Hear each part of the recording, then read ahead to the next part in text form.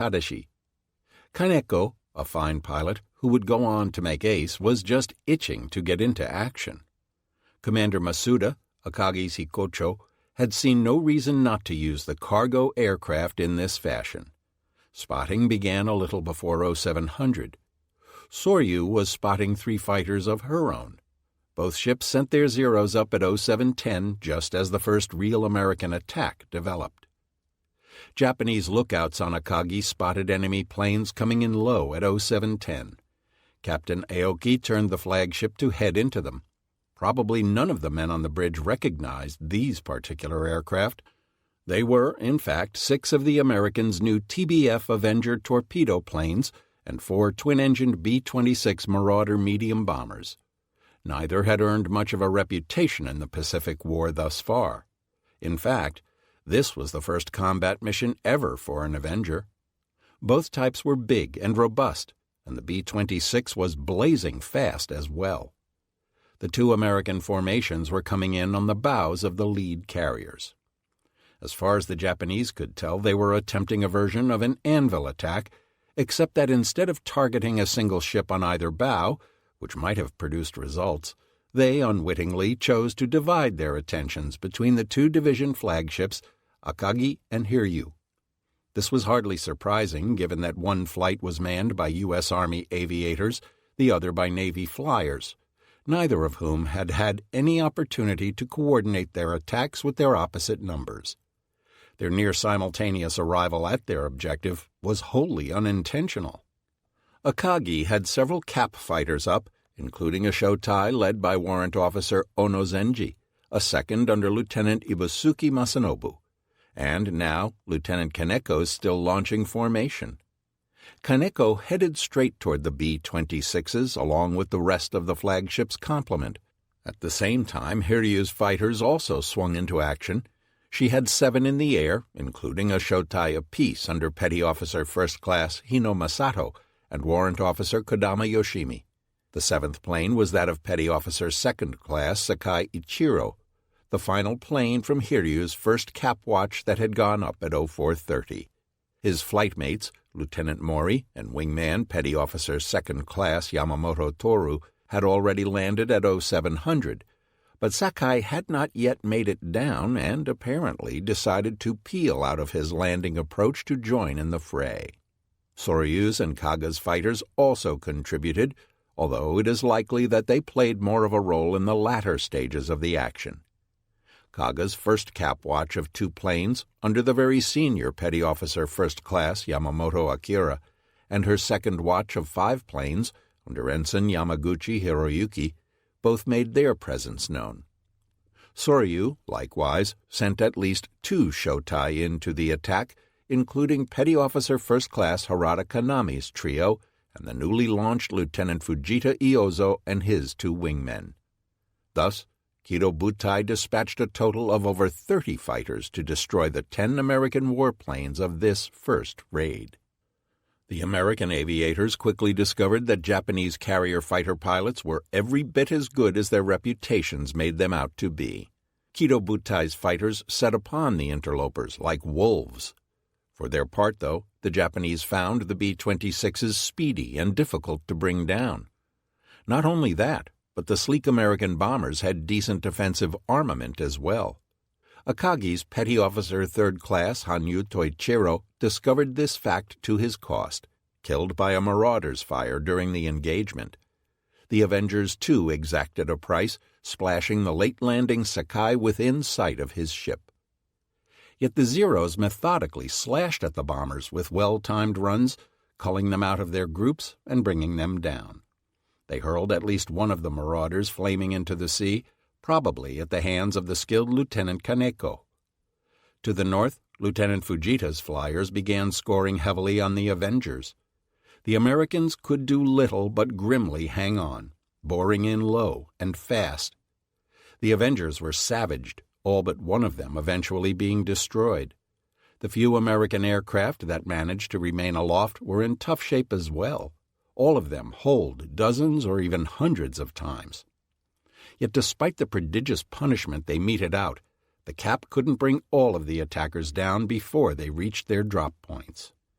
On board Hiryu, Second Lieutenant Nagiyasu Yasukuni, commander of her starboard 5-inch guns, gave the order to commence firing. Hiryu cranked up to flank speed, 34 knots, and turned hard to port to unmask her starboard batteries. Across the way, Akagi was doing the same, and Tone, Chikuma, and Nagara were all blazing away as well. Finally, under heavy attack, several of the planes launched their torpedoes. To the cool eyes on board the carriers, it was clear that the Americans weren't very good at this sort of thing. They had dropped their fish much too far away. Yet, drop them they did, and their targets had no choice but to react. Nagara had been targeted by an Avenger pilot who had dumped his torpedo at whatever ship was closest, thinking his badly shot-up plane was about to go in the drink. Hiryu simply ran away from the pair that had been launched against her.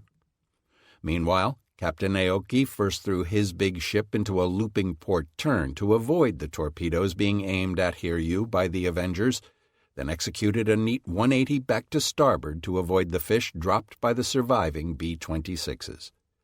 In the process, Akagi received a strafing from one of the marauders as it roared overhead after its attack. The flagship's No. 2 machine gun mount suffered some minor damage, and 2 men were killed. The American aircraft were suddenly gone, except for one. This particular B-26, having been hit by Akagi's automatic weapons, made no effort to pull out of its run. Instead, he bored in directly at Akagi's bridge, where Nagumo and his staff stared wide-eyed back at their assailant. The plane was either unnavigable, or the American pilot, knowing his life was forfeit in any case, had decided to sell himself dearly. The bridge watch were stunned. Americans weren't supposed to show this sort of bravery. Then reflexes took over and the men ducked as the American plane barreled in. There was no chance of it missing now. But instead of an explosion, the green bomber somehow flashed past the top of the island and cartwheeled into the sea. Nagumo and his staff let out a collective shout of relief. How it had missed, no one knew. But that had been too close by half. If Tomonaga's message 15 minutes earlier hadn't already decided matters for Nagumo, the determined self-sacrifice of this particular marauder may well have done so. Having just evaded torpedoes, been strafed, and then nearly turned into a bomber hood ornament, Nagumo's blood was up. Enough was enough. It was clear that Midway was still full of fight, and until the island was neutralized, it would be a threat. The Americans had not been terribly skilled, but everyone on the bridge had just witnessed firsthand how important luck was in combat. Had the American plane been 10 feet lower, Akagi's island would have been given a daisy cutter, and the staff of 1st Air Fleet would have all been killed outright. It was time to put the American base out of business.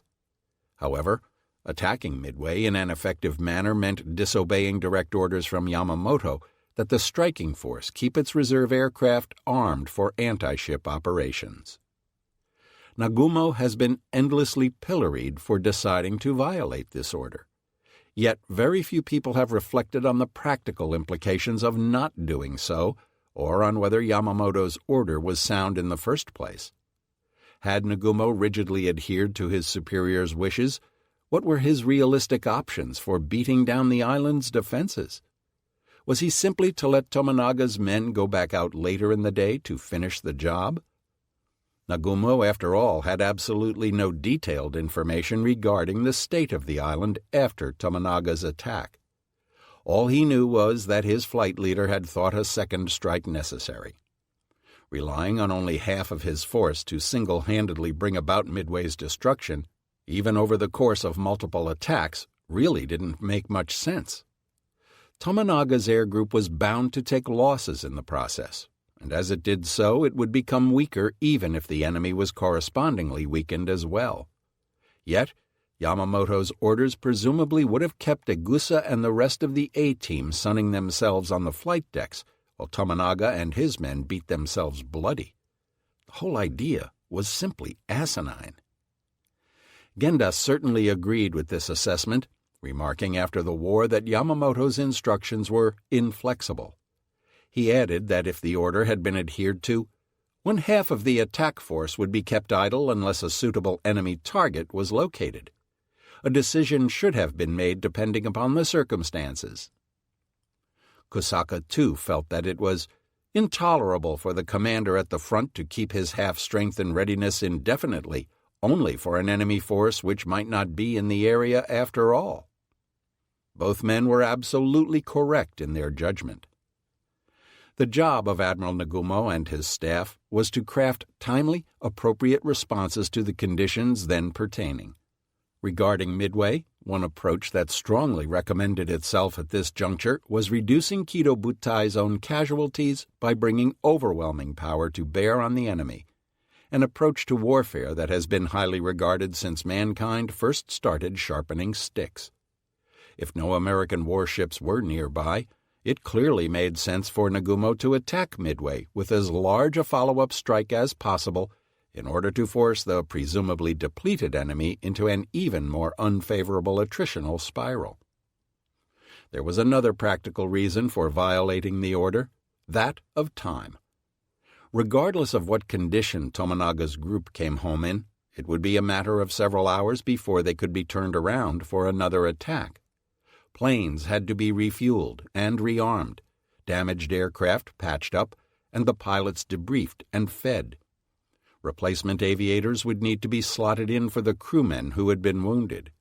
A new mission plan would have to be created, the pilots briefed, and then the attack force armed, fueled, spotted, and launched. This probably could not have happened before the early afternoon. Giving the enemy more time to lick his own wounds and recover made no sense whatsoever. It was far better to hit the Americans again as quickly as possible, preferably while their aircraft were on the ground and being refueled. Here, in the cold light of combat on the morning of 4 June, Yamamoto's earlier order was revealed for what it was: twaddle.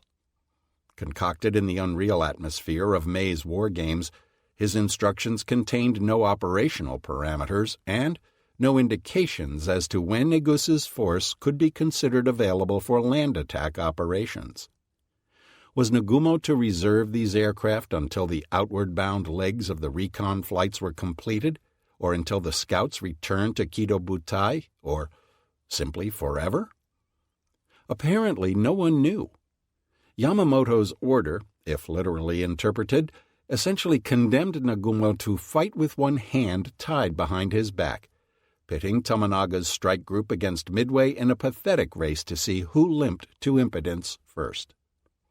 Had Yamamoto truly been concerned about the U.S. Navy making its presence felt in the initial phase of operations, he should have backed up his reserve strike concept with requirements for a realistic scouting scheme and other contingency plans, so as to guarantee Nagumo's ability to deal with one opponent at a time. Instead, he had delivered a single flippant order, verbally, almost casually, and without any set of guiding particulars or modifying conditions. When viewed in this light, it is almost impossible to anticipate Nagumo not making the decision to hit the island again with his reserve force at some point during the morning.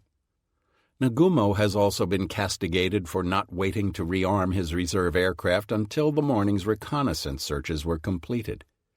This criticism hits nearer the mark, in that, as will be heard, his relatively speedy decision to commence rearming deprived the force of vital time when a valid scouting report actually arrived. However, it should be remembered that by 07:15, the meaningful portions of the morning searches were completed for all intents and purposes. The scout aircraft had now been aloft for nearly 3 hours.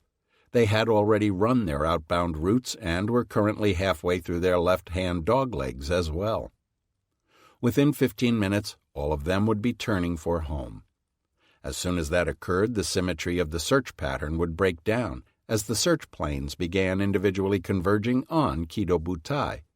It was probably never expected that anyone would find anything on the inbound leg in any case.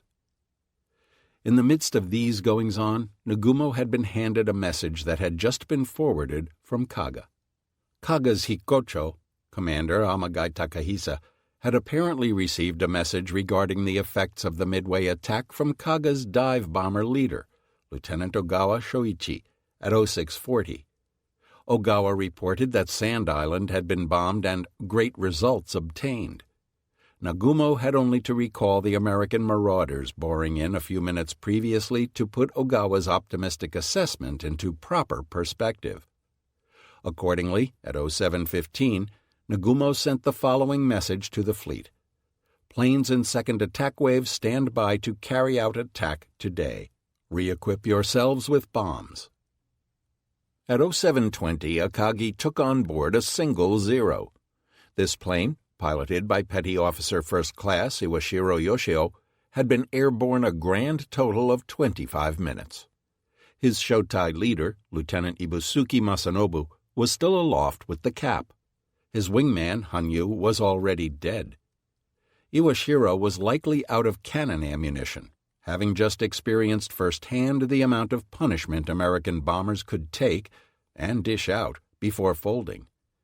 This would become a common occurrence during the morning, with several Japanese fighters going up and coming right back down again after an attack. With 60 rounds of cannon ammunition for each of the Zero's 2 cannons, they weren't good for more than a few firing runs. Iwashiro's plane was quickly struck below. Down below, the hangar crews were beginning to carry out the rearming order issued 5 minutes previously. As will be recalled, the reserve strike aircraft had not been on the flight decks yet this morning. Consequently, there had been no need to send these aircraft back below to be worked on. Within the hangars, the 43 carrier attack planes on board Cardiv 1 were currently armed with torpedoes. These would need to be changed to Type 80 land bombs for the attack against the atoll. However, on board Cardiv 2, the 34 Kanbaku were still unarmed at this point because that normally occurred on the flight deck during spotting. Thus, none of them needed to be rearmed either. Nagumo's orders really only pertained in an immediate sense to the Type 97 aircraft on board Akagi and Kaga. Until Cardiv 1 had completed rearming, Cardiv 2 would wait to begin its spot. This represents a rather different vision of the rearming situation than has been portrayed in most texts on the battle, which have all 4 carriers engaged in frantic rearming activities at this time. On board Cardiv 1, though, the activity was real enough. Changing from torpedoes to bombs was no simple matter. Not only did it require removing the torpedo from the aircraft, it also entailed changing the mounting hardware, tokaki, on the belly of the aircraft. Unlike the dive bombers, whose main payloads were roughly the same size and shape, whether they were high explosive or semi-armor piercing, the Type 97 aircraft carried ordnance that differed wildly in shape, requiring differently shaped mounting brackets as well. Thus, rearming with new ordnance was a complex multi-step operation. In Akagi, armorers pushed their 6 heavy carts out to the waiting kanko and began the process of detaching the torpedo-carrying harness. They then lowered the torpedo onto the cart via the plane's winch. Once it was down, a team of handlers began pushing it gingerly through the crowded hangar and back to the ordnance elevator to take it back below. However, once the men arrived, they found the elevator already in use, hauling Type 80 bombs up to the hangar deck. Indeed, the bomb handlers in the magazines quickly let it be known that they had their hands full just getting the bombs out of storage and not to send anything down to them yet. The armorers on the hangar deck had little choice in the matter except to deposit their loads in the holding racks next to the ordnance elevator. Each carrier had sets of curving brackets attached to the hangar bulkheads near the bomb lift for temporary storage of ordnance in just such situations. One by one, the torpedoes were secured to the racks using block and tackle, and then the men moved the cart back to the elevator to receive the bomb. As always, the bombs came up in pieces. They would need to be assembled before they were attached to their planes. Meanwhile, back at the aircraft, another group of men was sweating to remove the old tokaki and get the new hardware screwed into the plane. This operation took some 20 minutes to perform amid the clatter of wrenches and the grunts of the armorers. Kaga was going through the same motions. She had a larger Kanko squadron, but she also had 9 ordnance carts as opposed to Akagi's 6. The net result was that the time needed to change Kaga's squadron over was identical. The limiting factor in the operation was not the number of aircraft, but rather the 1-to-3 ratio of carts to planes. All in all, it took around half an hour to rearm a Kanko, the bulk of the time being spent in changing the mounting hardware and assembling the bomb. Despite the portrayals of the entire hangar buzzing with activity, in truth, the action was rather localized. While the first Chutai was attended to, the maintenance crews for the other 12 Kanko of Akagi's group simply idled. Their mounting hardware couldn't be switched until the torpedoes were off, which in turn required a cart. With only 6 carts to go around, it was a long process, one marked by tedium for the crews waiting to get one, followed by frantic labor as they tried to replace the Tokaki as quickly as possible. Armed with this information, we can make some fairly accurate estimates concerning what Nagumo's options were at any given time during the morning. The math is reasonably straightforward. Half an hour to rearm a single Chutai, 3 Chutai per carrier, and only 1 Chutai can be rearmed at a time. Hence, an hour and a half to rearm the lot. Once complete, about 45 minutes were then required to lift, spot, warm up, and launch the attack group. For dive bombers, a few minutes longer would probably be added on the flight deck for arming. All in all, it would not be unreasonable to assume that 2.5 hours would be required before the force could be completely rearmed, spotted, and warmed up for launch. This meant that, at a bare minimum, with no interruptions, the reserve strike force would not be ready much before 0930. This time estimate stands in contrast to estimates put forth in earlier Western tracts that suggest that an hour and a half might have been sufficient for sending off the second strike. Furthermore, it is clear from the foregoing that attacking Midway 2.5 hours from when the order was given with full deckload strikes from all 4 carriers was only achievable if everything went smoothly, above decks and below. The projected launch time obviously depended heavily on the speediness of the forthcoming recovery operations. Tomonaga's planes would begin orbiting the carriers at around 0815, while rearming was still going on in the hangars of Cardiv 1. If the reserve strike was to be spotted starting at 0845, that is, an hour and a half from the time the rearming order was given, all of Tomonaga's strike aircraft would need to be recovered and stowed below to clear the flight deck for spotting. In the days before modern angled flight decks and deck-edge elevators, carriers could do only one thing at a time on their flight deck: spot aircraft, launch aircraft, or recover aircraft.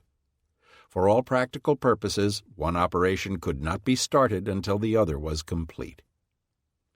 It is true, of course, that if Nagumo had given the word to attack promptly at 0715, he could probably have struck Midway with just the dive bombers from Cardiv 2. These aircraft were as yet unarmed. They could have been spotted, armed, and launched by about 0800. However, this would have meant scrapping the idea of a coordinated strike with the 1st Carrier Division's Kanko, which were to operate in a level bombing role. Japanese doctrine vastly preferred the idea of launching balanced deckload strikes, thereby gaining the benefits of combined arms. Consequently, a partial strike would probably not have been considered as an option at 0715.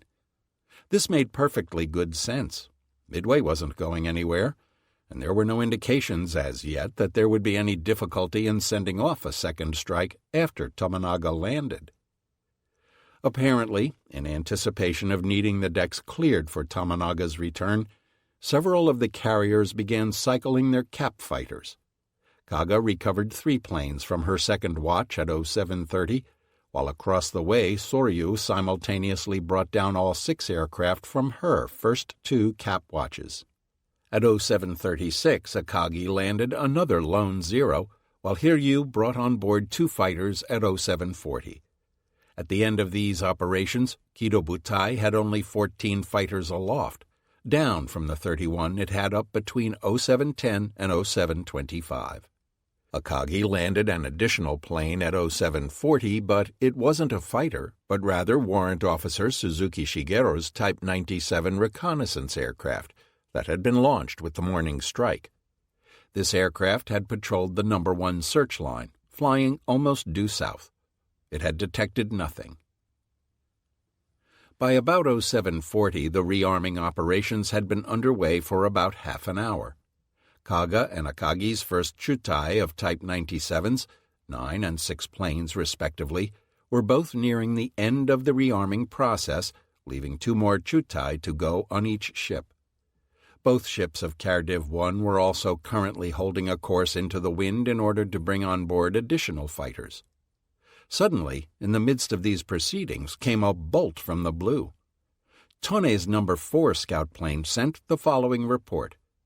Sight what appears to be 10 enemy surface units, in position bearing 10 degrees, distance 240 miles from Midway, course 150 degrees, speed over 20 knots. This was a stunning development, because it stood every assumption of Yamamoto's plan on its head.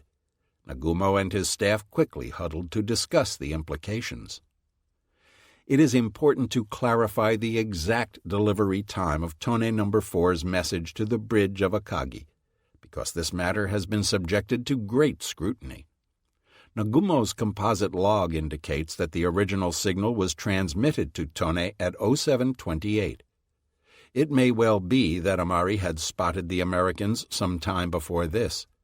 It was the practice of Japanese search aircraft to work their way around the perimeter of an enemy formation before transmitting.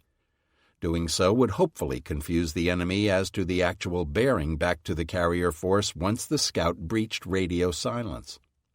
As a result, we cannot know the exact time that Amari actually sighted the American force, only when he transmitted.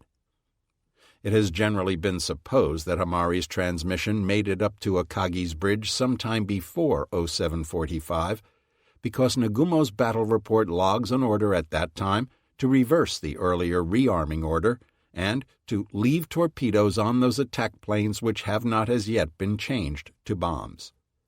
However, at least one contemporary historian, Dallas Isom, has asserted that Nagumo actually did not receive Amari's transmission until 0800 or later. As part of this theory, it has been proposed that Nagumo's orders to reverse arming may have been misrecorded in the composite log that forms the basis of the Nagumo report. This notion is vaguely supported by Nagumo's own statement in the summary section of his report that Tone No. 4's message was not received until about 0800, and is repeated in other Japanese materials as well. However, in this particular case, it is clear that Nagumo did receive Amari's transmission about the same time it was logged in the Nagumo report. Furthermore, Nagumo thereupon acted on this information with great alacrity. This is confirmed not by Japanese sources, but by those of the enemy. At 0740, American radio intelligence logged Amari's third message of his flight thus far, reporting the initial sighting of the Americans. More important, American signals intelligence on Hawaii also noted a return transmission from Akagi at 0747, requesting that Tone No. 4 retain contact. Surprisingly, this signal was sent in the clear without being encoded. The impression one gets is that Nagumo was quite concerned at Amari's sighting report, enough so that the need for a speedy response to his scout apparently outweighed any need for signals security. Thus, the theory that Nagumo experienced a delay in receiving Tone No. 4's message cannot be supported. Likewise, it is clear that Nagumo did not dawdle in his deliberations. Upon receiving Amari's message, he immediately reversed his arming orders and then promptly asked for clarification from his scout regarding what he had seen. However, Isom is quite correct in noting that Tone No. 4's detection of TF-16 at 0728 was actually one of the few pieces of good luck that Nagumo was to receive this day. On the face of it, this seems an incredible statement. After all, Tone No. 4's tardiness in taking off has commonly been held up as one of the crucial Japanese failures during the battle. Yet a careful examination of the American course tracks, overlaid by the original Japanese search pattern, provides an important revelation. Had Amari been launched promptly at 0430 and actually flown his route as prescribed in the original search plan, he would have flown well south of both American formations on his outbound route and would not have detected them until the inbound leg. This would have delayed his likely detection time until at least 0800, meaning that Nagumo, in turn, would probably not have had an initial report in hand until closer to 0815 or later. Not only that, but had Amari actually flown his prescribed route after his delayed launch, the situation would have been made worse still. It was only Amari's unauthorized truncation of his search pattern, or perhaps muddled navigation, coupled with his apparent decision to dogleg north at around 0645, that put him in a position to make his initial sighting report, badly flawed though it was. The question then remains, what should Nagumo have done at this time? Finding the right answer to Nagumo's conundrum, if such even exists, has consumed endless gallons of ink over the years. Much of it, regrettably, has been spilled to little purpose. For without having a clear grasp of what the actual state of the Japanese force was, and what was and was not possible for their carriers in the way of operations, a meaningful analysis of Nagumo's options cannot be constructed. Since this was perhaps the critical point in the battle for Nagumo, it's worth spending the time to lay these issues out in detail. Nagumo's command decisions were governed by three primary constraints. The first was time. It's worth remembering at this juncture, listening at our leisure decades later in the quiet of a library or our own home, that Nagumo had approximately 15 minutes to find the correct solution to a set of operational problems whose outlines, because of the spotty intelligence endemic to this morning's actions, he only partially grasped. The second constraint was the physical arrangement of Akagi's bridge. Unlike us, Nagumo wasn't parked in an easy chair. Indeed, a factor that has been entirely overlooked until now is the nature of Akagi's command facilities and the effect these likely had on the admiral's ability to reason clearly. Akagi's bridge was a tiny trapezoid, some 15 feet wide and 12 feet long. Containing little more than a small map table, a chart locker, and several sets of pedestal-mounted spotting binoculars, it was extraordinarily cramped. In this tiny space stood at least 5 officers: Nagumo, Kosaka, Genda, Captain Aoki, and Akagi's navigator, Commander Miura. In addition, if Fuchida's account is to be believed, several other individuals were present at least some of the time as well. Captain Oishi, Kusaka's senior staff member, Lieutenant Commander Ono, Staff Intelligence Officer, Lieutenant Commander Nishibayashi, Staff Flag Secretary, Commander Masuda, Akagi's Hikocho, and Fuchida himself. Of these, Oishi and Ono appear to have been present at all times. Fuchida apparently came and went at various points during the morning, and Nishibayashi was likely doing the same. Commander Masuda would, perforce, have been spending much of his time on the air control platform on the aft end of the island, one level lower, but would have been coming up to the bridge periodically to report to Captain Aoki on the state of air operations. In addition, a minimum of several enlisted personnel were required on the bridge for lookout duty and running messages. Taken together, it's difficult to imagine that there were fewer than a dozen individuals in the command spaces almost constantly. The men had to have been standing practically shoulder to shoulder, with Nagumo and his staff crammed into the starboard half of the bridge. Nagumo was unlikely to be able to give or receive candid opinions from his staff in such a setting. The Japanese, as a rule, do not like interpersonal confrontations and tend to shun uncomfortable social situations. Kusaka and Genda were undoubtedly sensitive to the fact that Nagumo was not as well versed in naval aviation matters as he needed to be. Yet in such a setting, they probably would have been unwilling to make the full extent of their own knowledge known, because that would risk embarrassing their commander in front of Captain Aoki and the ship's crew. Nagumo, for his part, would certainly not have wanted to reveal his own shortcomings in these matters. In such a setting, it's difficult to construct a scenario wherein a truly fluid exchange of information was possible.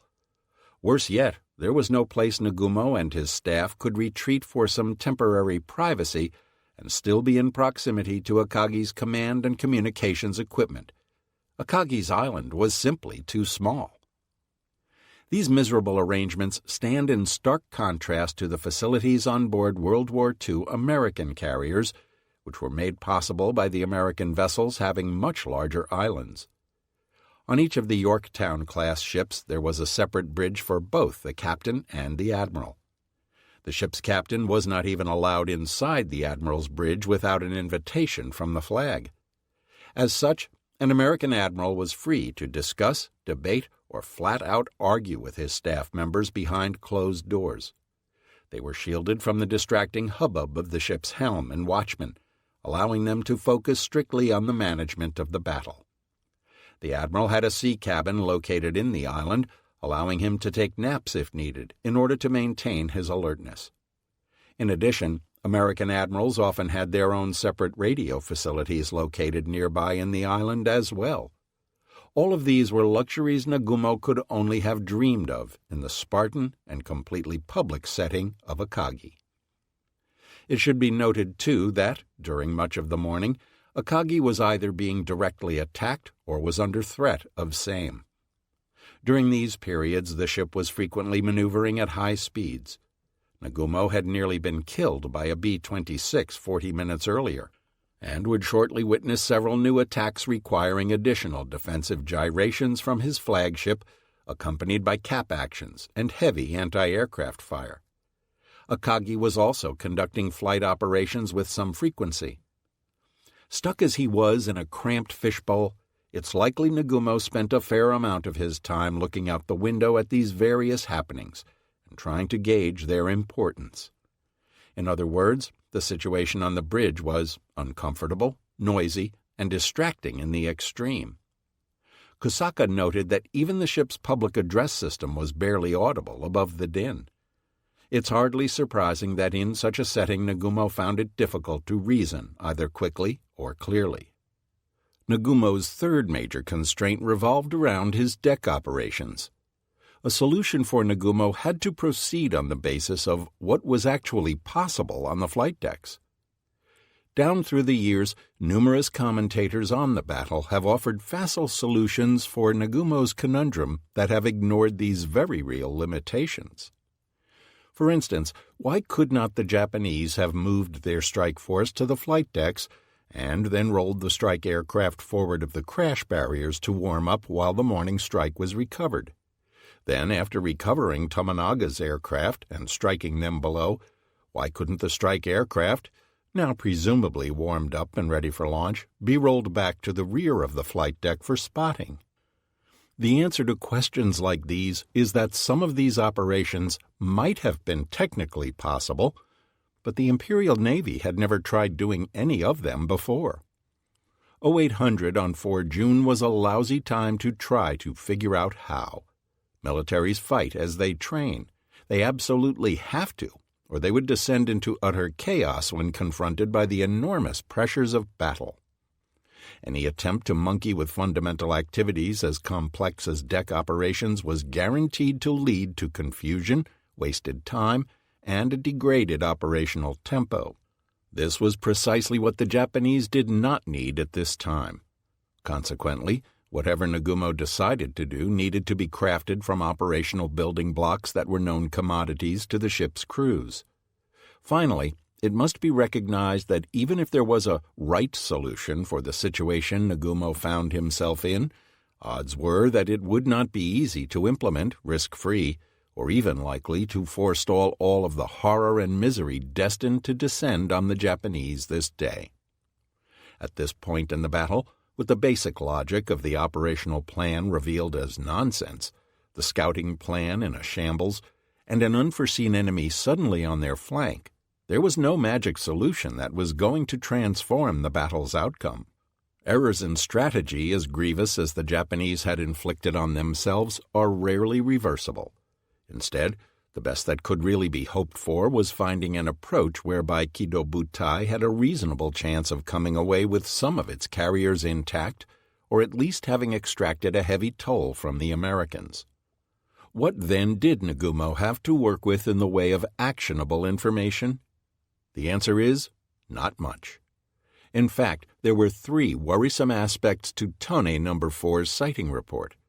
First, the enemy's position, as given by Amari, just didn't make any sense at all. If Tone No. 4 had indeed sighted American surface ships where he said he did, then he had encountered them well to the north of his appointed outbound search route. Indeed, the Americans appeared to be in the search sector of Chikuma's No. 5 search line. So, why hadn't that plane spotted the Americans first?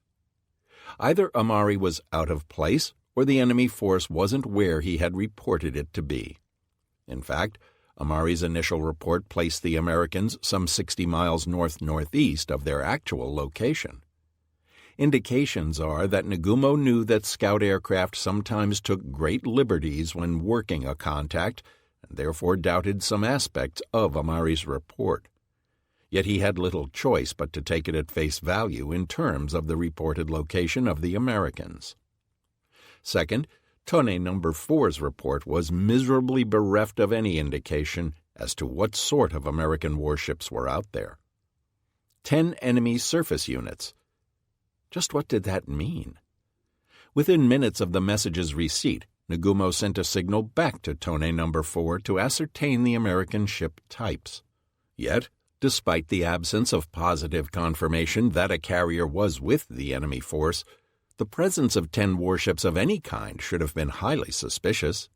The American task force, if it could attack with aircraft, was ideally located to ambush Nagumo's carriers.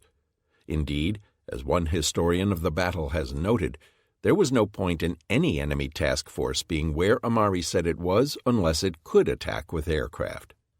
Third, upon closer examination, the fact that the enemy was steering a course of 150 degrees was ominous in itself. The prevailing winds of the morning had been from out of the southeast, although they were presently shifting around to the northeast in the area near Kido Butai. Such a course track could well be indicative of an enemy task force launching aircraft. It would seem that the significance of some or all of these clues was not lost on Nagumo and his staff. Kusaka was apparently of the opinion that there couldn't be an enemy force without carriers in the area reported. If Senshi Sosho is any indication, this appears to have been Nagumo's belief as well.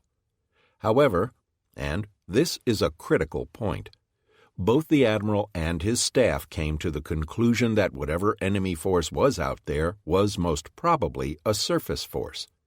The Americans may have had at least one carrier in attendance with that force, but it was not viewed as a carrier force per se. Despite these ambiguities, there were several pieces of information that could be used to craft an operational plan.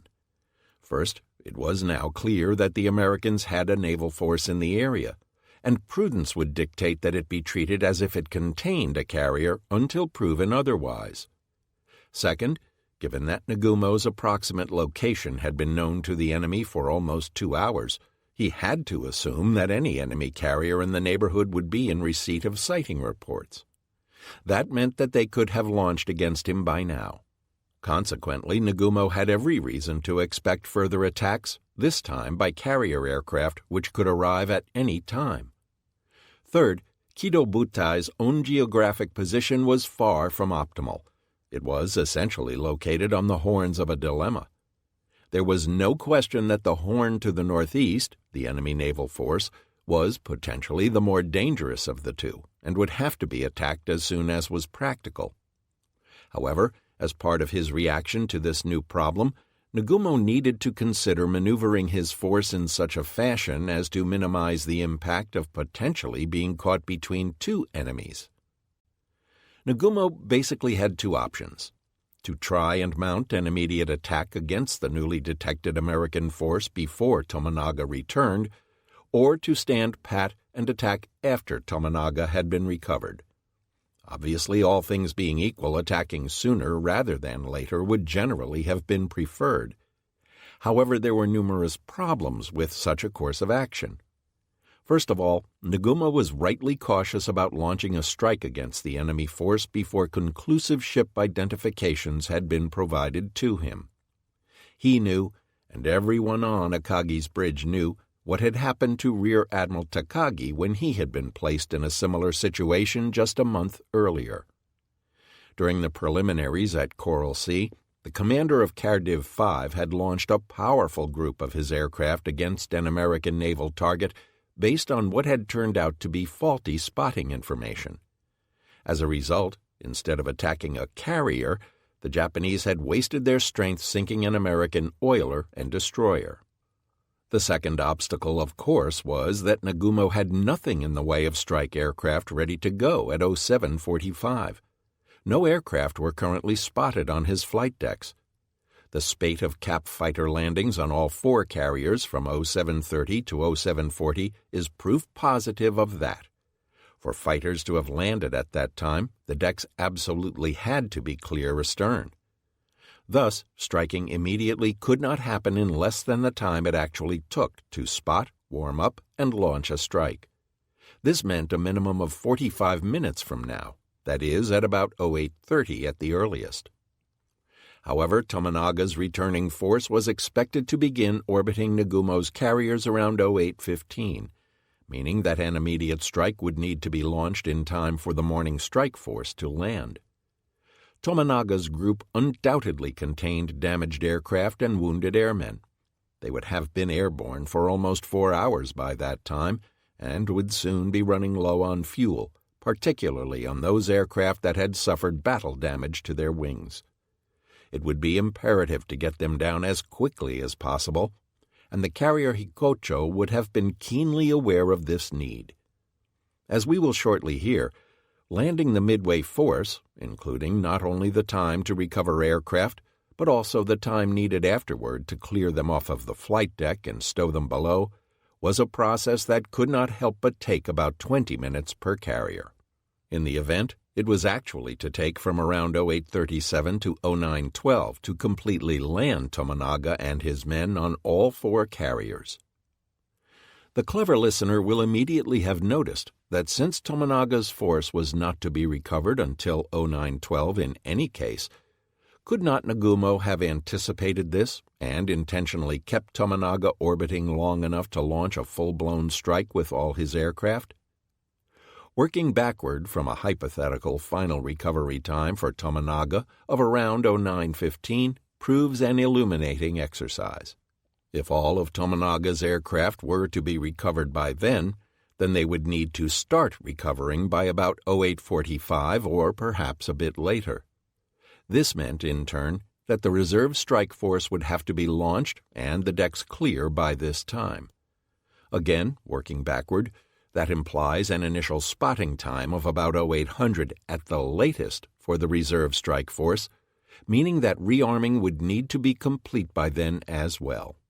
In other words, if Nagumo was to launch anything before Tominaga had to come down, he had to begin his spotting almost immediately. Time was indeed a very precious commodity. By 0745, one Chutai of Type 97s on Kaga and Akagi had already been rearmed with 800-kilogram bombs. Had Nagumo immediately given the order to stop rearming with bombs at 0745, as it appears he did, he might possibly have caught the armorers in time to prevent them from beginning the switch-out of the second Chutai's torpedoes. This would have allowed Cardiff 1 to each begin spotting 2 of their 3 Chutai of torpedo-armed aircraft by about 0800. But in no case would Nagumo have been able to send up his entire reserve force of Type 97s before Tominaga had to land. The Chutai on each carrier that had already been rearmed with Type 80 bombs simply couldn't be switched back in time. In terms of force, then, the difference between spotting now or waiting for the Kanko squadrons to be completely rearmed essentially boiled down to about 15 aircraft. If Nagumo waited, his available forces would be as follows. Akagi, 18 Kanko, 3 6-plane Chutai. Kaga, 26 or 27 Kanko, 3 9-plane Chutai. Hiryu, 18 Kanbaku, both of her 9-plane Chutai. Soryu, 16 Kanbaku, both of her 9-plane Chutai. Total, 78 or 79 attack aircraft. Conversely, if Nagumo decided to spot immediately, the strike assets we can be reasonably sure were available were Akagi, 12 Kanko, 2 of her total of 3 6-plane Chutai. Kaga, 18 Kanko, 2 of her total of 3 9-plane Chutai. Hiryu, 18 Kanbaku, both of her 9-plane Chutai. Soryu, 16 Kanbaku, both of her 9-plane Chutai.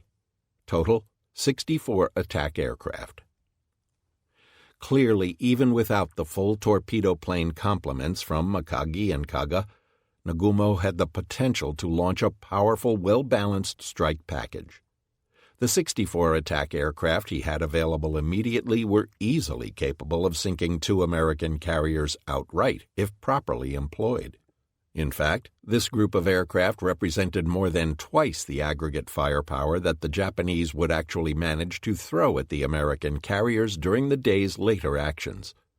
However, such a strike would have broken the organizational symmetry of Kharkiv 1's Kanko groups by leaving a Chutai apiece of semi-armed planes sitting in both Akagi and Kaga's hangars, a move that no doctrinaire Japanese commander would have viewed with a favorable eye.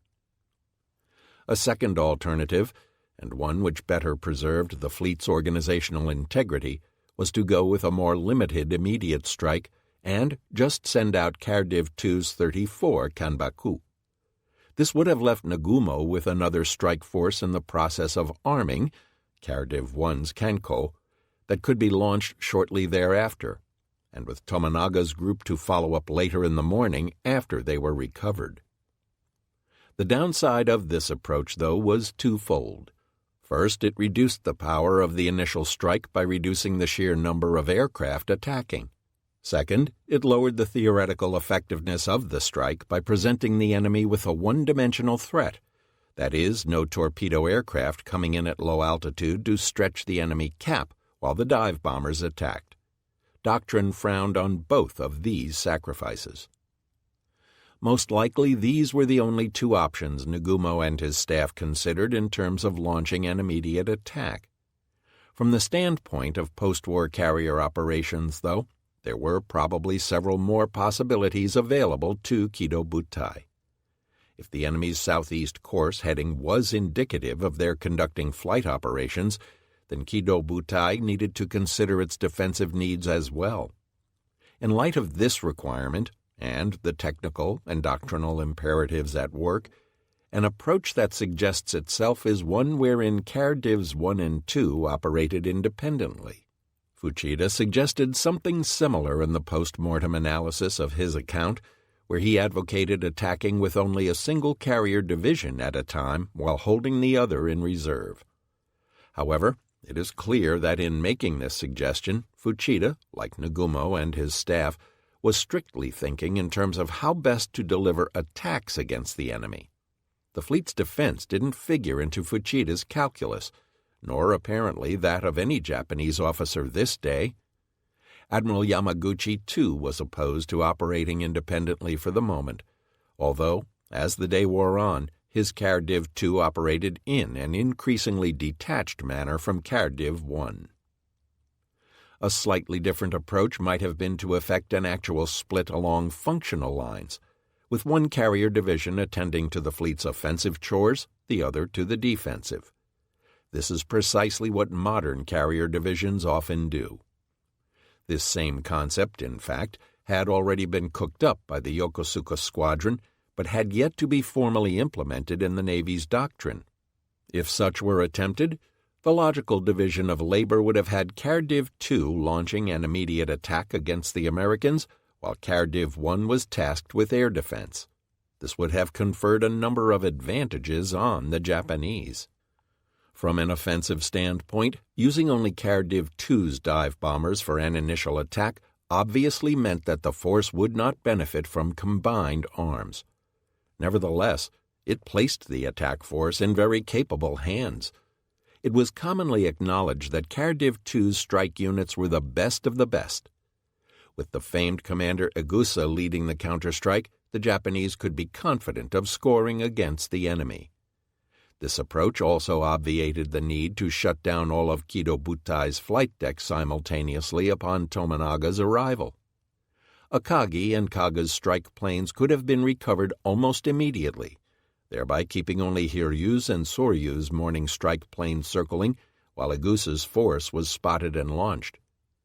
An even more esoteric approach might have attempted roughly the same functionalized arrangement of offensive-defensive duties, but with Soryu and Akagi designated as the cap carriers and Hiryu and Kaga the attack carriers.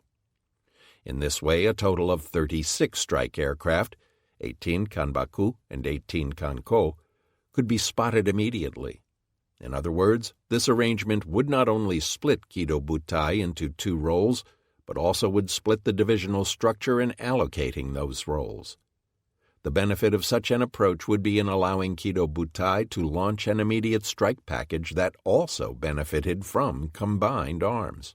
However, it is clear that Nagumo and his staff were hamstrung by Japanese naval doctrine in terms of considering such options. In fact, it is unlikely that either of the functionalized approaches outlined would have even occurred to them, particularly since the fruits of Yokosuka's research had yet to be harvested. In 1942, Japanese doctrine was strictly offensive, and its prescription for practically any tactical situation was to attack the enemy with a full-strength combined arms strike, period. Nagumo's needs for a more flexible approach were therefore negated by the Imperial Navy's doctrinal emphasis on mass. In the end, as he saw it, he had only one option: to attack with everything he had, regardless of how long it took to make the necessary arrangements. Regardless of the composition of the strike force, another question that needed solving was the matter of providing a fighter escort for the attack. Fuchida later asserted that providing Zeros in the 0800 time frame would have proven impossible, as the second-wave fighters had already been sent aloft to reinforce the cap. This meant that Kharkiv II's Kanbaku would have to go in unescorted, a prospect that no one relished. This factor has been cited by many post-war scholars as being a determining factor in Nagumo's decision. A detailed examination of Kido Butai's flight records, though, reveals an entirely different situation. As mentioned, the four-carrier Hikocho had anticipated Tominaga's return and apparently tried to proactively manage the impending shutdown of the flight decks by ratcheting down the cap from about 0730. As a result, by about 0800, Kido Butai had the following fighters available in the hangars: Akagi, 12, Kaga, 18, Hiryu, 8, Soryu, 9, for a total of 47. 35 of these Zeros had been on board their respective ships for at least half an hour, and could thus be reasonably assured of being fueled and munitioned. This was a powerful escort force, especially given the demonstrable superiority of Japanese fighter aircraft and pilots over their American counterparts. However, committing this body of fighters en masse to a strike against the Americans meant that Kido Butai would have almost no fighter reserve to reinforce the cap, which by now was down to just 9 fighters. If Nagumo chose to launch with both Kharkiv I and II, this rather pitiful cap would have to stay aloft for the duration of the spotting and launch process. Thereafter, they would need to be replenished and reinforced. Clearly, the number of fighters that would escort this second strike of the morning would have to be fewer than the 36 sent out with Tominaga. However, it is equally clear that Nagumo could have provided his force with at least some escort. Indeed, an escort of a dozen Zeros could have easily been sent, and twice that many would probably not have been out of reach. The final factor Nagumo had to consider was how to maneuver his force. Kido Butai currently found itself between two enemies. Worse, Nagumo only really knew the location of one of these foes, Midway itself. Until Tone No. 4's position report was independently confirmed, he was dealing in vagaries as far as the American fleet was concerned. Knowing that he wanted to attack the American carrier, it made good sense to move away from Midway for the time being. Indeed, it may have even made sense to temporarily move away from the American naval force as well. In retrospect, Nagumo's subsequent decision to change course to the northeast and close the American force without first having sound knowledge of its composition and exact whereabouts was ill-conceived. It not only increased his danger from the American carriers, but it also had the effect of leaving Midway near to hand upon his southern flank. Nagumo was certainly well within his rights to maneuver freely. Frankly, by 0800 it should have been clear to everyone on Akagi's bridge that Yamamoto's battle plan needed to be summarily consigned to the ash can. Absolutely nothing was going according to plan this morning. Yet, Nagumo still possessed some important advantages. For one thing, Japanese attack aircraft were somewhat longer ranged than their American counterparts. Taking a northwest course would have fulfilled his need to strike while employing his longer reach. He knew that the weather to his north wasn't good. If he could get back underneath the cold front he had come through on the previous day, he could use it to shield his movements. From there it might have been possible to work around the Americans' northern flank. Nagumo might have suspected that the Americans were covering this quadrant with their own search aircraft, as indeed they were, but at least from that direction he could deliver attacks against them without fear of direct interference from Midway, which would be far to the south of where Nagumo would have hoped to develop the follow-on battle. Furthermore, he also could have used the time he spent maneuvering northward to call for reinforcements, in the form of Kakuta's second mobile force, and start bringing them down from the Aleutians. Students of the battle will note that withdrawing to the north or northwest in the 0800-0900 time frame most likely would not have resulted in Kido Butai being missed altogether by the incoming American strike aircraft. Enterprise's dive bomber group eventually overhauled Kido Butai from the southwest and might also have detected a force lying directly to their north. Likewise, Kido Butai might have encountered Hornet's strike force as well. Thus, any maneuver Nagumo attempted in that direction would probably have exposed the fleet to a strike of some sort. However, this would potentially have had its benefits. Instead of facing attack groups from both Yorktown and Enterprise coming in simultaneously from several points on the compass, Kido Butai might have encountered these strikes sequentially and from a single direction, thereby making detection and interception much easier. The Japanese cap had already demonstrated that it could deal with a single-vector threat if it was given sufficient warning. However, maneuvering in this fashion would cause problems in that it necessarily meant throwing the entire operation's timetable completely off-kilter.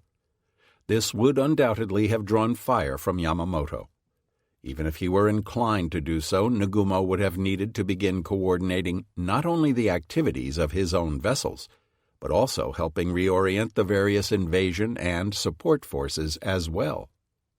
There was, in other words, a formidable level of plan inertia that would need to be overcome at an operational level. It wouldn't have been enough for Nagumo to simply radio Admiral Tanaka and say, "Stay where you are and I'll let you know when it's safe to invade." Any hint of discarding the Commander-in-Chief's precious timetable would need to be backed up by mental toughness, sound logic, and the ability to supply combined fleet staff with reasonable estimates of when the job would be completed. Taking all together, and admittedly operating with the benefit of hindsight, the right answer to Nagumo's conundrum probably should have emphasized maneuver, offensive speed in preference to mass, and passive damage control. With 15 minutes in which to act, he didn't really have time to implement anything terribly fancy. But he could have helped himself immensely by immediately spotting every strike airplane in his hangars, whether they were armed or not, and launching them at the Americans. The 64 armed aircraft he had in hand were perfectly capable of doing enormous damage to his enemy. and by emptying his hangars he removed the single greatest danger to his carriers, the presence of fueled and armed aircraft within them. However, even as Nagumo was considering these options, a new hurdle emerged. At 07:53, Kirishima was seen to lay down smoke. Another American air raid was coming in. As we shall hear, within a matter of just a few minutes, Nagumo would be under assault yet again. Launching an attack before Tominaga returned was now going to be doubly difficult, in that he would need to spot aircraft in the face of an ongoing American attack. No right-minded Hikocho was going to be happy spotting aircraft while the force was being bombed.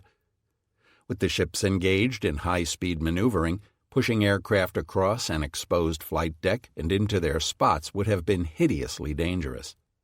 Plane handlers could be maimed or crushed by an aircraft that got out of control, a very real possibility if the flight deck suddenly canted to one side. In fact, one of Zuikaku's plane handlers had been killed under similar circumstances at Coral Sea, and a plane lost overboard as a result. Furthermore, having the armed and fueled aircraft on deck directly exposed them to strafing attacks. Pressing home a spot and then launching under such circumstances would require both steady nerves and a steely resolve. Yet a truly insightful commander would have pointed out to his balking captains and Hikocho that keeping armed and fueled aircraft inside the ship during an American attack was, if anything, more dangerous than getting them airborne as quickly as possible, even in the face of enemy fire. The bottom line is that Nagumo chose not to attempt an attack at this time, most likely for a host of reasons. In the first place, he probably judged that trying to shoehorn an immediate strike in before Tominaga landed was probably going to be too difficult to deal with, particularly with a new American attack rolling in. He might also have been concerned, too, that Tone No. 4's position report appeared to be bogus, meaning that further scouting work would be necessary to locate the enemy. Furthermore, while we know in hindsight that the fighter situation was not as dire as Fuchida later made it out to be, both Genda and Kusaka were apparently worried about finding enough escorts for the attack force at this time. They may not have known how far along the rearming activities had progressed within Akagi's hangars, nor what the status was of the fighters aboard the other ships in Kido Butai. And while it is not documented in the available sources, it is likely that both Genda and Kusaka disliked the idea of distorting the symmetry of Kido Butai's air groups by sending out a partial strike unit. Breaking the attack squadrons apart at this time meant trying to figure out where to integrate the remainder into strikes later in the day, if indeed the physical constraints of the force's flight decks would allow the leftovers to be spotted with Tominaga's force later on. A partial strike now portended more mess and less efficiency later. It must be emphasized, too, that Nagumo's course of action was doctrinally correct. It favored mass and held out the promise of a fully integrated strike. Right now, the choices available to Nagumo were all tough calls between various half measures. But by waiting a bit, he might not have to make the tough choices and would be able to strike with his full force. Many critics of his performance, Japanese and American alike, have neglected to acknowledge that he at least acted in a fashion that was doctrinally coherent. Indeed, if Nagumo had actually been fortunate enough to attack with Kido Butai's complete reserve strike force, it would have unquestionably been the most powerful, best coordinated strike launched by either side during the day. Unlike their American counterparts, Japanese torpedo aircraft were fully capable of delivering telling attacks. Furthermore, the Japanese were well versed in coordinating simultaneous dive bomber and torpedo strikes against moving targets. Any American flat top on the receiving end of such an assault would have found itself in the most dreadful peril. Indeed, a full strike by all four of Nagumo's flight decks had the firepower to sink every American carrier in the battle had they been caught operating in proximity. However, the most important factor is that Nagumo probably felt little real urgency to strike at this moment. Hitting the American task force was clearly the highest priority mission at hand. Having only sighted 10 warships, though, he apparently judged the enemy to be rather weak. Indeed, it was possible, albeit unlikely, that a stray American carrier had simply been in the area delivering aircraft or some such, and had moved toward Midway as a result of the actions on 3 June. No matter where it came from, there were no real indications at the moment that Kido Butai would have any problem attacking it in due time. Given the very real difficulties inherent in trying to put together a strike force before Tomonaga's imminent homecoming, the path of least resistance was simply to accept the slight delay in counterattacking. Nagumo would use the time gained during recovery operations to complete the rearming of Kharkiv 1's Kanko, and then launch a full-blown strike force later in the morning. This perception of American weakness clearly influenced his subsequent decision to close the enemy. Indeed, before the strength of American air power made itself calamitously known, Nagumo would issue orders to his fleet at 0930 that his intention was to destroy the enemy in a daylight engagement, in other words, a surface action. Apparently, Nagumo judged the American fleet to be weak enough that, if need be, he could dispatch it with his own rather light screening forces, albeit stiffened by 2 fast battleships. Such an order would telegraph the unconscious message to the Japanese forces that there was no need to wait until after dark to employ the Imperial Navy's vaunted night battle techniques against this particular enemy. They could be mopped up right now, in broad daylight. Thus, for the next 3 hours, Nagumo treated this force as an enemy that was first to be attacked from the air and then annihilated by his destroyers and battleships on the surface. Much like his earlier decision to authorize attacking Midway with his reserve aircraft, Nagumo's decision to delay attacking the American task force has been mercilessly criticized. Fuchida remarked, "Looking back on this critical moment, which ultimately was to decide the battle, I can easily realize what a difficult choice faced the force commander. Yet even now I find it hard to justify the decision he took. Should he not have sacrificed every other consideration in favor of sending the dive bombers immediately against the enemy ships? Should he not have dispatched the torpedo bombers also, even though armed with bombs? He could have launched them to orbit until enough fighters could be recovered, refueled, and launched again to provide escort. The planes back from Midway could have been kept in the air at least until the bombers had cleared.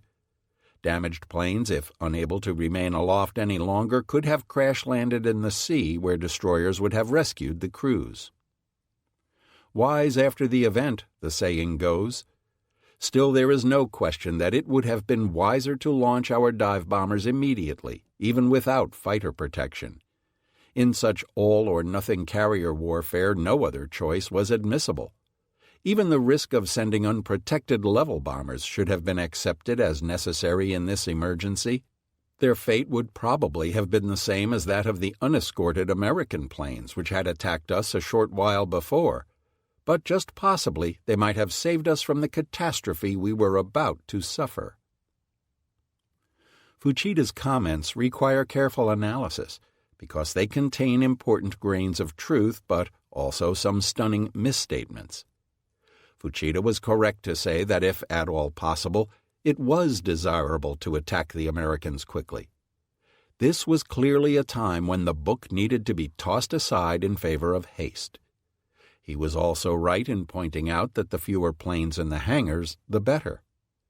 Whether Fuchida truly apprehended this during the battle, or only upon reflection afterward, the truth remains that the best thing that Nagumo could have done to augment his force's survivability was to get as many aircraft out of his hangars and up in the air as possible, whether they had anything useful to do up there or not. Fuchida was wrong, however, on 3 crucial points. First, of course, was his deliberate neglect to mention that Nagumo could actually launch nothing at 0745, because all of the force's reserve strike aircraft were in the hangars. Second, whatever the need for a speedy attack, that imperative absolutely had to be balanced against the need to preserve the combat power of the force as a whole. In other words, Nagumo needed to minimize unnecessary losses, through deliberate ditchings and so on, among Tomonaga's force, if at all possible. Kido Butai was now confronted by not one but two enemies. Without aircraft, Nagumo's carriers could neither attack nor defend themselves. Responding to a suddenly augmented estimate of enemy firepower with a knee-jerk reaction that deliberately subtracted from one's own inventory of this vital commodity hardly made good sense. In a war that was to be filled with examples of needless sacrifices of Japanese forces, Nagumo is to be applauded for electing to preserve Tomonaga's assets at this juncture, rather than simply squandering them.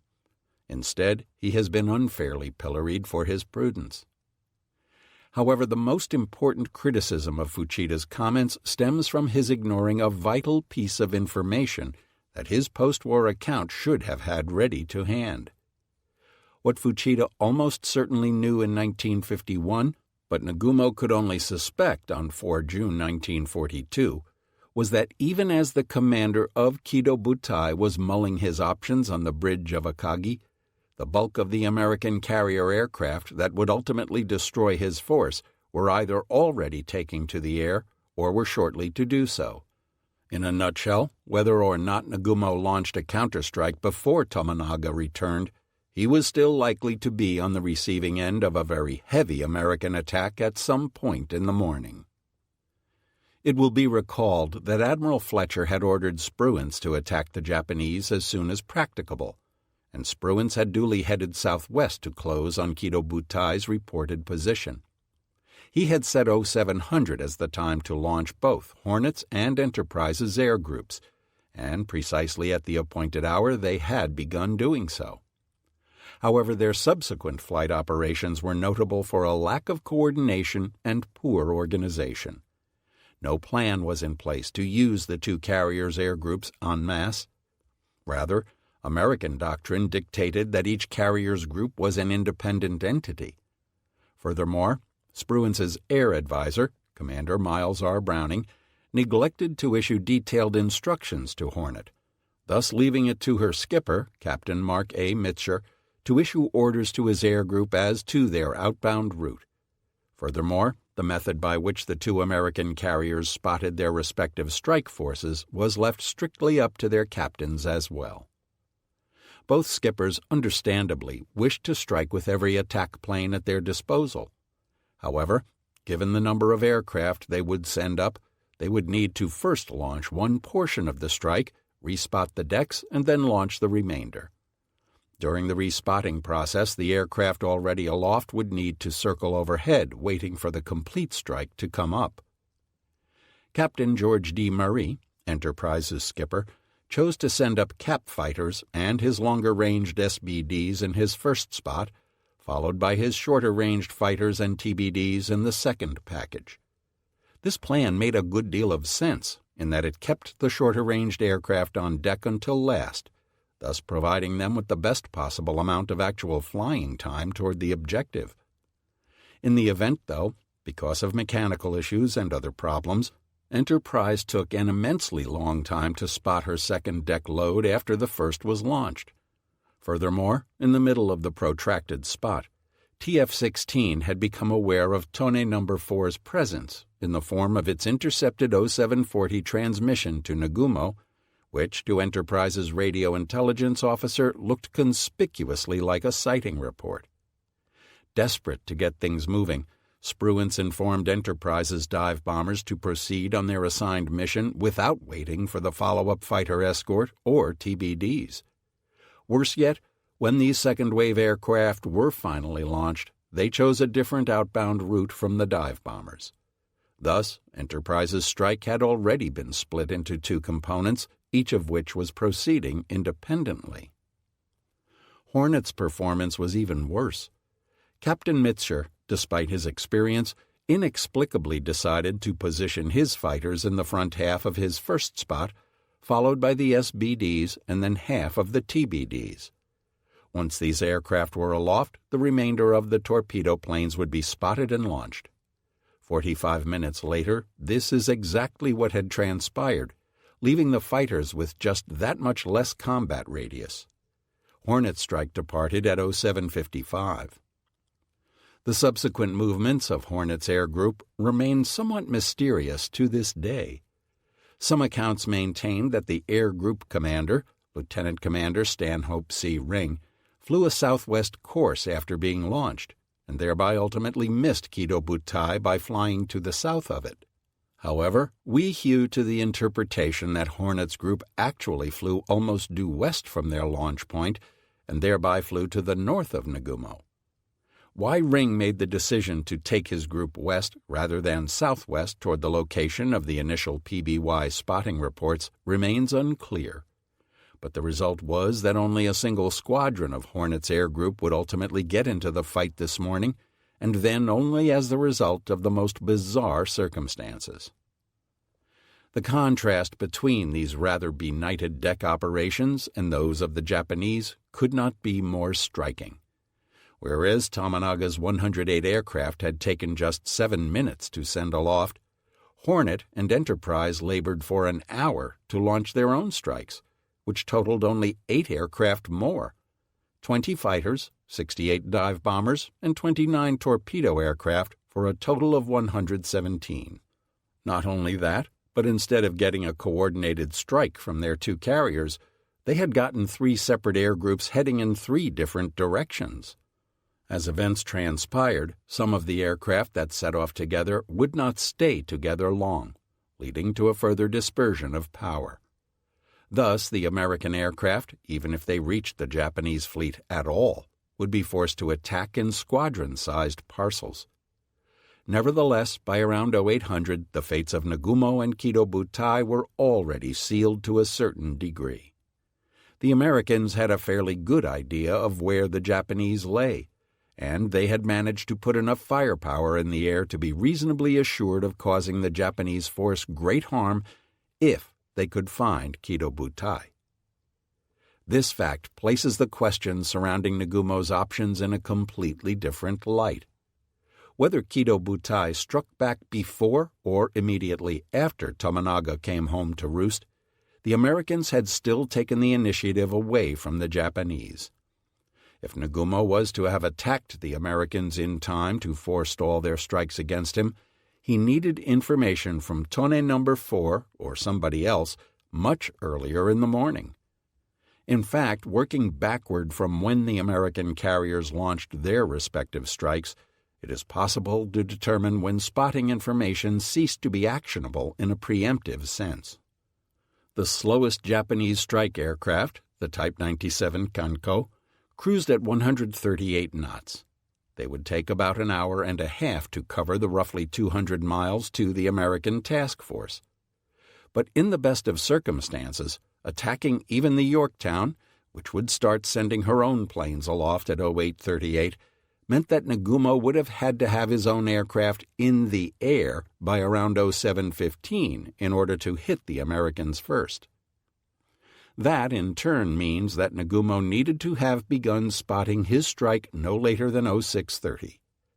Worse yet, hitting Enterprise and Hornet before they began launching would have required having a strike in the air no later than 0530.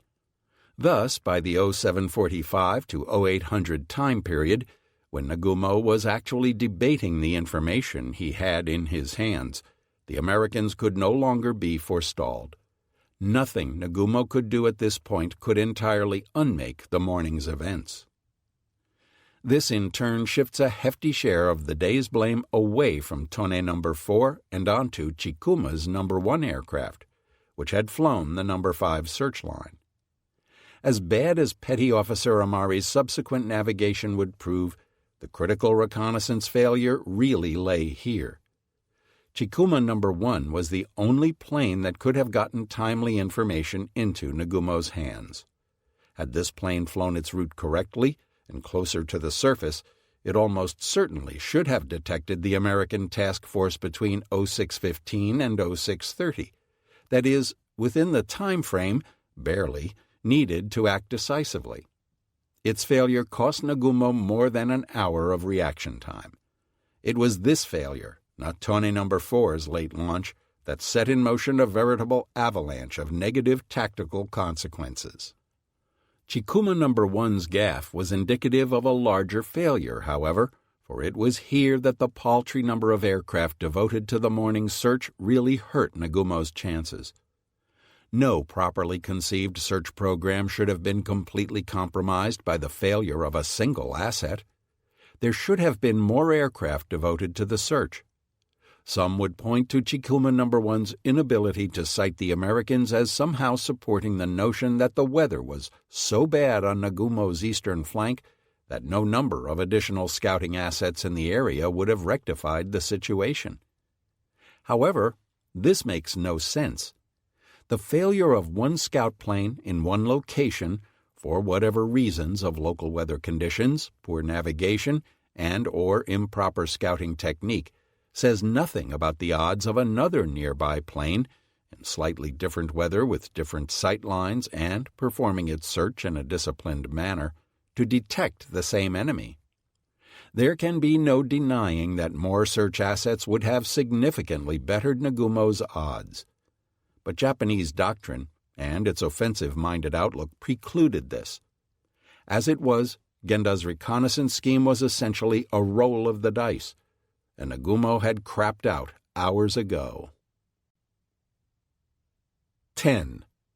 Trading Blows, 0800 to 0917. Kirishima's warning smoke at 0753 presaged the arrival of a series of nearly continuous enemy attacks over the next 40 minutes, delivered by 3 separate American formations. The first was a group of 16 dive bombers under Major Lofton R. Henderson that were approaching Kido Butai from the southeast. His Marine pilots, members of VMSB 241, had taken off just after Midway's B-26s and TBFs. However, owing to the slower cruising speed of his SBDs, as well as having taken a more northerly course, they had been later in spotting the Japanese force. Henderson's men were some of the rawest flyers on the American side of the battle. Most of them had never flown an SBD until a few days previously, and more than half had only been with the unit for a few days. In their commander's opinion, his unit did not yet have the skills needed to execute a true dive-bombing attack. Instead, Henderson led his flight in from an altitude of 9,500 feet, hoping to survive long enough to execute a shallower glide-bombing attack against the 2 flat tops he saw on the port side of the Japanese formation, the wildly maneuvering carriers of Cardiv II. Henderson's men had just started their gradual descent toward the target when the Zeros hit them. The Japanese cap fighters tore into Henderson's formation with merciless precision. Akagi's Lieutenant Ibusuki and his 2 remaining 6th Ku pilots were joined by Hiryu's 3rd Patrol, a pair of Zeros led by Warrant Officer Kodama Yoshimi, as well as Soryu's 3rd Patrol Shotai under the redoubtable Lieutenant Fujita. This was, in fact, the entirety of the Japanese cap, as Kaga's 4 remaining fighters were already lining up for recovery. 9 fighters wasn't much with which to tackle a full squadron of enemy dive bombers, but in the event, they proved deadly effective. 6 U.S. aircraft went flaming down into the ocean almost at once. Major Henderson was one of the first, trying to hold his plane and his formation steady until the end. Henderson's death would lead to his name being used for a captured airfield on Guadalcanal, which would earn one of the most glorious names in American military history. However, there was nothing glorious about the predicament his surviving men found themselves in. They had little choice but to hold formation and continuing boring in toward the target, firing back as best they could. Somehow, in the process, the American radio gunners managed to send Hiryu's Kodama to his demise. Finally, Henderson's wingman, Captain Richard E. Fleming, led the shredded squadron into their glide-bombing attacks. Below them, Gunnery Lieutenant Nagayasu on Hiryu again ordered his batteries into action, adding to the general noise and confusion and making the American attack runs all the more difficult. They were coming in from all sides now, their formation shattered. The 25mm mounts that lined Hiryu's flight deck spat out strands of incongruously pretty tracer shells. To the Japanese watching from Akagi, it was obvious that the Americans were poorly trained. No self-respecting dive bomber pilot would have attempted to bag a carrier with such an anemic attack. Glide bombing was the worst of both worlds. It eschewed the slender advantage of hugging the deck, while accruing neither of the twin benefits gained from a high-angle attack, accuracy, and near invulnerability to return fire. Yet the results of the American attack were spectacular, if utterly ineffective. Despite the hell they had just come through, Fleming's men managed to bracket Hiryu with numerous near misses between 0808 and 0812, some as close as 50 meters from the ship. These bombs raised such waterspouts that Yamaguchi's flagship was momentarily hidden from the eyes of the rest of the fleet. Nagiyasu and his men in the gun tubs were drenched with seawater. Yet in the end, Hiryu emerged unscathed from the gray-white plumes that had erupted around her. Once again, the Americans had paid prohibitively for no result, and the Japanese combat air patrol thereupon hounded the surviving SBDs out of the area. One portion of this rather sorry episode has been overlooked, namely, that even against poorly trained American pilots attacking in a highly vulnerable fashion, Hiryu's anti-aircraft failed to account for a single enemy aircraft that we know of, despite Nagayasu's own belief that his very fierce fire had been responsible for the Americans' poor aim. Hiryu should have been able to bring a half-dozen 5-inch and a dozen or so 25-millimeter barrels to bear on almost any broadside bearing. This was hardly an insignificant amount of firepower. Yet she apparently hit nothing. Indeed, American strafing killed more of her crewmen than she claimed in return. If this was how Japanese AA performed against opponents who were hardly the varsity, it did not bode well if the Americans' A-team should suddenly appear. Yet, for all the Japanese knew, this was the enemy's best. They had seen 3 different American attacks thus far, the last of which had been flown by carrier-type aircraft, although the Japanese did not know that Henderson's squadron was land-based. Yet, in each case, the performance of the Americans had been subpar. They were clearly brave, but they had come in dumb, unescorted, and attacking poorly. If these were the same caliber of pilots who had managed to send Shokaku limping back to the yard, then Cardiff 5's lowly status within Kido Butai was well deserved. However, almost simultaneously with Henderson's gallant but futile effort, another American attack began materializing.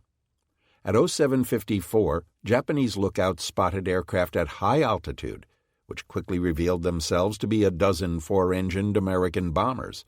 This was the B-17 force of Lieutenant Colonel Walter C. Sweeney, which had been sent aloft at 0430 to attack Tanaka's transports, only to be redirected north by Midway as soon as the Japanese carriers had been detected. They were very high up, over 20,000 feet. The Zeros were going to have a devil of a time reaching them all the way up there. Not only that, but the entirety of the cap was already engaged in repulsing Henderson's attack in any case. The bombers split into 3 groups and went after Akagi, Soryu, and Hiryu in an almost leisurely fashion. The Japanese began banging away with their heavy AA guns, but the Americans were never in any great danger. Having attacked Tanaka's invasion force the previous day from medium altitudes, Sweeney's men, upon further reflection, had judged their approach rather too low. This morning, against more heavily armed warships, complete with fighter cover, they had decided to stay higher up. It was a sound decision, as the Japanese anti-aircraft fire was none too good. The Americans noted that the Japanese shells seemed to be fused to detonate at the right altitude, but consistently exploded well behind them. Altitude, however, worked both ways. Down below, the Japanese captains watched as the bombers came into their runs. Coolly, they waited until each element had dropped, then put the helm over into radical evasive maneuvers. Whether the Americans dropped promptly or even on target was largely irrelevant. The pirouetting warships below still had a good 30 seconds worth of airtime to play with, meaning that they could be a quarter of a mile in nearly any direction when the bombs finally landed. Even by dropping a stick of a dozen or more 500-pound weapons at a time, the odds of securing a hit weren't good. Not only that, but the cloud cover over Kido Butai frustrated several of their attacks, forcing some aircraft to make numerous runs before finally dropping. Yet, the Americans almost got lucky. In the course of the 20-minute-long series of runs, both Hiryu and Soryu were bracketed by near misses to the consternation of the Japanese. In the end, though, the American heavies scored no damage. In the midst of all this mayhem, at 07:58, Tone No. 4 sent a message apprising Nagumo that the enemy task force had changed course to 080. Nagumo sent a terse communique back, "Advise ship types." Course information was not what was required at this point. He needed the enemy force's composition as quickly as possible. It seems almost certain that Nagumo signaled to Soryu around this time to make her special reconnaissance aircraft ready for launch. This was a perfect mission for the new D-4Y, where its great speed could hopefully make up for some of the force's lost time. Given that both Henderson's and the B-17 attacks were getting underway by 0800, the men of Akagi had been somewhat incredulous to observe Kaga holding her course into the wind long enough to bring on board the last of her 4 cap fighters. Kido Butai was vulnerable, with only 9 fighters overhead. Not surprisingly, Akagi had already been warming up a replacement Shotai. Kaga, as soon as she had recovered her foursome, immediately spotted another 7 for warm-up and launch, even as the B-17s droned away overhead. In fact, intermittent cap launches from all the carriers would punctuate the breaks in the action. Clearly, each carrier's captain was feeling the need to augment the cap. Whether they were operating independently or under orders from the flagship, we cannot know. But the net effect was that the flight decks were in near constant use by small groups of aircraft at this time. Such was the spectacle that Tominaga and his returning force beheld when Kido Butai heaved into view at about 0805. On the northern horizon ahead of them, their carriers bobbed and weaved beneath the American heavy bombers. Hiryu described a series of S-shaped maneuvers as sticks of bombs landed on either side. Soryu was resorting to the simple expedient of putting the helm hard over to starboard and carving an enormous donut in the ocean. Seeing the retreating American SBDs from Henderson's savaged flight coming toward them on the deck, one of Tominaga's Akagi Zeros took this opportunity to join the cap. He was joined by 6 of Kaga's Kanbaku as well. The Type 99 was a maneuverable airplane once it had shed its bomb, and Son of Cardiff 1's drivers may have judged that they could take on their opposite numbers in the apparent absence of any American fighters. At the same time, seeing their mothership under heavy attack, all 9 of Soryu's strike fighters pitched into steep climbs to engage the B-17s overhead. For his part, Tominaga and the rest of the Kanko and Kanbaku simply eased down to 400 meters and circled at a distance, waiting to commence landing. Until the American attacks cleared up, the carriers below had no ability to take their aircraft on board. Waiting with them was Warrant Officer Yoshino Haruo, the recon flight leader from Kaga. Yoshino, who had joined the Navy because all the marching in the Army seemed like way too much work, took a while to find Kaga amidst the chaos. The fleet was all spread out as a result of the attack. When he did find her, Kaga's flight deck was already closed for business and not receiving aircraft. Instead, Yoshino loitered nearby with Kaga's Kanbaku. Akagi had turned into the wind briefly at 0808 to launch a flight of 3 fighters under Warrant Officer Ono Zenji. Kaga followed suit at 0815, sending up a group of 5 Zeros under Ensign Yamaguchi Hiroyuki. Given the threat of attack, the carriers weren't bothering holding a steady course into the wind for their launches. They were simply bringing their bows momentarily close enough to it that the Zeros could dash down the deck and into the air. Between these 2 launches and the fortuitous addition of the returning strike fighters, Kido Butai was now finally beginning to put sufficient air cover up to beat off the ongoing American attacks. However, the B-17's overhead proved to be tough customers. Kaga's Yamaguchi immediately took 2 of his wingmen up in pursuit of them, joining Soryu's Zeros. However, the attacks by both groups of fighters were desultory at best. They managed to damage a few of the flying forts, but none seriously. Lieutenant Colonel Sweeney's pithy summation afterward was that their heart was not in their work. This was probably simply confirmation of what everybody in the force below already knew. The Zero was no great shakes at high-altitude combat. Not only that, but after 4 hours in the air, Soryu's fighters were almost at the end of their tether in terms of fuel and ammunition. At 0811, just as Hiryu was being bracketed by Henderson's attack, Tone No. 4 signaled back to Nagumo that the enemy is composed of 5 cruisers and 5 destroyers.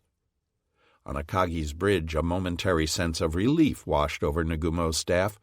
Perhaps there was not as much to worry about as had previously been feared. If the Americans had only surface ships and no carriers, then they were well outside the range where Kido Butai needed to worry about them for the moment. The critical question of why the enemy would be where he was without having carriers was apparently not explicitly asked, although Kusaka remembered in retrospect that he was still suspicious. One message alone, in his opinion, couldn't make it clear that no enemy carriers were there, nor could there be an enemy force without carriers in the reported area under the prevailing circumstances. Sure enough, 10 minutes later, at about 0820, a third message from Tone No. 4 came back to Akagi that permanently dispelled Nagumo's temporary sense of security. The enemy is accompanied by what appears to be a carrier. Nagumo's exact reaction has not been recorded, but there couldn't help but have been great consternation on Akagi's bridge. Now, beyond all doubt, the Admiral and his staff knew that their original battle plan was out the window. The American Navy was present in force. Destroying the enemy flight deck was absolutely the highest priority at hand. A justifiable question at this point would be why it took Tone No. 4 as long as it did to discern a carrier in the midst of the enemy formation. Indeed, one recent historian goes so far as to assert that the reason Amari didn't see the carrier initially is because it wasn't operating directly with its escorts. However, this position really isn't sustainable. First of all, this simply isn't how escorting vessels behave. More important, it is completely unsubstantiated by the American ship records. The most likely explanation continues to be a combination of variable visibility conditions and or haphazard spotting on the part of Amari. At the moment, however, nothing could be done, as Tominaga was still orbiting the fleet. On board Akagi, Hikocho Masuda was dying to begin recovery operations, but the American B-17s continued loitering overhead, making it impossible. In addition, Akagi now had yet another group of fighters warming up on its deck, a quartet of Zeros under Petty Officer First Class Taniguchi Masao. Kaga, having sent aloft Yamaguchi's Shotai at 0815, had another trio on deck getting ready as well. Its Shotaicho, Petty Officer First Class Yamamoto Akira, would be flying for the second time this morning. Hiryu was in the same boat and was at this very moment sending aloft a threesome under Lieutenant Mori Shigeru, who was taking his second shift aloft as well. Meanwhile, on Soryu, preparations to launch the D-4Y reconnaissance plane were well advanced, with the spanking new bomber warming up on the flight deck. At 0824, in the midst of these cap preparations, several ships within the force sighted a submarine periscope smack in the middle of the formation. This was Nautilus, which had been skulking around at periscope depth on an intercept course from the southwest. She had previously spotted Kido Butai at 0710, sighting the smoke of bombing and AA fire beyond the horizon to the northwest. Her skipper, Lieutenant Commander William Brockman, had promptly changed course to close the target and gone to battle stations. Brockman was rewarded at 0755 when he sighted masts on the horizon.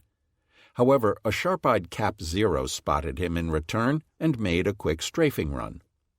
Brockman took his boat down to 100 feet and continued closing. As he did so, the sounds of Japanese sonar could be heard ahead.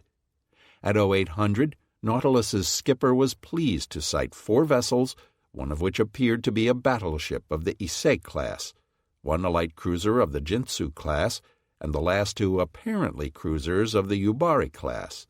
All were headed westerly on course 250 at 25 knots. Naturally, Brockman decided to attack the battleship and changed his course to draw ahead of her.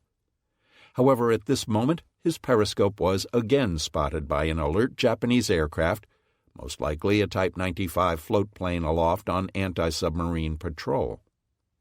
This time Brockman was greeted not with a strafing, but with a bomb deposited next to his boat. Worse yet, the enemy light cruiser bored in with at least 2 other escorts, pinging as they came. Despite the risks, though, Brockman boldly remained at periscope depth and continued to work closer to his quarry.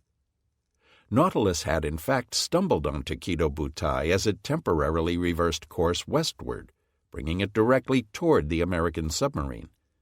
The battleship he had sighted was most likely Kirishima, now leading the heavies westward after the formation's reversal.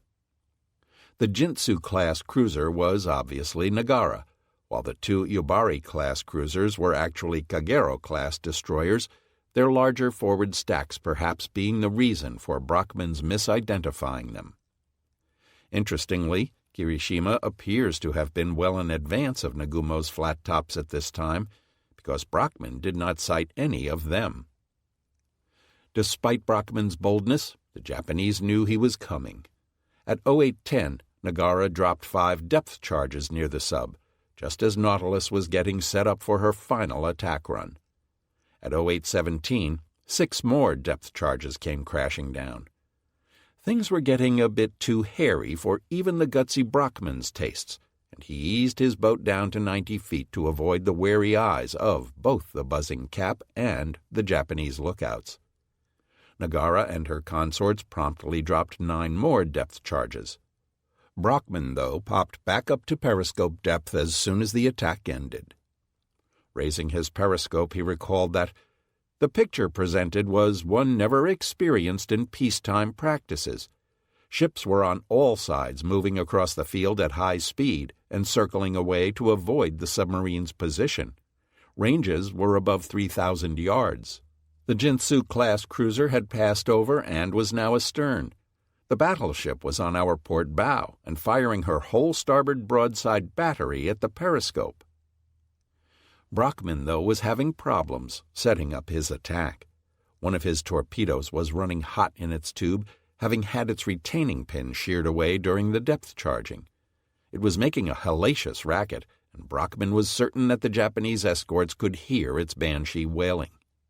Nagumo's fleet, what little Brockman could see of it, was still on a westerly heading when Nautilus fired at 0825. His target was Kirishima. Taking aim at her starboard side, Brockman let fly with 2 torpedoes at a range of 4,500 yards. Or at least he thought he did. He found out later that one tube did not fire, leaving only 1 fish streaking toward the target. Kirishima evaded this threat by executing a sharp turn to port, heading south and directly away from the torpedo. Whether Kirishima even saw Nautilus is open to debate. Her firing at the sub's periscope may in fact have been directed at a fresh set of American planes that were attacking her about this time. Whatever the reason, though, her neat turn away was exactly what was needed to spoil Brockman's attack. Not only that, but Nagara once again sighted the sub and charged in to renew her attack. Brockman quickly dove to 150 feet, just as another round of depth charging began at 0830. As soon as Nautilus's scope was seen on the western edge of the force, Nagumo's carriers made tracks to get away by heading back east. The fact that Nagara's persistent attacks had forced the American boat to dive again was comforting for the Japanese, at least as far as it went. However, the knowledge that an American submarine was lurking near at hand undoubtedly notched the pressure on the Japanese up still further. Not only that, but nearly simultaneous with Nautilus's appearance, yet another American air attack, the third in the last 30 minutes, began materializing. This was a force of 11 old Marine SB-2U Vindicator scout bombers, the second half of VMSB-241, led by that unit's executive officer, Major Benjamin W. Norris. His aircraft had followed Henderson's flight in at some distance. Captain Aoki, seeing this new threat at 0827, turned Akagi sharply away from the Americans. Fortunately for Akagi, she had just launched fighters, or she would have been sorely beset. As it was, though, these new additions, as well as some of the Zeros that had just beaten off Henderson, were able to assemble in time to deflect this new blow. Akagi's hard-working Lieutenant Ibusuki was present, along with the two 6th Coup pilots still in the air. They were joined by Warrant Officer Ono Zenji's trio. Hiryu contributed the two remaining members from her third watch, and Soryu's Lieutenant Fujita and his 3-plane Shotai also charged back into the attack. Norris's command, though, benefited from the rather hasty nature of the defense thrown up in front of the force's two flagships. The Americans lost no inbound aircraft this time, although several were badly shot up.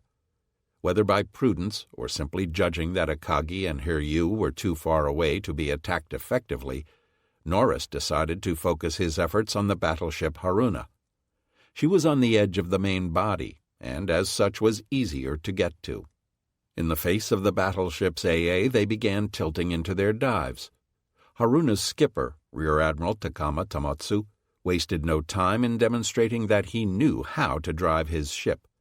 The big battle wagon slithered through a series of evasive turns, neatly threading the needle between the Vindicator's attacks. Although Haruna was bracketed by 5 or 6 near misses, the bombs didn't damage her a whit. At the conclusion of the attack, Kido-Butai's Zeros harried the Americans off to the southwest, eventually claiming a pair of dive bombers. The listener is forgiven for being confused by the rather bewildering welter of goings-on at this juncture, but that is precisely the point that needs to be made. The situation was confusing, no less to the contemporary historian trying to pick apart the exact sequence of events ex post facto than to the men standing on Akagi's bridge. The American air attacks, while materially ineffective, were nearly constant. As a result, Kido-Butai was having no luck getting into any sort of a rhythm. It was operating reactively. Worse, its various responses, at least in terms of air defense, do not appear to have been centrally coordinated. The rather precipitous drop in cap assets at around 0800 had been followed by something of an overreaction on the part of the individual Hikochos as they stoked the cap back up. There does not appear to have been anyone within the force looking down the road and assessing what was really needed. Instead, as the American attacks rolled in, the Japanese responded almost reflexively, sending up Shotais piecemeal. It's not hard to see how this might have happened. Nagumo was stuck on board a wildly maneuvering carrier, watching his other vessels running pell-mell in all directions. Every time it looked as if things were settling down a bit, another air raid warning would come in. Nagumo can hardly have known where all his ships were at any given time, let alone have had an appreciation of what his aggregate cap strength was. Here is where the Japanese lack of early warning radar materially damaged their chances in the battle. Radar was like a crystal ball. In effect, it allowed the commander to look a certain distance into the future, see developing threats, and plan accordingly. As it was, though, the cap battle was being directed by 4 air officers on 4 separate ships who could barely communicate with each other or their forces aloft. Without the ability to prognosticate what was pending in the way of attacks, the predictably human response to the question of how much cap is enough was just a little more. Lack of radar also reduced the effective distance at which the cap fighters could engage the Americans. Early warning for the Japanese force was provided by its outlying cruisers and destroyers. Yet these pickets could only be pushed out so far from the force before they too would be beyond visual range of the carriers. As a result, the cap was frequently engaging the Americans fairly close to the Japanese carriers. In many cases, the Zeros pursued fleeing Americans through the midst of the force itself. Not only was this dangerous, but it also meant that in many cases the cap wasn't being given the space it needed to operate most efficiently. Many of the American attacks would have probably been even more badly chewed up had they been detected farther away. Having radar might not have been a panacea for the Japanese, though. As the Americans could testify, learning to use this new technology was no cakewalk. Effective use of radar had already driven the Americans to make the conceptual leap toward the centralized coordination of air defense assets from many ships via a single location, the Combat Information Center, CIC. The first prototype CIC had been installed aboard Hornet when she was commissioned in October 1941. Even later in the war, having had radar on their ships for 2 years, the Japanese would never manage to make this leap. Above all, effective use of radar required adequate communications to the individual cap elements. The Japanese, operating as they were on a single radio frequency for all of their aircraft, and having faulty radios in their Zeros, met neither of these prerequisites. Thus, even if the Japanese had had radar at Midway, its use might have been limited. By around 0830, the American attacks were finally starting to wind down, and the Japanese were beginning to think about landing the Midway attack force. Admiral Yamaguchi, however, was probably concerned by having been on the receiving end of an attack by what had appeared to be carrier-type aircraft.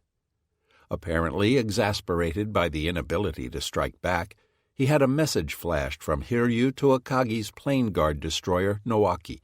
She, in turn, dutifully relayed the admiral's message to Nagumo. Consider it advisable to launch attack force immediately. Nagumo's mood upon receiving this entreaty from his brash subordinate has not been recorded, but it hardly could have been charitable. By any rational standard, the time for launching a strike against the Americans was long past, and Yamaguchi should have known it. Indeed, the force was even now scrambling in preparation for bringing Tominaga down. More important, of course, was the fact that at 0820, Nagumo still had no ability to strike immediately.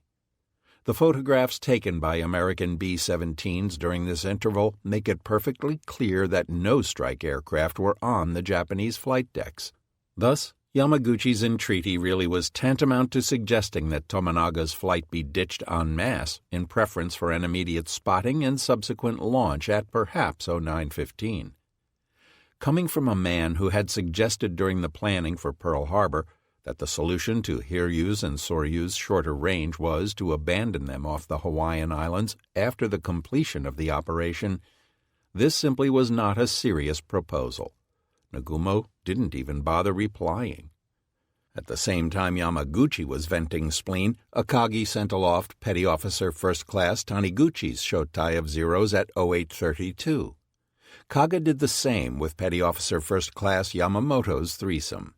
To the rear, Soryu sent up her Type 2 recon aircraft with explicit orders to find the American task group and send back a definitive position fix.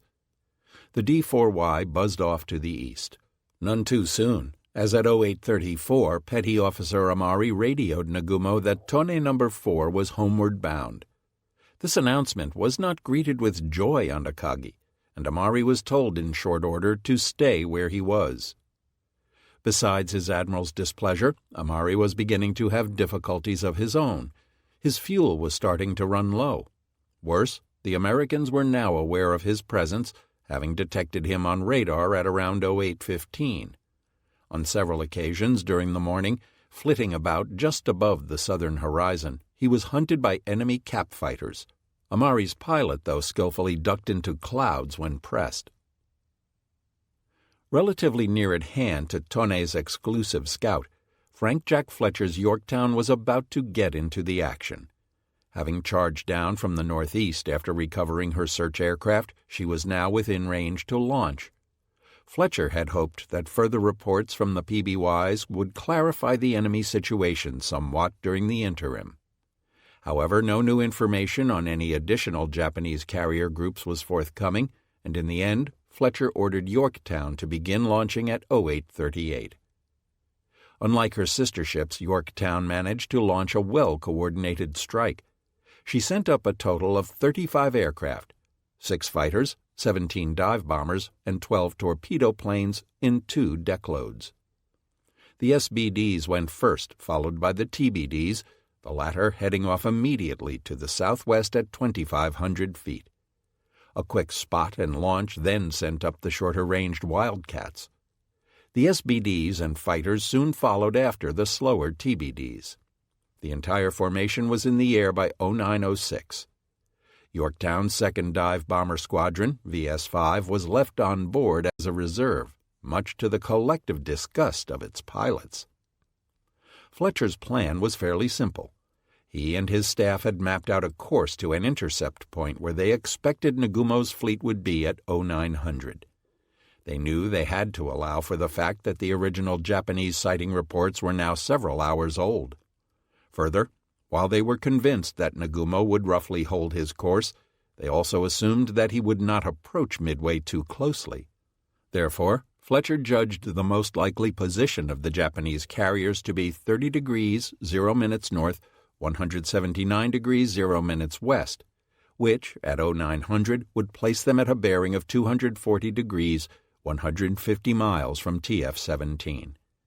Yorktown's planes would fly a course straight to that point. If they did not spot the enemy, they would turn northwest and fly up the enemy's line of advance before turning at last for the northeast leg back home. With such an approach, Fletcher's staff believed they would be able to come across the Japanese no matter which way they maneuvered.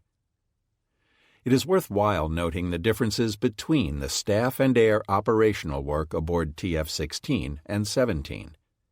Whereas TF-16's launches had devolved into almost a shotgun approach to the problem, Yorktown's entire group was directed along a single bearing toward a single point on the ocean. This meant that if Yorktown's group found the enemy, it would be in a much better position to deliver a well-coordinated attack. Not only that, but since TF-17's departure was almost an hour later, her air group would benefit from changes in weather conditions and visibility as they flew their route. With Yorktown's launch, the Americans now had a total of 151 carrier aircraft in the air. The question was, could they find the Japanese? At the very moment Fletcher was sending the last of his aircraft up, Nagumo was bringing the bulk of his down. Finally, at 0837, Akagi hoisted a white flag with a black ball, indicating that her decks were open for business. Underneath the landing ensign were 2 numeric flags giving the wind velocity in meters per second. Still circling overhead, Tomonaga's force no doubt breathed a collective sigh of relief to see these welcome signals come fluttering up the carrier's yardarms. Now came the tricky part. In the intervening 4 hours since Tomonaga's launch, Kido had moved farther away from the descending cold front. As the force had traveled southeast, the wind direction had gradually shifted around until it was now coming out of the east-northeast at about 3 meters per second.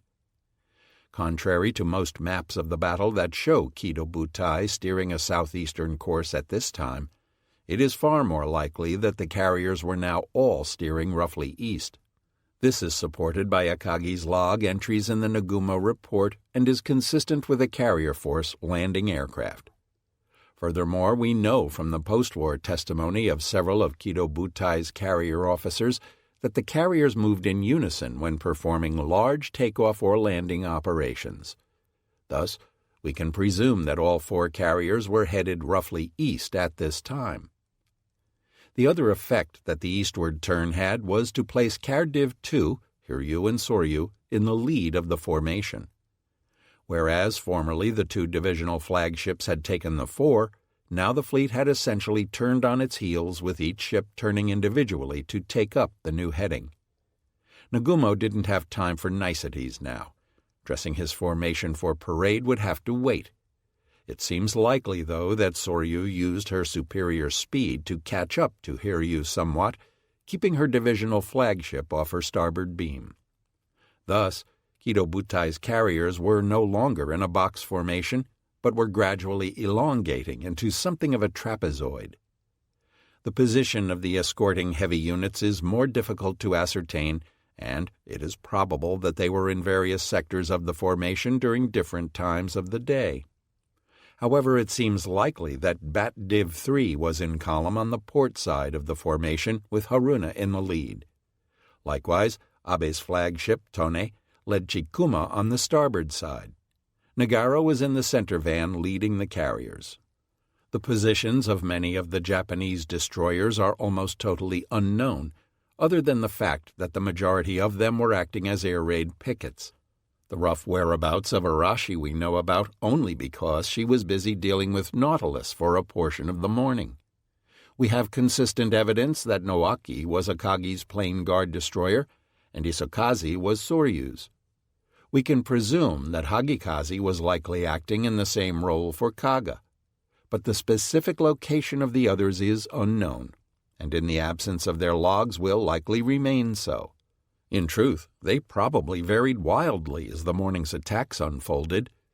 Nagara, as squadron flagship for the destroyers, most likely tried to maintain a position at the head of the formation, but it would appear that she may have roamed about as well, particularly in response to Nautilus's earlier attack. Landing an airplane on a carrier is perhaps the most difficult challenge faced by any pilot, and Tomonaga's men had to do it under more stressful circumstances than normal. The morning mission had been a long one, and everyone was hungry and tired. Their aircraft were low on fuel, and the landing had to be conducted under the threat of enemy attack.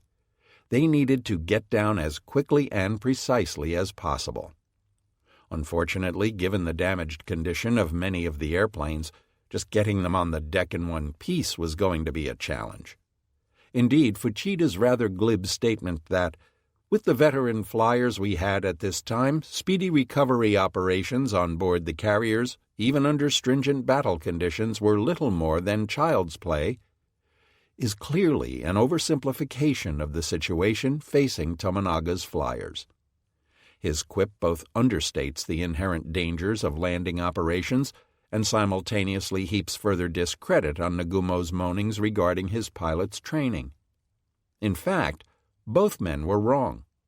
Nagumo's pilots were well trained, but carrier landings were a very delicate business even for experienced aviators. The aircraft began forming clockwise holding patterns outboard of their home carriers. Each was readily identifiable by the configuration of their island and deck features, but each also had a large white kana symbol painted on the flight deck aft for identification. A for Akagi, Ka for Kaga, Hi for Hiryu, and Sa for Soryu. Planes with mechanical problems or wounded crewmen were moved to the heads of queue. One by one, each plane broke out of the holding circle, crossed the bow of the carrier some ways ahead, and flew down its opposite side. Once behind the ship, each turned inward to line up their final approaches. This took them practically over the top of the carrier's plane guard destroyer, which was stationed 700 to 1,000 meters astern. From there they could rescue any downed aviators who fell short of the fantail or went over the side. If all was normal, the aircraft would turn in so as to be about 700 meters behind the carrier at 200 meters altitude. Just as with takeoffs, the decision-making authority for landing was vested almost solely in the pilot. The Imperial Navy had no comparable officer to the U.S. Navy's Landing Signal Officer, LSO. No one on board the carrier was charged with actively directing the planes, although a signals seibin, under the command of the Hikocho, could wave off a plane if it was judged to be in a blatantly unsafe approach, or if the deck was fouled. Once in the final approach, the pilot established his glide slope. However, the Japanese also had a unique landing aid, Chakamshidoto, landing guidance lights, to assist the pilot in setting up a safe approach. Originally, it had been intended for night landing purposes, but it had proven so useful that it was used in daytime as well. This device consisted of a bank of 2 red lights set at the level of the flight deck and a similar bank of 4 green lights set some 10 to 15 meters forward. First developed in 1932, Each of the 1-kilowatt lights was variable in intensity and equipped with a mirror so as to emit a very narrow cone of illumination. Matched arrays were located on opposite sides of the ship. The angle of the lights was adjusted for each type of airplane. Attack planes typically came in at around a 5-degree slope, fighters perhaps a half-degree steeper than that. As the pilot descended, he attempted to make the lights line up so that the green lights were positioned immediately above the red. If the pilot could only see the red lights, that is, he had fallen out of the cone of green light, he was below the correct slope. If the red lights were over the green, he was coming in so low that he would probably hit the ship's fantail. Likewise, if the green light was positioned far above the red, the pilot was coming in too high. As the plane approached the flight deck, he would eventually lose sight of the rear edge of the flight deck. However, Japanese carriers had white or red and white striped outrigger platforms near the aft end of the flight deck. These platforms helped the pilot gauge the orientation of the flight deck, even if the deck was obscured by the nose of the aircraft. At any point in the approach, the Sabine could signal the pilot as to his condition. A red flag from the Sabine signaled that the pilot should go around again. A white flag with an H meant that the aircraft's hook was not lowered. Each pilot aimed to keep his airspeed about 10 knots above stalling. For most aircraft, this meant maintaining between 70 and 75 knots.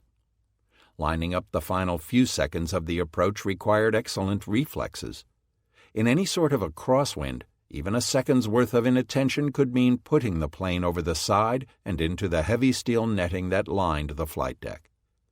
But if everything went properly, the pilot would cut his engine just before reaching the brightly painted fantail and then catch one of the arresting wires with his hook. Snagging the arresting wire was hardly a restful way to come to a halt, but it was not nearly as violent as the deceleration found on a post-war carrier jet. The Kure Type 4 arresting gear used at Midway had an induction coil drum below the flight deck, around which the arresting wires were spooled. The wires were held about 8 inches off the deck by a support that could be lowered flat when not in use. The Type 4 could stop a 4-ton aircraft traveling at a speed of 60 knots in less than 40 meters, applying about 2 Gs of deceleration in the process. As the first aircraft began approaching, the deck crewmen crouched in their tubs alongside the flight deck. This was where things could get really exciting. Landing accidents were not uncommon even under peacetime conditions, and with damaged aircraft and wounded pilots, the odds were good that somebody was going to crack up this morning. The most common mishap was the pilot missing the deck astern. Damaged landing gear from hard landings, hitting the island with a wing and going over the side were not unheard of either. Another common accident was a barrier crash, wherein a plane would miss the landing wire and go hurtling into the crash barrier. Like the Americans, the Japanese used barriers to separate the after end of the flight deck, where landings were taking place, from the forward portion. If aircraft were parked forward, there would almost certainly be one or more barriers in place between them and the fantail, because a crash into a group of parked aircraft could have disastrous consequences. A typical crash barrier consisted of 3 athwartship's steel cables, upper, middle, and lower, spanning the width of the flight deck. These were supported by poles that could be raised or lowered by compressed air in a matter of a few seconds. Such a barrier could stop a 4-ton aircraft traveling at a speed of 50 feet per second in a distance of less than 25 feet. Obviously, hitting the barrier at 4 Gs was hardly a love pat, and it often led to unpleasant consequences for the plane and pilot. Still, it was better than plowing into one's squadron mates. As the planes came down, the deck crew prepared to receive them. Men with fire extinguishers were standing by, and any damaged plane could be swarmed almost instantly by dozens of rescuers.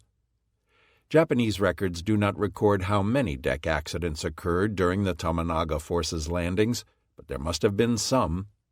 According to Fuchida, a Kanko is known to have landed on one wheel on board Hiryu, which would have left the plane out of commission for certain. And a mortally wounded fighter pilot from Kaga, Petty Officer First Class Tanaka Yukuo, most likely crash-landed his as well. He died before he could be removed from the cockpit. Most of Tomonaga's men, however, landed successfully. The Japanese were certainly aided by the easy landing characteristics of their carrier aircraft, which had low stall speeds and forgiving handling. Not surprisingly, the Zero retained its responsiveness even at low speeds. But even the lumbering Type 97, in the opinion of one British test pilot who later flew it, had a docile stall and thus could be flown to its maneuver limits with impunity. All three aircraft also had good visibility over the nose, making control of the plane during the final approach much easier. As soon as each plane had been brought to a halt, deck crewmen rushed out to begin the stowage process. The pilot, or in the case of the Kanko and Kanbaku, the observer, would already be releasing the hook, and the crash barriers would be lowered on command from the Hikocho. By now the deck crew had reached the plane and begun folding its wings. Time was of the essence. Already the next plane would be moving into position to land. The entire final approach, from the time of turn-in to landing on the deck, had taken about 20 seconds so far, and further time was needed to move the plane forward off of the arresting wires. During normal operations, the Japanese were able to land a plane every 25 to 45 seconds. As mentioned earlier, the Japanese avoided deck parks whenever possible. They believed that the hangar afforded more protection to the plane and crew. During landing, the Japanese shoved the newly landed aircraft forward of the crash barrier in preparation for taking the next one on board. Then, as soon as landing operations were completed, all planes were stowed below. It is likely that aircraft whose hangar locations were ahead of the barrier, such as fighters, were simply wheeled forward and stowed below immediately. However, for the Kanko in particular, whose typical storage spots were in the rear of the hangars, striking below had to wait until all aircraft were recovered. This technique, called Renzoko Shuyo, continuous recovery, of temporary deck parks and immediate stowage had been a feature of Japanese carrier operations since the mid-1930s. However, this fixation on hangars had a definite downside in that the stowage process was governed by elevator cycles. This necessarily retarded Japanese carrier flight operations in comparison to those of their American opposites who, in general, performed most refueling and rearming functions right on the flight deck.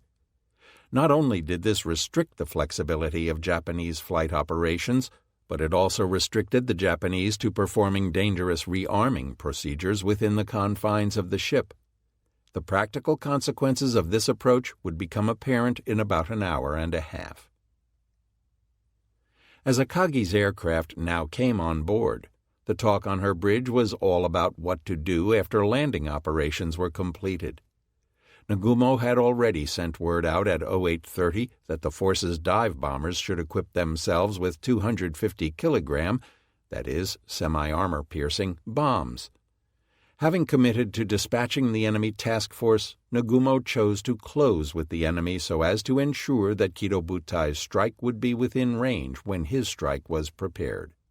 Nagumo's decision may have also been informed by the desire to keep the wind on his bow. A northeastern course would allow him to conduct flight operations without breaking away from the enemy. At 0845, Tone No. 4 sent a new report. Sight what appears to be 2 additional enemy cruisers in position bearing 8 degrees, distance 250 miles from Midway. Nagumo apparently did not apprehend the true nature of this signal. Amari had sighted the fringes of a second American carrier group. Tone No. 4 did not know it, but they were observing Task Force 17.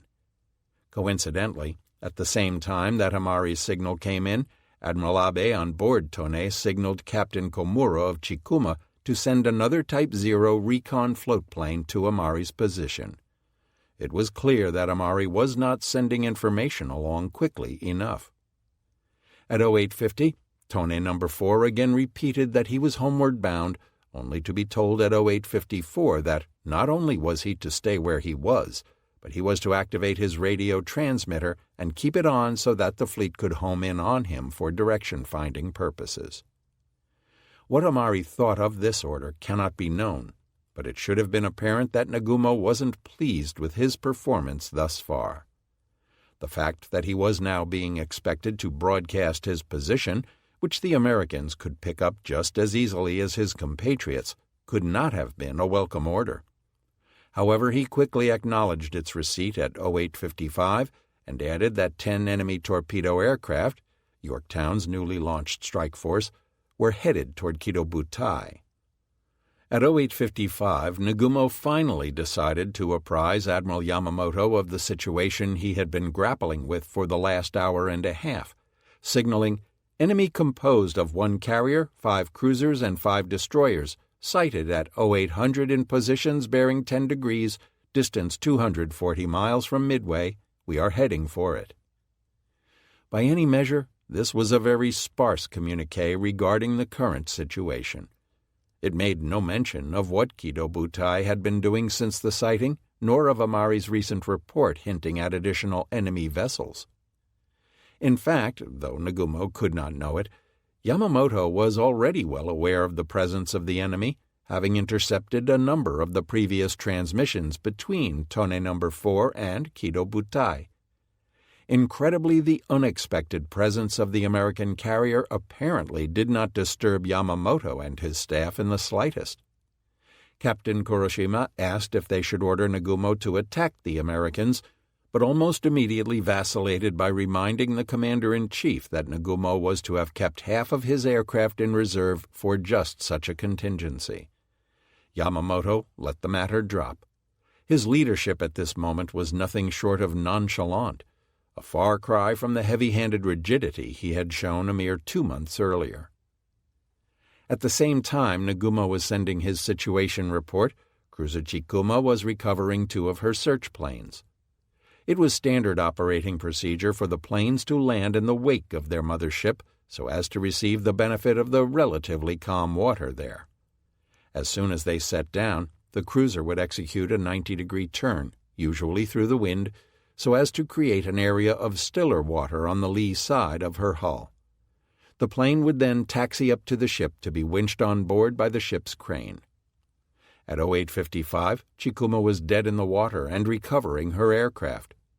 This made her vulnerable to submarine attack, but there was no other practical way of retrieving her planes. By 0902, having recovered a Type 95 and a Type 0, she began working herself back up to rejoin the formation. Submarine attack was a very real possibility, as Kido-Butai's old nemesis, Nautilus, was still in the neighborhood. With Kido-Butai's carriers more or less holding their respective courses during landing operations, Lieutenant Commander Brockman picked this inopportune moment to put in a 3rd appearance. Poking his periscope up at 0846, he saw that his original group of ships and the target battleship were all well out of range except for the Jintsu-type cruiser, whose echo ranging was still quite accurate. Nautilus headed back down for a bit. Then at 0900 Brockman raised scope again, and was thrilled to sight a Soryu-class carrier off his starboard bow, heading east at 25 knots, some 16,000 yards distant. She was apparently undamaged, but was firing her AA guns at something and changing course continuously.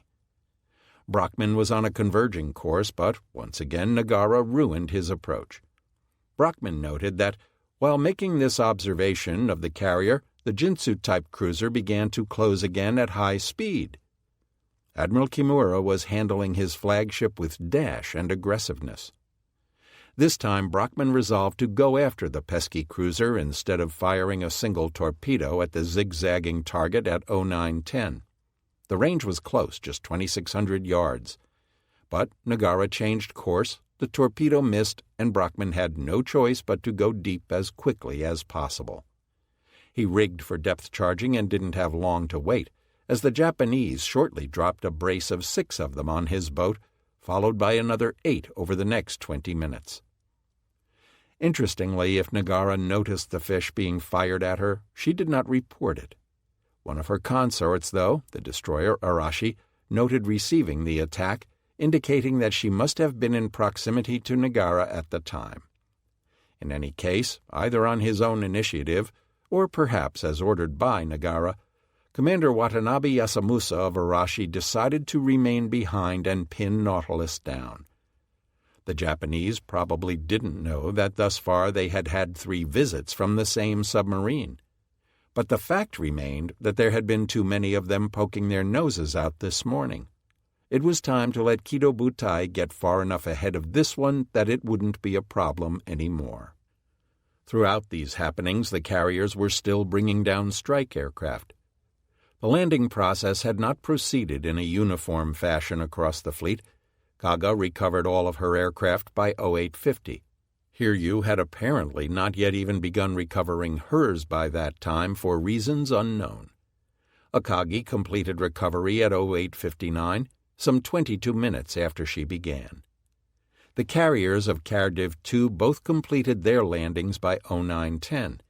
Immediately thereafter, Akagi recovered a lone cap fighter, and Kaga brought down 5 more of her own Zeros from her 3rd watch. Once landing operations were complete, the deck crews lost no time moving the strike aircraft below to the hangars.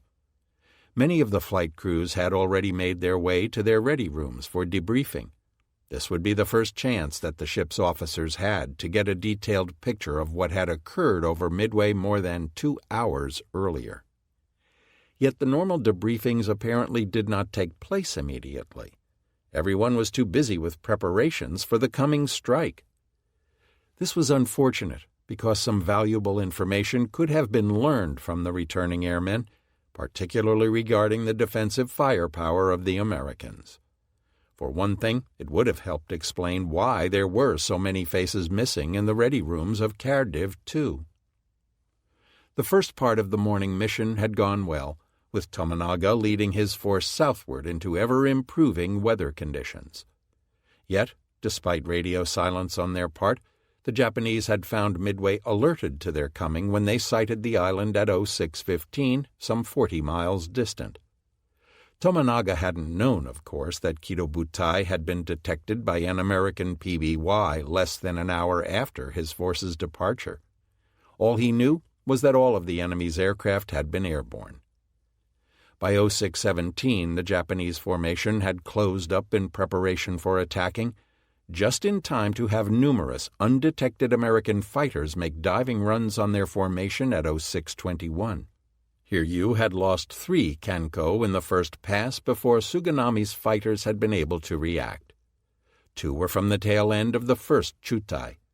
The 3rd was the leader of Hiryu's 2nd Chutai, Lieutenant Kikuchi Rokuro. Kikuchi's plane was so badly hit that he was forced to ditch near Kure Island, though he and his crew survived the crash.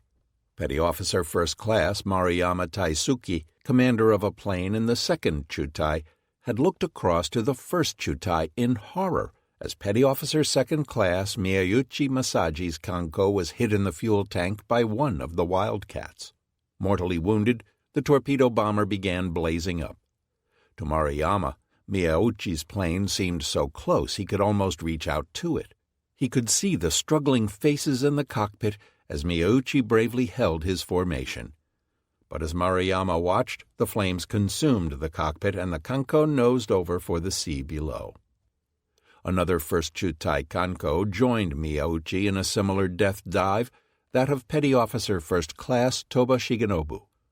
On his opposite side, Maruyama could see Hikotaicho Tominaga's Type 97 blowing gasoline vapor out of a hole in its wing. The commander's plane briefly caught fire, but the flames later died out.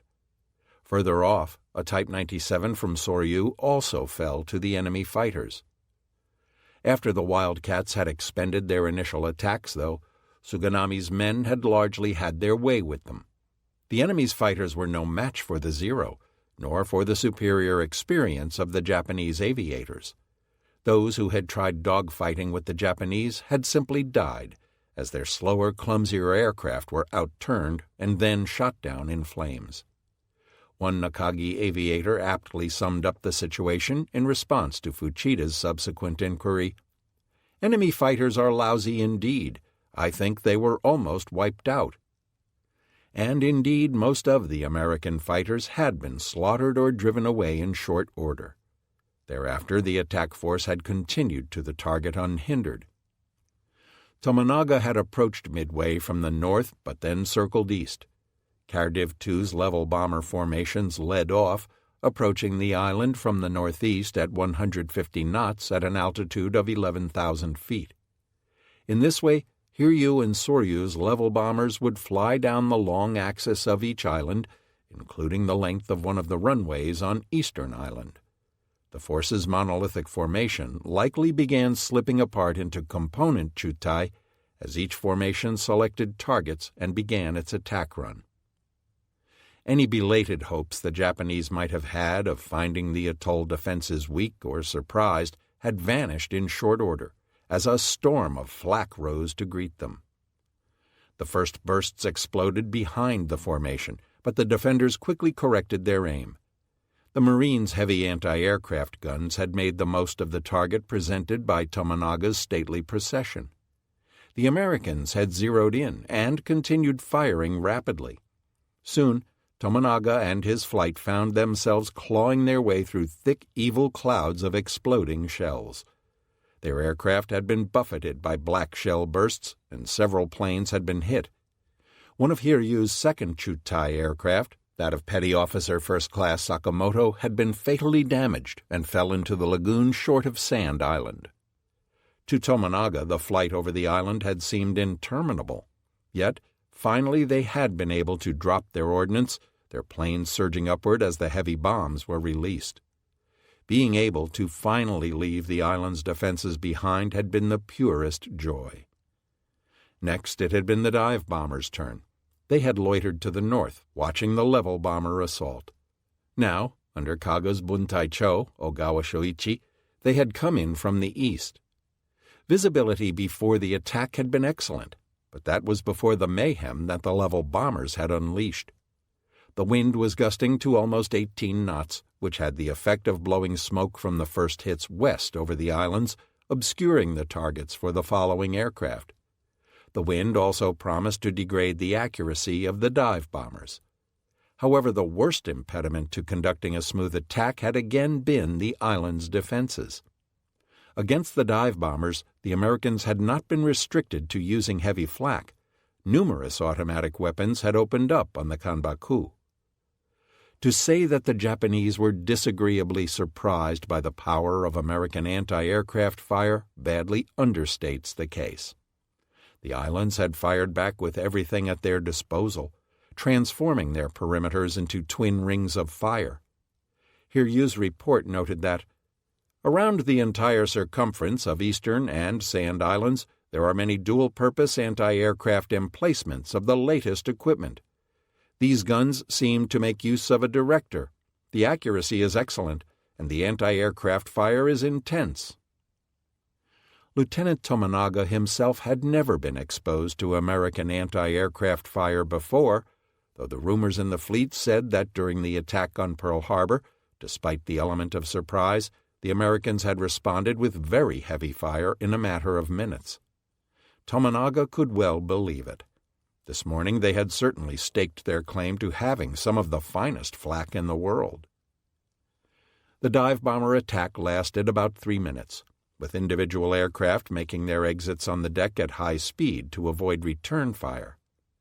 After they left, the fighters continued strafing shore installations and hunting down whatever stray American aircraft they could find. Meanwhile, the attack aircraft had proceeded to the assembly point located west of the island.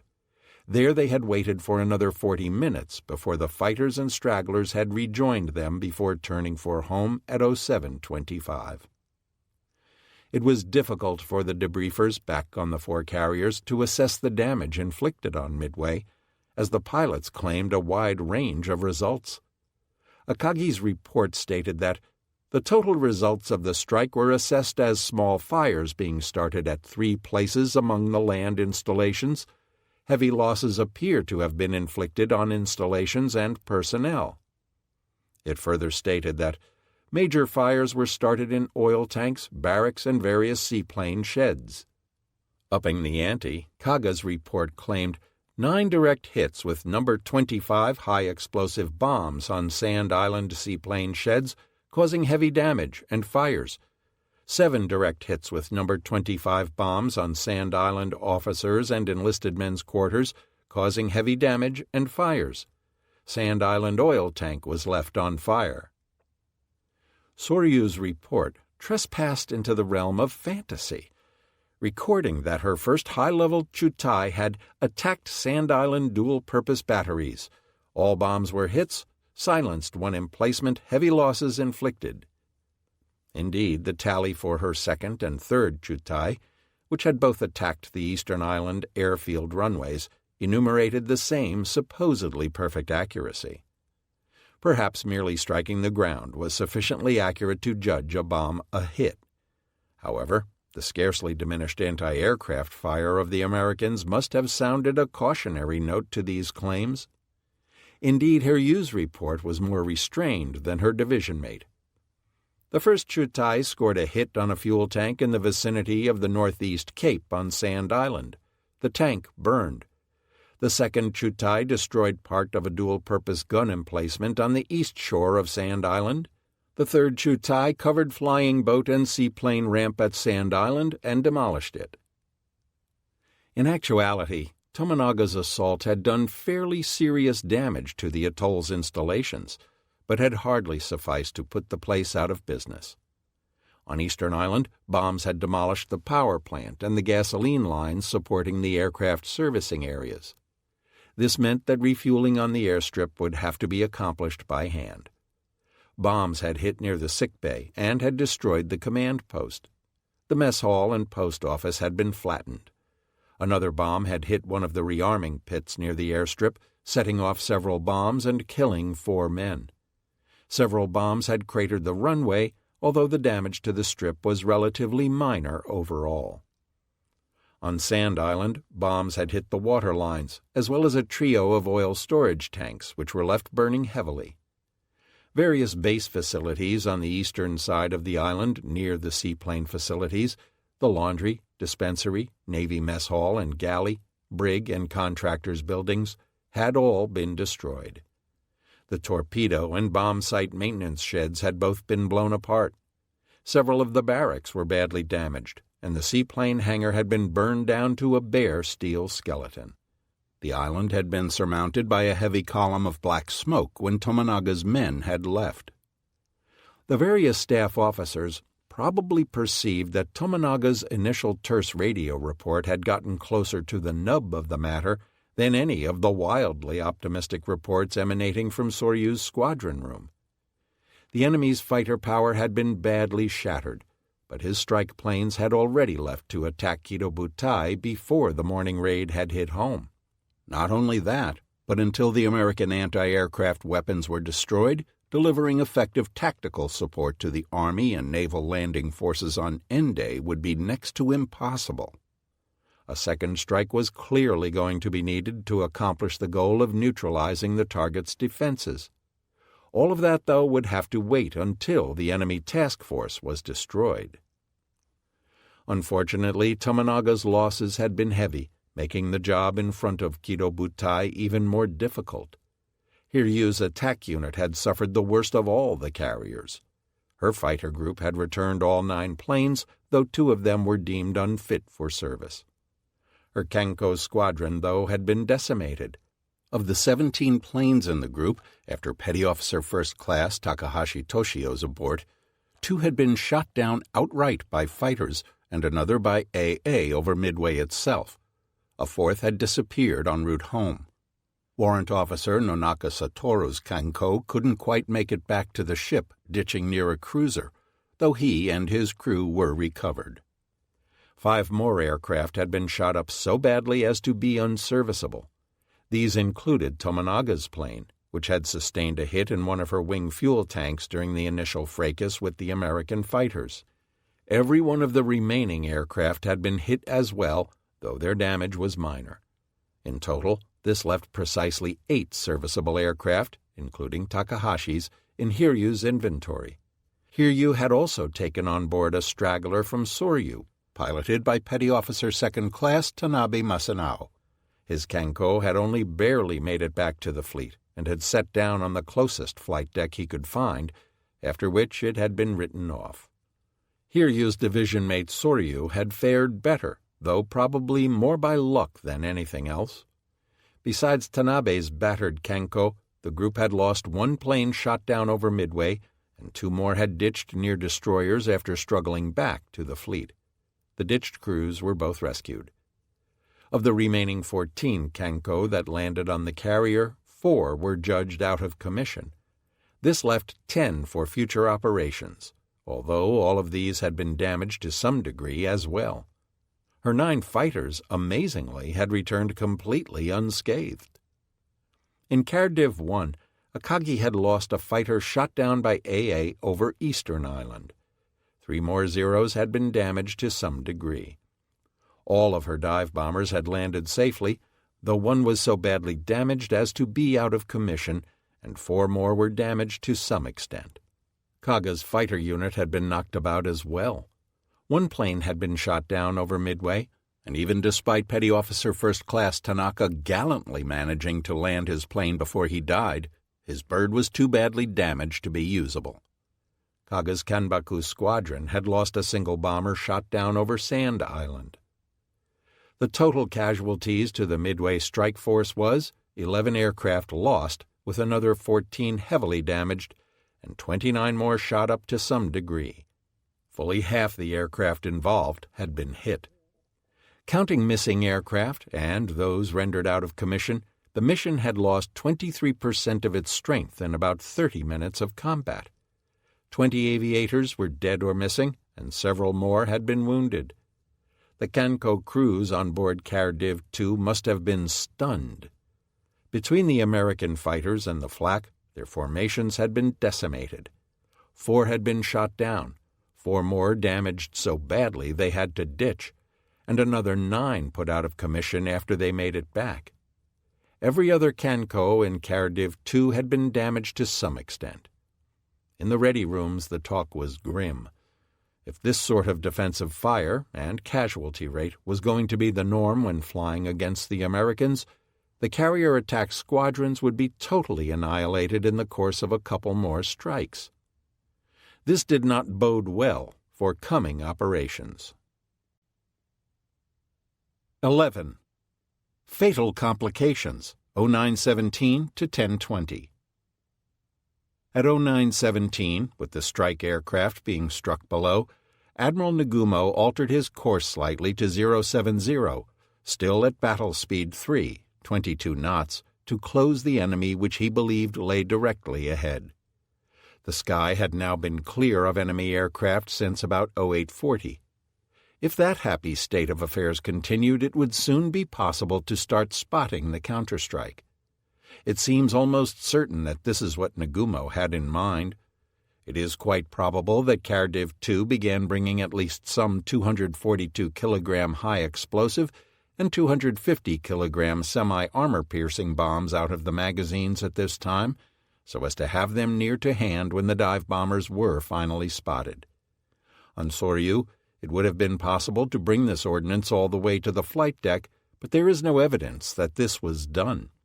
It is more likely that Hiryu and Soryu both simply brought their ordnance to the hangars in anticipation of spotting. Most accounts of the battle hold that rearming activities were still continuing on Cardiff 1 at this time. Because of this, Fuchida later claimed that the force would not have been ready to launch before 10:30. The Nagumo report anticipated that Cardiff 1 would be ready to go by 10:30 and Cardiff 2 sometime between 10:30 and 1100.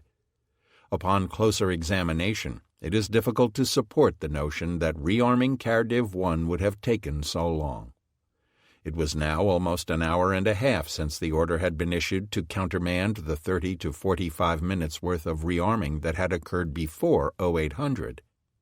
Even despite the occasionally violent maneuvers the ships had participated in, it is difficult to imagine that rearming had not been fully completed, and that all of Cardiff 1's Type 97 aircraft were now armed with torpedoes. Thus, Nagumo ought to have had sufficient armed and fueled aircraft to attack the enemy with all 4 of his carriers if he could find the time to spot them. However, No sooner had Kido Butai changed course than a new flight of enemy aircraft was sighted at 0918, coming in fine on the port bow. Nagumo's reaction to the new aircraft sightings is not recorded, but it cannot have been a happy one.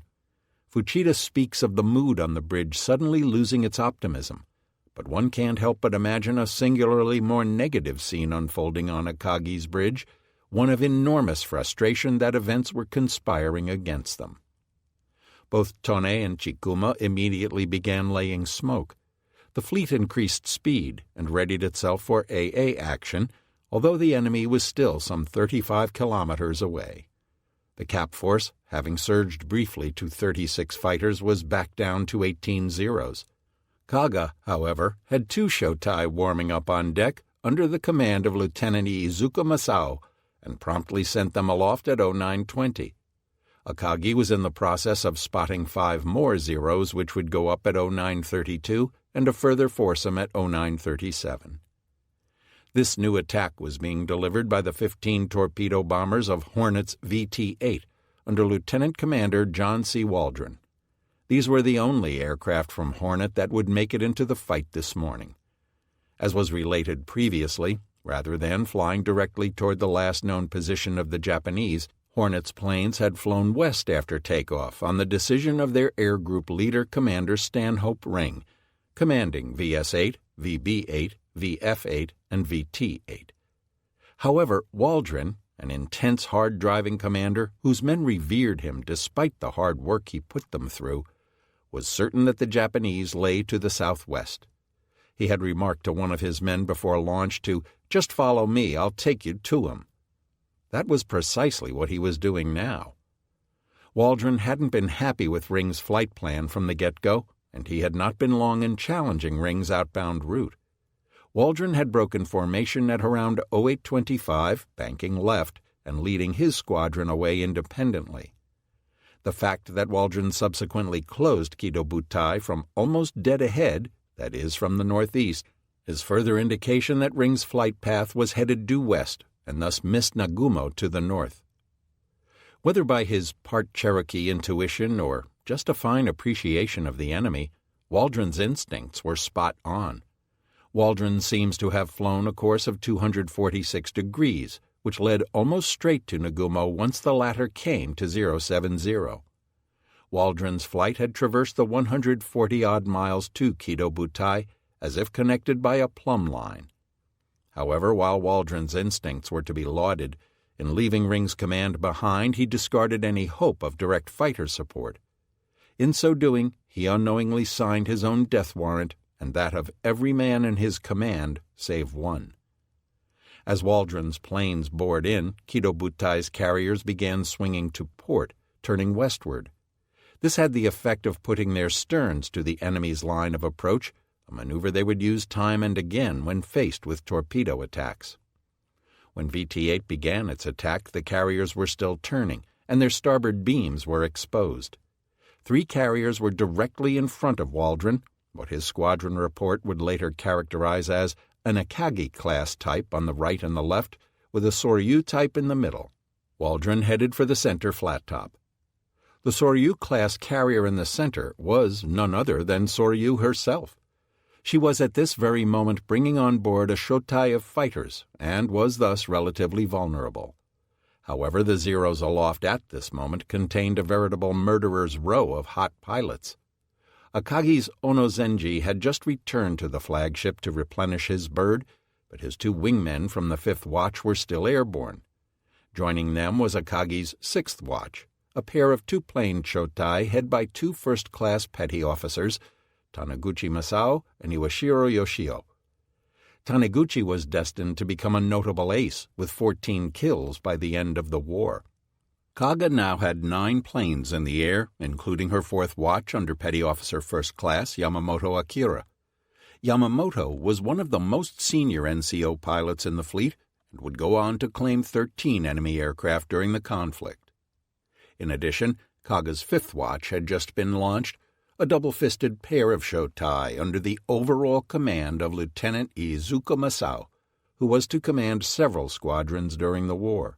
Iizuka's Shotai also contained Petty Officer First Class, later Warrant Officer, Suzuki Kiyonobu, another highly experienced NCO and instructor pilot. A decorated veteran of the China conflict, Suzuki would be credited with 9 planes shot down before his death at the Battle of Santa Cruz later that year. Soryu had her own fighters up as well, a trio of Zeros from the morning strike that had yet to land. Likewise, Hiryu also had Lieutenant Mori Shigeru's Shotai aloft. In all, the Japanese sent 21 fighters tearing toward the Americans, with Akagi and Hiryu spotting a further 9 between them to be launched shortly. Not only was Kido Butai's cap relatively sizable to the task, but it also had been alerted in plenty of time. Worse yet for the Americans, their TBD aircraft were underpowered and barely able to break 100 knots while lugging a torpedo. The results reflected these realities. VT-8 was completely annihilated. Initially, Waldron split his force into 2 divisions, one under himself and the other led by his XO, Lieutenant James C. Owens, Jr. However, immediate pressure from the Japanese cap forced the 2 groups of American planes back together in short order, with Zeros attacking from all sides.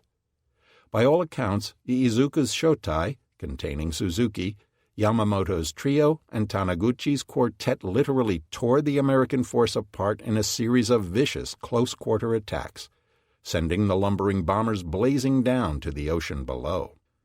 The Japanese fleet had turned and was running west so as to place VT-8 at a further disadvantage.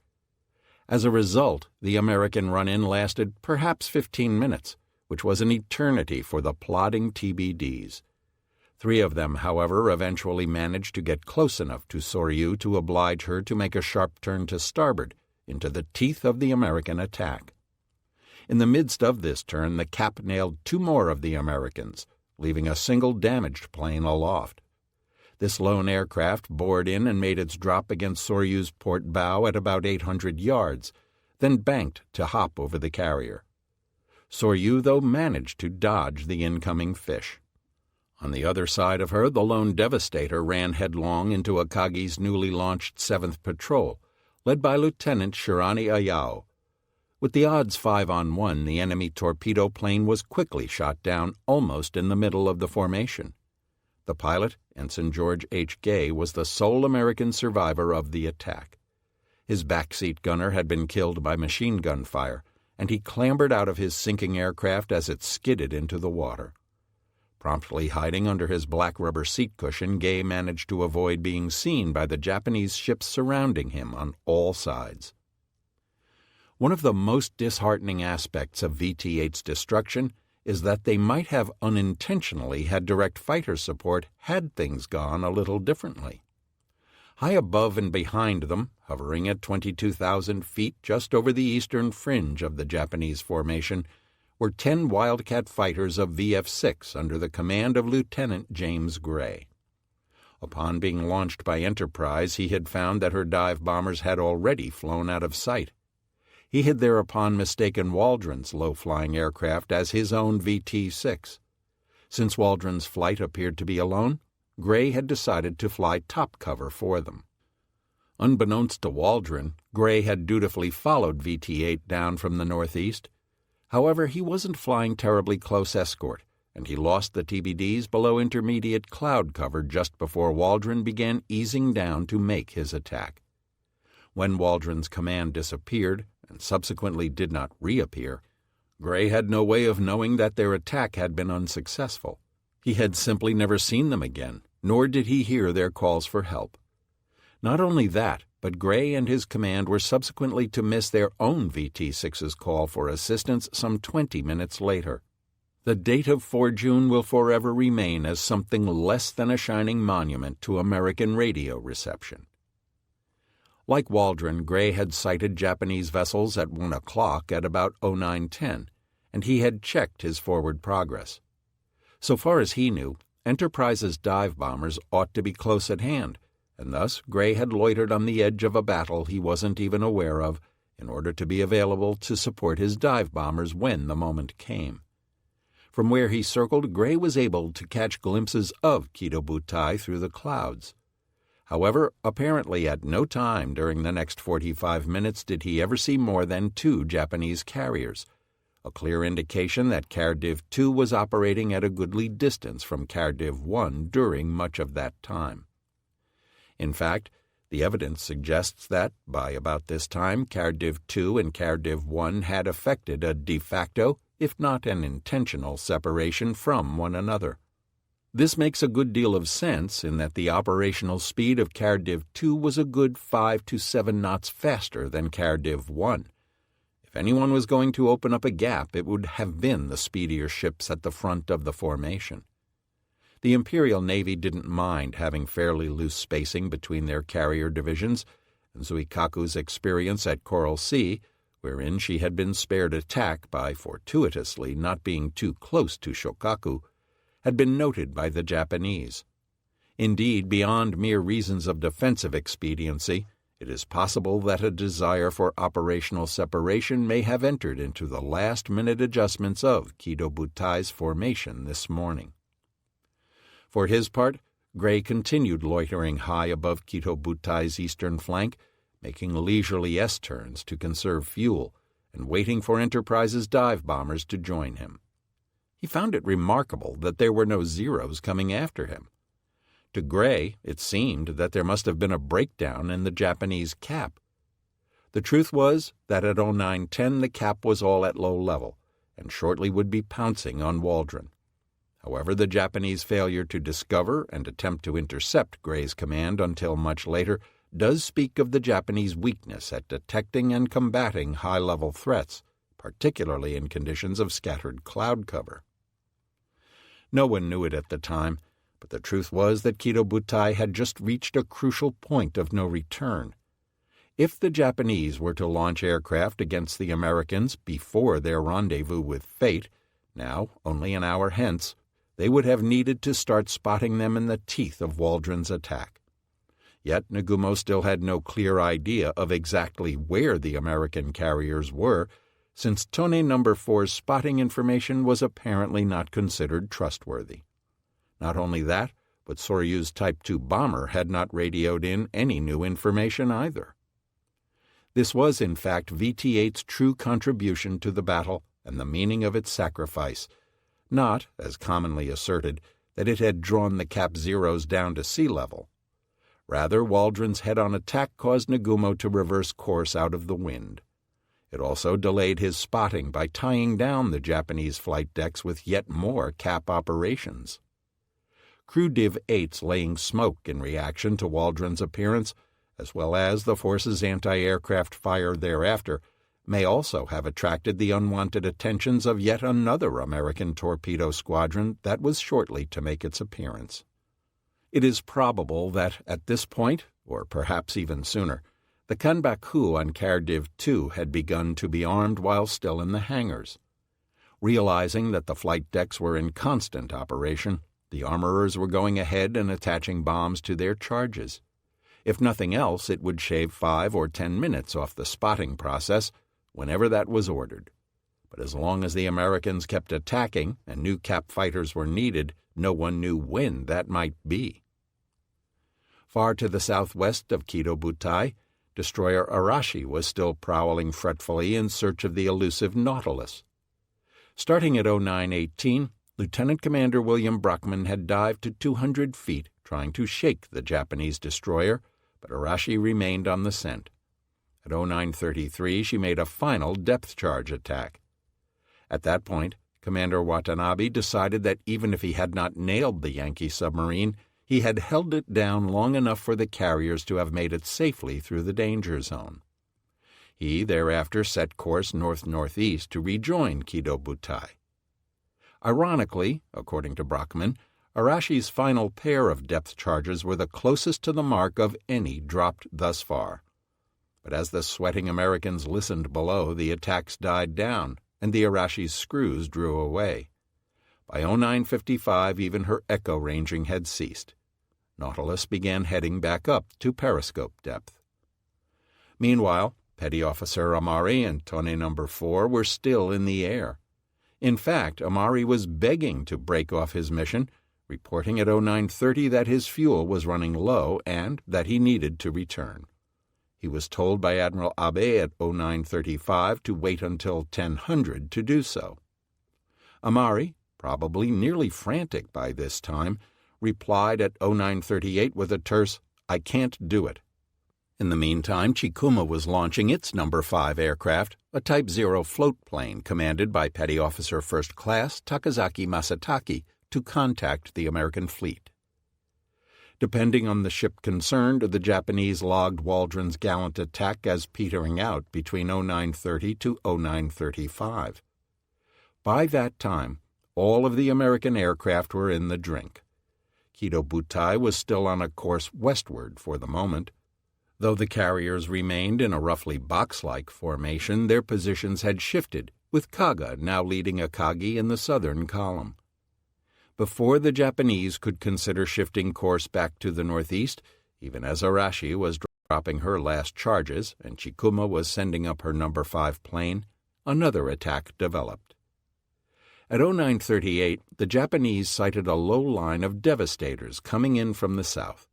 This was VT-8's sister squadron, VT-6, from the Enterprise, commanded by Lieutenant Commander Eugene Gene E. Lindsay. Again, their low-altitude approach meant that they were sighted while still a good distance from the fleet. Akagi's log avers that she saw the attackers 50 kilometers out. With Kido Butai still heading west, the Americans were attacking from the port beam. From behind the windscreens of VT-6, the Japanese fleet was in a very loose formation and appeared to have 3 carriers in the center.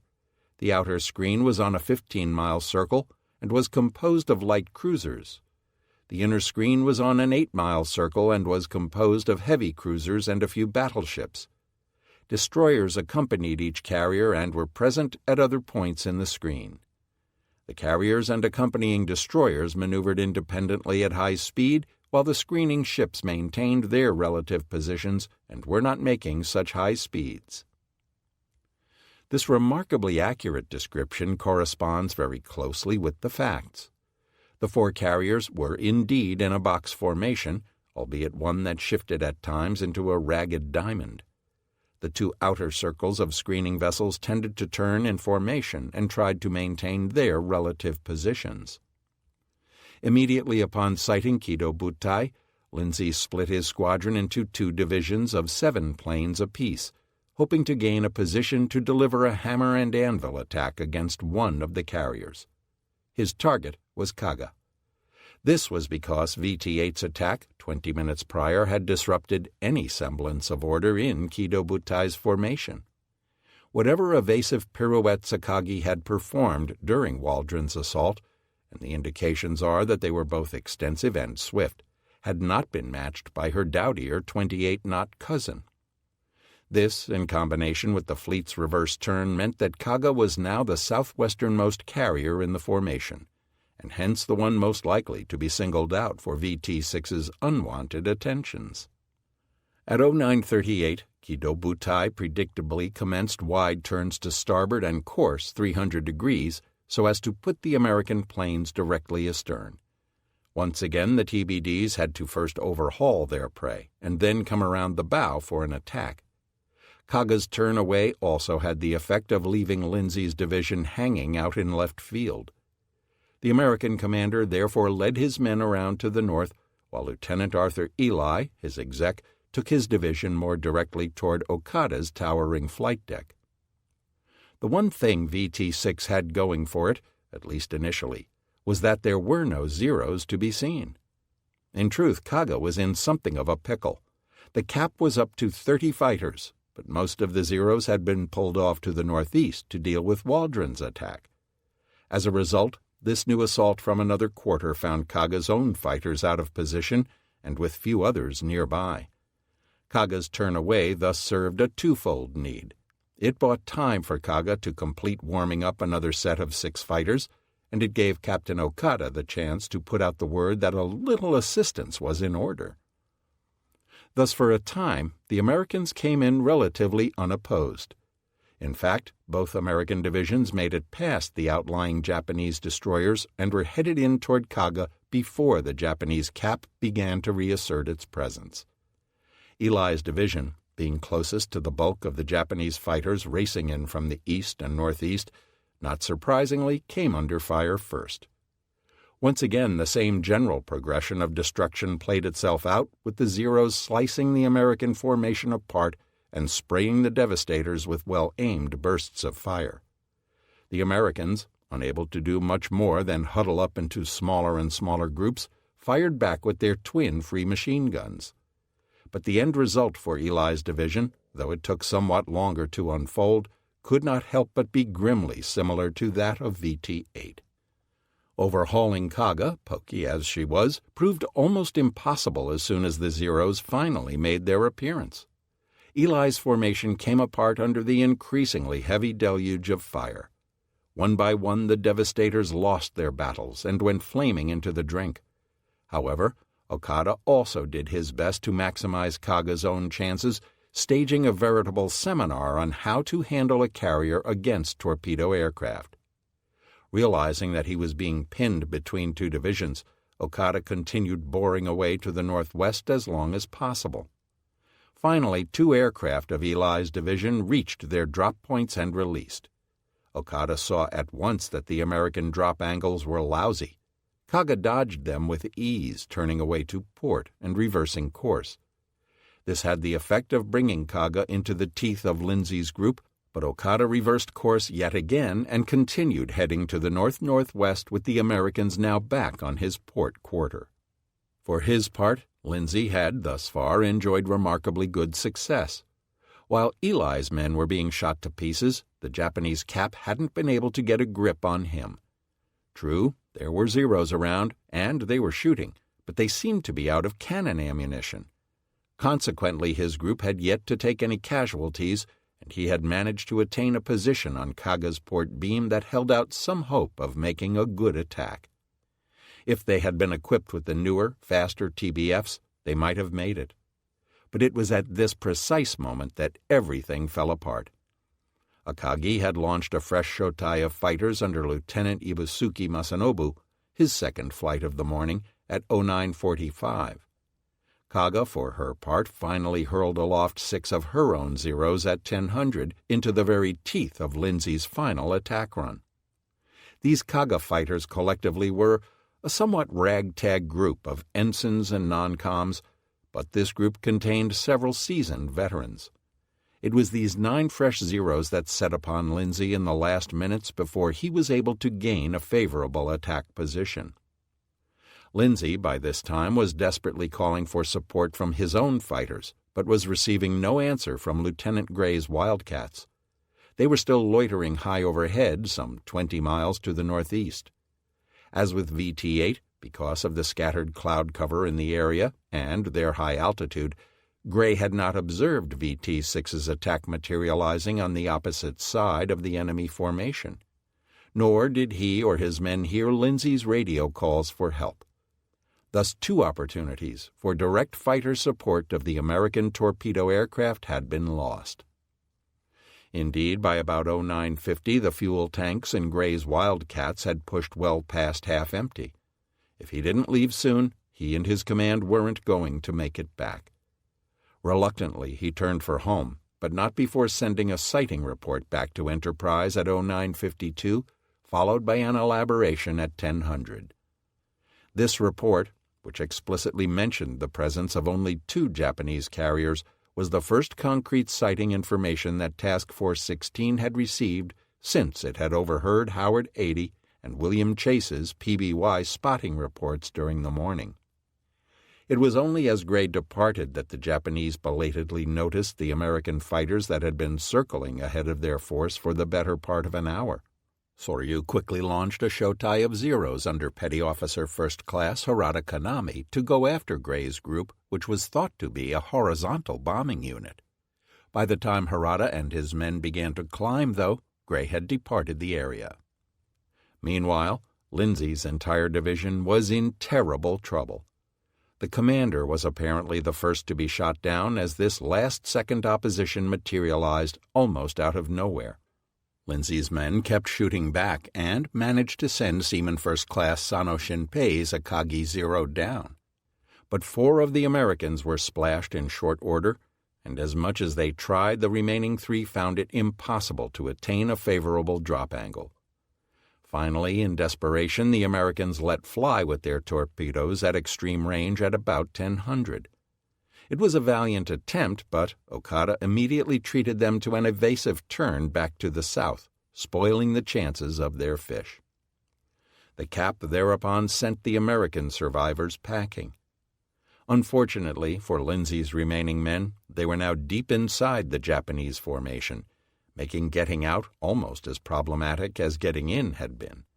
Indeed, several VT-6 aircraft were still being attacked as late as 10:10, as they were clearing the area to the east and southeast. Fortunately for the Americans, the wide spacing between the screening ships created large gaps to fly through. By the time it was all over, though, only 5 aircraft from VT-6's 2 divisions, 3 from Lindsay's, 2 from Eli's, remained aloft, all damaged to some degree, and one of these would not make it back home. Neither Eli nor the dogged Lindsay was among the survivors. Despite VT-6's gallant determination, both U.S. and Japanese analysts ironically later found fault with the attack. In his own comments on the squadron's after-action report, Rear Admiral Thomas C. Kinkaid concluded that it is essential that the attack be pressed home without delay when the objective has been sighted. For his part, Genda was inclined to agree with Kinkaid's basic assessment. He had watched VT-6 laboriously close on Kaga, with the American planes being shot down one by one. His professional interest piqued, Genda remarked that some of the Americans had apparently hesitated to make a daring dash toward us in the face of attacks from both the air and sea. In this respect, both Kinkaid and Genda were being critical of what they did not fully understand. When carrying a 1-ton torpedo, dashing did not well describe the Devastator's handling characteristics. Given the wretched stern chase it had been forced to make, by all rights VT-6 should have been annihilated in exactly the same manner as VT-8. But 3 factors had spared the lives of at least some of its aviators.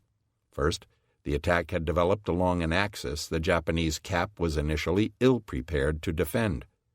As a result, fighter opposition was spotty at first, especially for Lindsay's division. The Americans had made it well into the heart of the Japanese formation before things began coming unglued. Second, it was clear that the ability of the Zero to kill American aircraft was proportional to the amount of 20mm cannon ammunition available. American carrier planes, even obsolete ones like the TBD, were quite sturdy. A good hit from an explosive cannon shell could potentially take one down, but it was much more difficult to do the same with just 7.7mm machine gun fire. The Americans were lucky in that, having hunted Waldron's men to destruction just 20 minutes earlier, many of the Japanese fighters had shot their bolt and were low on 20mm ammo. This undoubtedly spelled salvation for some of VT-6's aircraft. Third, we know that at least some of the American aircraft were spared by Japanese fighters once they had dropped their torpedoes. This hardly reflected an altruistic spirit on the part of Kido Butai's aviators. Like fighter pilots on both sides of this bitter Pacific struggle, they bore no great love for their counterparts, and had already demonstrated this day that they would gladly machine gun American flyers even in their parachutes if the opportunity afforded itself. Yet a TBD that had released its torpedo was no longer an immediate danger to the fleet, and some of the Japanese pilots at least were apparently being driven to conserve their ammunition for more worthy targets. This last point is important, in that it gives a better sense for what the mood in the fleet probably was at around 1000. It would be tempting at this point in the proceedings to portray the Japanese attitude toward their enemies as being one of contempt. After all, aside from the B-17s, they had crushed every American attack thrown their way. Complacency would certainly appear to have been the prevalent attitude in the upper command ranks. While there may have been vexation at the delays imposed in launching the counterstrike, there is no sense from the accounts of the senior officers that there was any real fear about the ultimate outcome of the fight. Genda noted that his initial concerns over the force's ability to defend itself against American air attacks had now been swept away by the successful repulsion of Waldron's and Lindsay's attacks. The picture one gets is that everyone on Nagumo's staff felt that they could absorb whatever attacks the Americans could mete out. True, there may have been irritation and even concern at the delay, but a sense of real urgency about the matter seems to have been lacking. If this was truly their attitude, then it was founded on a lack of understanding of the capabilities of their opponents, as well as a failure to comprehend the frailties of an already overstretched air defense system. The fact that at this juncture in the battle some of the Japanese cap pilots would deliberately let American aircraft escape once they had dropped their weapons reveals a much different picture. There had to have been some sense among Kido Butai's fighter pilots that things were balanced on a bit of a knife's edge. The American attacks were incessant and were now beginning to arrive from different directions. The Cap had little in the way of long-range detection or guidance from their ships, so they couldn't simply guard a single threat vector along which the attacks would develop. Instead, the Zero pilots had to remain vigilant to the possibility of danger developing from almost any quarter. The Cap was therefore dispersed, roaming around in small elements near their home vessels, trying to stay alert to the visual cues of the pickets and then pouncing on targets that came into their sector. Further, the Cap had demonstrated that it had a tendency to bunch up. In several instances, the entire Cap had responded to an incoming attack, leaving nothing in reserve over other sectors of the fleet. The Cap behaved almost organically, like white blood cells swarming a toxin. Once the enemy was engaged by a single shotai, it tended to pull adjacent shotai into the fray almost magnetically. But there was little calculation in the Cap's response. If multiple attacks developed in rapid succession, the Cap's ability to snap back and react quickly to new threats was limited. This was all symptomatic of the Japanese lack of adequate fighter direction. If the launch activities of the morning are any indication, the ship's captains and Hikocho were keenly aware of these deficiencies. Captain Okada and his counterparts knew that the only way to react quickly was to keep a sharp lookout and a brace of fresh fighters on deck that could be launched as new threats developed. Ammunition depletion only accentuated this risk of overstretching. Taken together, this couldn't have been a comfortable position to be in, especially immediately after repulsing an assault. The result was that the Japanese pilots and their Hikocho probably had a better appreciation of the dangers Kido Butai was facing than anyone in Nagumo's staff. Furthermore, it should have been of concern to both Nagumo and his staff that the fleet was being shoved around by these attacks. The attack by VT-8 had been equivalent to a stone thrown into a group of pigeons, blowing apart Kido Butai's formation and forcing it west. The attack by VT-6 had been a longer, more grinding affair. Nagumo and his carriers had had little choice but to run northwest for a full 20 minutes. Thus, a perceptive observer would have noticed that Japanese control over the flow of events was almost non-existent. They were trying to recapture the initiative, but in truth they were still in reaction mode. This was no way to win a battle. Nevertheless, at 1000, with his ships now turning onto their new heading of 030, Nagumo sent an upbeat report of the battle to Yamamoto, Kando, submarine commander Komatsu, and Tanaka's invasion force. Carried out air attack of AF at 0630. Many enemy shore-based planes attacked us subsequent to 0715. We have suffered no damages. At 0728, enemy composed of 1 carrier, 7 cruisers, and 5 destroyers sighted in grid position TO Shi-Ri 34, on course southwest, speed 20 knots. After destroying this force, we plan to resume our AF attack. Our position at 1000 is grid HEEA00, course 30 degrees, speed 24 knots. This message captures both Nagumo's spirit and his intentions less than 20 minutes before total disaster overtook him. Kido Butai was closing with the enemy. In the hangars of all 4 carriers, the arming process was surely complete, and they were waiting only for the go-ahead to start spotting the flight decks. 45 minutes after that, launch would be possible. It was true that the tempo of cap operations had forestalled this action longer than Nagumo had wished. Still, in Nagumo's mind, the picture seemed to be improving now that Kaga had shaken off the last of her attackers. Unbeknownst to Admiral Nagumo, just as VT-6 was in the final minutes of its ordeal, Kido Butai had been sighted by 2 new and entirely separate American aircraft formations. The first was Enterprise's entire dive bomber group under CV-6's Air Group Commander, Lieutenant Commander Clarence Wade McCluskey, Jr. He was currently leading 2 squadrons, Scouting 6 under Lieutenant Wilmer Earl Gallagher and Bombing 6 under Lieutenant Richard Halsey Best. McCluskey's group was approaching Kido Butai from the southwest at an altitude of 19,000 feet. This had come about in a completely unanticipated fashion. McCluskey had set out from Enterprise at 0752 on course 231 degrees, expecting Nagumo to have continued on toward Midway. As such, he ought to have intercepted the Japanese about 142 miles out. Because of the delays in Enterprise's flight operations, however, his 33 SBDs were on their own, with no fighter escort once Lieutenant Gray followed after Waldron's VT-8. Contact was swiftly lost with VT-6's 14 TBDs following behind, as Lindsay apparently split the distance between McCluskey's flight and Waldron's, opting for a course of about 240 degrees, which turned out to be a more or less direct line to the enemy.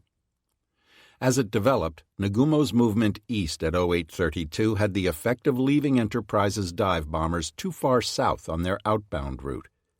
This was further complicated by Kido Butai's turn to east-northeast at 0917, although VT-8's attack soon shoved the fleet back westward.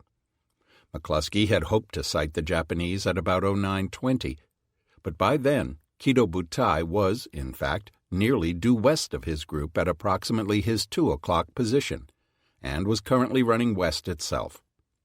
Cruising along at 20,000 feet, the cloud cover never allowed the Americans so much as a peep of the Japanese. By 0930, McCluskey knew he was directly over where Nagumo's projected course track ought to have taken his fleet. He saw nothing. Therefore, per his plan, at 0935 he turned to 315 degrees to fly up the approach course of the enemy. He intended to follow this reciprocal route for some 50 miles until 1000. At that point, he would alter course northeast, fly a short distance, and then reluctantly head for home. Fuel was already getting low, and he didn't have all day. McCluskey was banking that this rather basic search pattern would bring him at least a glimpse of the Japanese fleet. He eventually caught the glimpse he was hoping for, but it so happened that it was of only a tiny portion of Nagumo's fleet. At 0955, McCluskey spied the wake of a lone ship northeast of him and headed over the horizon in the same direction. It was kicking up a very pronounced bow wave and moving fast. He identified it as a cruiser. In fact, it was Arashi, which had been keeping Nautilus's head down. Having broken off her attack 15 minutes earlier, she was scrambling to return to the task force. Reasoning that this ship would lead him to the Japanese carriers, McCluskey made to overhaul her from the southwest. At 1000, he was rewarded with the sight of many wakes dead ahead through the scattered clouds some 35 miles ahead. At 10:02, he radioed Raymond Spruance the electrifying news, "This is McCluskey. Have sighted the enemy."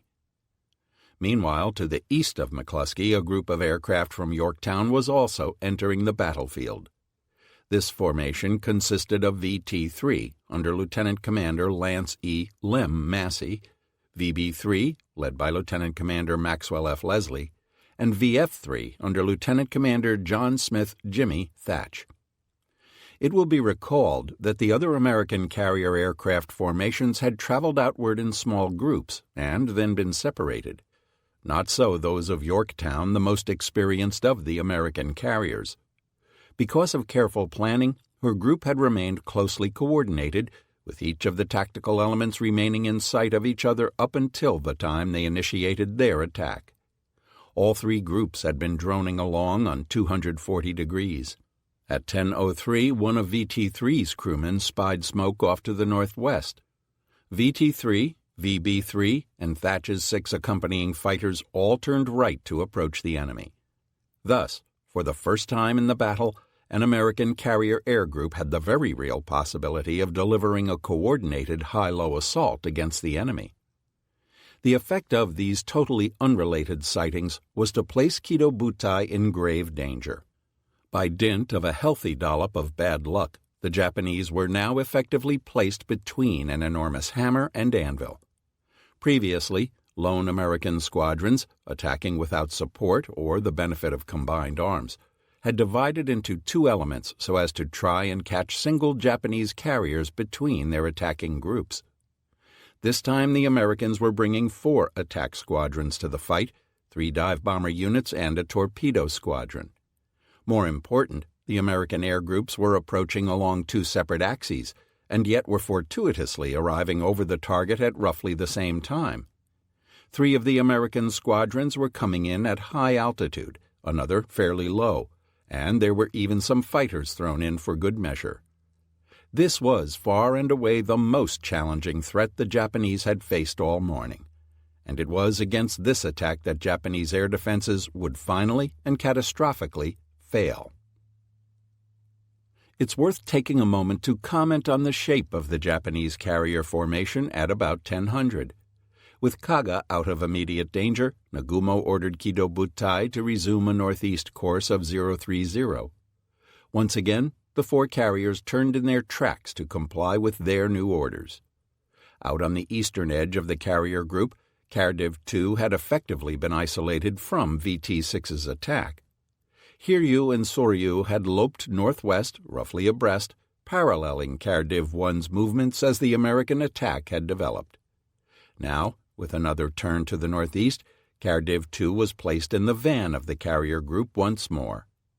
Soryu, as the easternmost carrier during the run northwest, was now in the front of the carrier formation, with Hiryu trailing her. Behind, the 2 carriers of Cardiff I brought up the rear, with Akagi off of Kaga's starboard bow, but on roughly the same east-west line. All semblance of a box formation had by now disappeared. Instead, Nagumo's carriers were strung out in a rough line ahead to the northeast.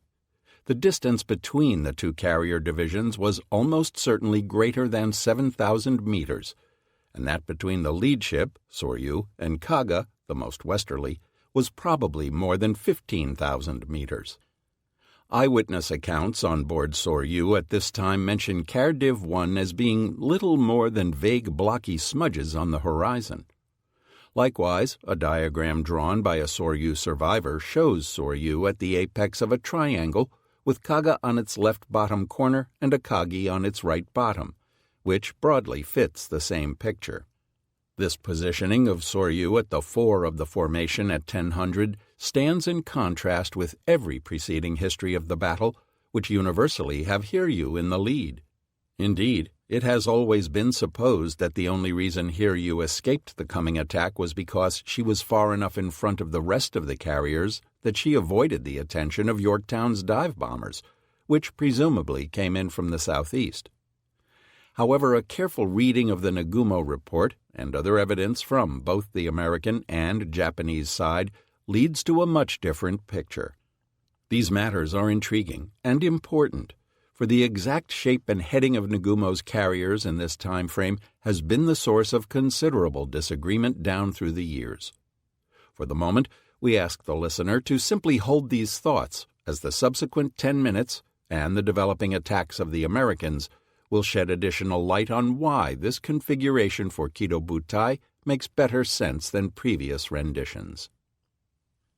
VT-6's survivors were still desperately struggling to escape the battlefield as VT-3's attack began materializing. At 10:06, flagship Akagi spotted torpedo bombers some 45 kilometers distant at a heading of 118 degrees true off the starboard beam. Whether her lookouts also glimpsed the American fighters and dive bombers that were almost directly over VT-3 at this same time is open to speculation, but it is likely they did not. Captain Aoki apparently judged VT-3's threat to be distant enough that he could afford to make a brief digression to the east to land some fighters. Akagi turned to course 090 at 10:10 and brought down 3 Zeros from her 5th and 6th watches. However, as the American torpedo planes continued boring in, Akagi turned her stern to them and headed northwest. As soon as the fighters were stowed, Aoki ordered another shotai of Zeros spotted on deck and warmed up. If this new American attack was of similar magnitude to the ones just before, Akagi might need to defend herself shortly. On Akagi's air control platform, Hikocho Masuda was having, in his own words, one hell of a long day.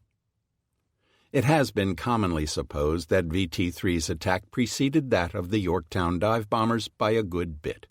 However, more recent scholarship on the American side of the battle has confirmed that VT-3's assault lasted longer than previously thought and culminated after the dive bomber attack. Like all the American torpedo attacks this morning, the fact that the TBDs were so slow meant that the attack took a while to develop. Not only that, but VT-3 would subsequently switch targets during its run-in, lengthening the overall engagement. Indeed, some of the American dive bomber pilots stated that after bombing Kaga and Akagi, they witnessed aircraft from VT-3 still heading northward to attack their target. For their part, the Japanese also saw the torpedo aircraft as part of a nearly simultaneous, continuous attack. The Japanese cap at 10:10 consisted of 36 fighters, though shortly it would be up to 42. Many of these aircraft were undoubtedly still clustered near Kaga or engaged southeast of the fleet chasing VT-6's remnants. And as mentioned previously, Soryu's 5th Patrol, under Petty Officer First Class Harada, was heading east and climbing to chase after Gray's recently departed Wildcats. Shortly, however, Harada would bring his men about to confront the new threat developing to the southeast. Thus, the bulk of Kido Butai's fighters were likely distributed in a belt stretching roughly northwest to southeast across the force. The appearance of VT-3 undoubtedly attracted the cap's attention, as the Zeros, then chasing VT-6 out, ran headlong into the new attackers. Heavy cruiser Chikuma thereupon began banging away with her main battery to attract the attention of the rest of the cap. If the accounts of the American aviators in VT-3 and VF-3 are to be believed, thereafter the southeast axis very quickly filled up with Zeros. By 10:11, Akagi was running northwest. There is every reason to believe the other 3 carriers of Kido Butai were following suit or would shortly do so. In truth, though, Massey had apparently never intended to attack Cardiff 1, but instead sent his squadron more to the north after Soryu. At 10:15, seeing the attack developing, Soryu sent up Petty Officer First Class Sugiyama Takeo's 6th watch of 3 fighters. Hiryu had launched Petty Officer First Class Hino Masato's cap Shotai, watch number 5C, 2 minutes earlier at 10:13. Thereupon, both carriers of Cardiff 2 had turned away from the American attackers as well. By 10:15 or so, all 4 of Nagumo's flat tops were running to the northwest. Akagi and Kaga were chugging along at 22 knots. Hiryu and Soryu, however, being on the receiving end of VT-3's attack, were running flat out at 34 knots. Kido Butai's formation was still a ragged line, but now it was a line abreast, stretched from southwest to northeast, a formation that was remarked upon by several American aviators. VB-6 observed the carriers running in a rough row from southwest to northeast, while VB-3 saw a row running more east to west. From VB-6's point of view, the line stretched away to the north, with each carrier showing its port side to the incoming pilots. VB-3, however, saw the sterns of all the carriers as they were spread out in line abreast from left to right across their windscreens. Soryu was at the far right-hand end of the line, the most northerly of the carriers, and possibly the most easterly as well. Akagi and Kaga were the southernmost pair, separated from Cardiff II by a good stretch of water. The two ships of Cardiff I were arrayed on a rough parallel east-west, with Kaga the most westerly. From the vantage point of Akagi's bridge, Cardiff II was off the starboard beam, and perhaps slightly astern. Kaga was plowing ahead off of Akagi's port bow. This jibes exactly with the diagram drawn by a civilian cameraman on board Akagi, which showed Kaga ahead of Akagi and to port. It also corresponds with the recollections of Soryu's crewmen, who would see Kaga off to port when she was attacked. The two battleships, probably in reaction to VT-6's attack, had shifted formations such that they were off either beam of Akagi. Meanwhile, destroyer Arashi, unaware of the enemy interlopers following her from above, was finally closing on the flagship bearing 234 from Akagi at 10:11. Kido Butai's turning away from VT-3 also signaled the arrival of the first serious opposition to Massey's torpedo attack in the form of numerous Zeros. VT-3 was eventually to be subjected to the same brutal handling that had been meted out to every American torpedo attack this morning. But, for the first time in the battle, Kido Butai's cap was confronted by American fighters. These were 6 Wildcats under the command of Jimmy Thatch. 2 of his fighters were flying 500 feet above and directly behind Massey's command, which was itself cruising at 2,500 feet. Thatch's own foursome trailed further behind and some 2,000 feet higher.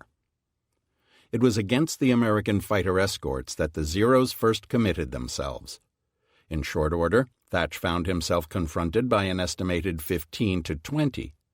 So many Japanese fighters lined up against him that they had to take turns in order to attack efficiently. Thatch quickly lost one of his planes to an attack delivered from below. Initially, he tried leading his group down to support Massey, but the faster Zeros never gave him a chance, penning the American Wildcats in before they could make a move.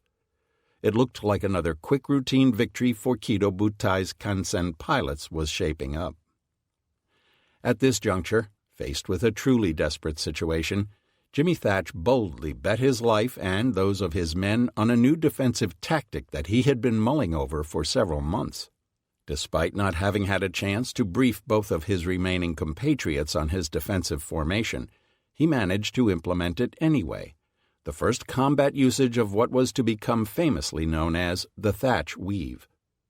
For the next 25 minutes, Thatch's 2-element division was under constant attack by a bevy of Zeros. The 3 Wildcats used his weaving tactic almost constantly to shoo them away from each other's tails and to take snapshots at their assailants as they closed briefly on head-on bearings. The results of this prolonged encounter were nothing short of shocking to the Japanese. Not only was Thatch able to save his own life and his 2 remaining aviators, but he personally succeeded in shooting down 3 Zeros in the process. One of his wingmen took down another. To this point in the war, aerial combat had been pretty much a one-way street for Zero pilots. They dished it out, and the enemy died. Not so this time, as the Japanese grappled in increasing frustration with how to get an edge over the constantly maneuvering Grummons. This was perhaps the first concrete instance in the war in which American fighters demonstrated that they were taking the measure of their Japanese opposite numbers. It was a sensation that Nagumo's Kansen pilots cannot have relished. Meanwhile, VT-3 was proceeding northwest away from Thatch, and the Japanese cap was having similar, though less protracted difficulties with the pair of Wildcats still flying close cover for the torpedo planes. One of the 2 American fighters, flown by machinist Thomas F. Cheek, nailed Soryu's Petty Officer 3rd Class Kawamata Teruo almost immediately as he made a run on Massey's Devastators. Thereafter, though, the sheer number of Zeros first pried Cheek and his wingman, Ensign Daniel C. Sheedy, away from VT-3, and then eventually away from each other as well. The two American fighters were badly shot up in the process, but both had managed to escape by alternately ducking into clouds and diving down to hug the waves. In the process, Shidi got into a wave-top tangle with another Zero and managed to kill it by getting the Japanese pilot to lose control of his aircraft and dip his wing into the water, cartwheeling him to his death. By about 10:20, VT-3 was finally deprived of its fighter cover. However, Massey had some altitude to play with, and as soon as the Zeros had hit Cheek and Sheedy, he had taken his squadron into a shallow dive, trading altitude for some additional speed. This, in combination with the undue attention being visited on the American Wildcats, meant that VT-3 lost only a single aircraft during this juncture, that of Ensign Wesley Frank Osmus. VT-3 was able to proceed in good order, subjected to only minimal harassment from a few Zeros. However, Massey could probably see fresh fighters being sent up by Soryu, and subsequently turned his aircraft to close on Hiryu, which was somewhat to the southwest and seemed to be a little more attainable. What makes this interesting is that VT-3 was flying slow-moving aircraft at fairly low altitude and with a limited field of view. In such circumstances, it is probable that they altered course to attack the closest target they could find. Yet, at the same time, the common wisdom has always maintained that Hiryu was spared from the forthcoming dive bombing because of her distance from VB-3, whose faster-moving aircraft were supposedly boring in right behind VT-3. Had Hiryu been in the van of the carrier formation, Massey's target selection would have made little sense, as he would have been opting for a ship that was allegedly far more distant. Clearly something in the common wisdom doesn't hang together. Either the shape of the Japanese formation was different than has been supposed, and Hiryu was located somewhere other than in the lead of the pack, or the VT-3-VB-3 attack developed in a different manner than has been previously portrayed. In fact, the answer was a little bit of both. It was Soryu that lay to the north, with Hiryu south of her. And, as we shall hear shortly, the attack from Yorktown's dive bombers ultimately developed from a different quarter than that of her torpedo bombers. It took a while for Hiryu's and Soryu's recently launched fighters to make their presence felt against Massey. In fact, it was not until his formation had closed to within a couple of miles of Hiryu that things began coming unglued. At this juncture, though, Kido Butai's fighters smashed into VT-3 with enormous violence.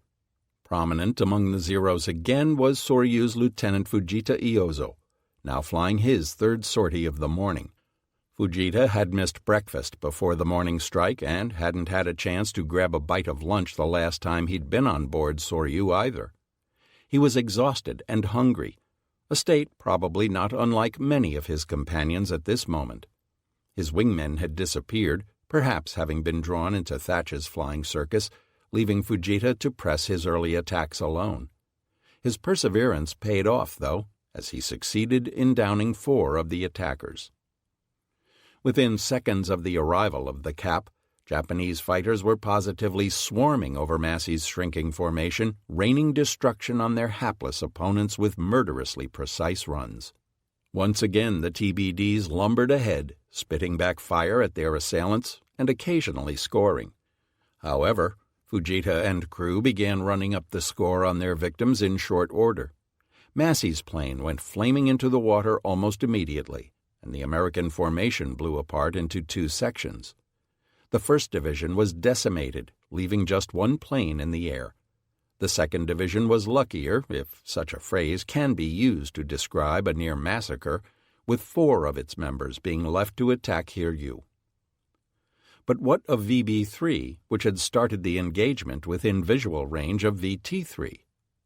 Given their higher speed, if the American dive bombers had come straight in behind the TBDs, they should by all rights have arrived over the Japanese almost simultaneously and from out of the southeast.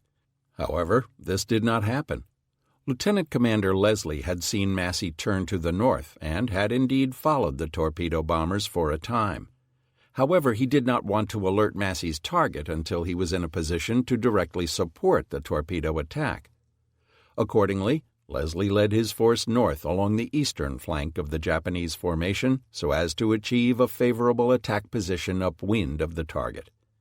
This had the effect of extending VB-3's transit time as they made their way around to their final pushover point. Leslie also was under the impression that his might not be the only Yorktown dive bombers in the area. As far as he knew, Yorktown's scouting squadron, VS-5, had been launched shortly after his, and therefore ought to be trailing his unit. He did not know that VS-5 was currently cooling its heels on board Yorktown. Doctrine said that when two squadrons arrived at a target, the lead squadron should take the further target, so that the trailing squadron could hit the nearer target at roughly the same time. This reinforced Leslie's belief that he should attack Soryu, which was slightly more distant. He even radioed VS-5 at 10:15 to the effect that they should attack the target on the left, Hiryu, while he attended to the target on the right, Soryu. Thus far, he had not seen more than 3 carriers in the Japanese formation. At 10:20, Leslie radioed Massey, asking if he was ready to begin his torpedo attack. Massey responded affirmatively. However, just moments later, Leslie heard Massey frantically calling for fighter support as the cap plowed into him. It no longer made sense for Leslie to delay his own attack. By now, VB-3 had arrived in a favorable position to the northeast of the target. Soryu, oblivious to his approach, had turned briefly from running northwest and was coming around to starboard to face them. She seemed to be preparing to launch more fighters. On this angle, VB-3 would be able to attack upwind of the target, which was preferred as it gave better control over the angle of dive. Even better, as Soryu began turning back to the east to launch, her turn brought her length parallel to the attacking warplanes, an ideal situation. This also explains how Hiryu managed to avoid being dive-bombed herself. Though her position in the middle of the formation had ultimately made her more attractive to VT-3's attack, it also neatly exempted her from the dive-bombing attacks. Swinging down from the north, VB-3's planes now found Soryu directly in their path, with Hiryu a more distant option ahead of them, that is, to the south. Leslie split his aircraft into 3 divisions and began easing down into his final approach. Meanwhile, still unnoticed by the Japanese, Enterprise's 2 dive-bomber squadrons were approaching Kido Butai from the southwest. They too wanted a good attack position, preferably somewhat upwind, as well as one that would allow them to dive with the sun at their backs. As a result, Enterprise's SBDs moved a good way northeast and well into the heart of the Japanese formation before banking left and initiating their final short approach from out of the southeast. In doing so, the Americans first had to penetrate over top the Japanese destroyer screen. This they apparently did without eliciting much in the way of warning from the ships scattered below. All eyes in the task force were glued to VT-3's attack. Kido Butai as a whole, and its air defense personnel in particular, were suffering from what is known in modern military parlance as target fixation. That is, they were focusing to the point of myopia on a single, though admittedly very important piece of data, and were no longer keeping track of the environment around them. This time there would be no warning salvos from Tone or Chikuma, no smoke screens laid down by the outlying destroyers to warn of the enemy's approach. There's no question that both the Americans and the Japanese were hindered in this respect to a certain extent by the weather. The Americans had been able to use the scattered clouds to their advantage. At the same time, though, none of the American squadrons were able to get a sense for the larger tactical picture. In fact, they couldn't even see the complete extent of the Japanese task force. Both the Enterprise and Yorktown pilots were in essence fighting their own separate battles. They weren't aware of each other until after their attacks had been delivered. The Japanese cap pilots were in the same boat, only more so. The majority of the Zeros were now at low altitude and were either attacking the American TBDs or fighting with Thatch. The view from a fighter cockpit at low altitude is restricted in any case, and it was hardly surprising that they lost track of the overall flow of the battle. However, one of the most prized attributes of any fighter pilot is his ability to maintain both mental control and a conceptual grasp of the larger combat occurring around him. This is commonly referred to as situational awareness, a state of mental acuity and calmness under fire that is the polar opposite of target fixation. Instead, the Japanese fighters were concentrating on killing VT-3. In the noticeably understated words of Soryu's after-action report, "There is a marked tendency for our fighters to over-concentrate on enemy torpedo planes." This is perhaps understandable, given that Imperial Japanese Navy doctrine viewed torpedo aircraft as the most dangerous carrier-borne weapon. Yet, it seems clear that in this regard the Japanese cap, despite the undoubted experience of its pilots, suffered a collective breakdown. However, this tendency toward over-pursuit applied doubly to the amount of effort the Japanese expended on Thatch's section. Shooting down these American interlopers, who admittedly had inflicted unprecedented casualties on the Zeros, became a goal in and of itself. If Thatch's recollections are to be believed, his three-plane formation was absorbing the attention of a third or more of the Japanese cap. This reaction was totally out of proportion to the actual threat posed by his Wildcats. A far more intelligent approach would have been to detach a Shotai to keep the Americans busy, while the remaining dozen or so fighters went back down to attend to VT-3, or, better yet, climbed back up to top cover positions. However, the fact that the Japanese fighters were now at lower altitude has also been somewhat misunderstood. Altitude, per se, was not the cap's real problem at this time. After all, Zeros could climb at more than 4,000 feet per minute. Given 5 minutes' warning, they could have been back up to the likely altitude of any dive bomber attack. Rather, the fact that they were arrayed along a northwest-southeast axis, with most of them concentrated in the southeast quadrant, meant that it was doubly difficult to spot dive bombers approaching from distant and orthogonal quarters. Indeed, the Japanese cap's problem was not an inability to compensate vertically, so much as its inability to react to the lateral distortions that were now being thrust on it. It had simply been pulled in too many directions during the past hour: northeast, VT-8, south-southwest, VT-6, and now southeast, VT-3, VF-3.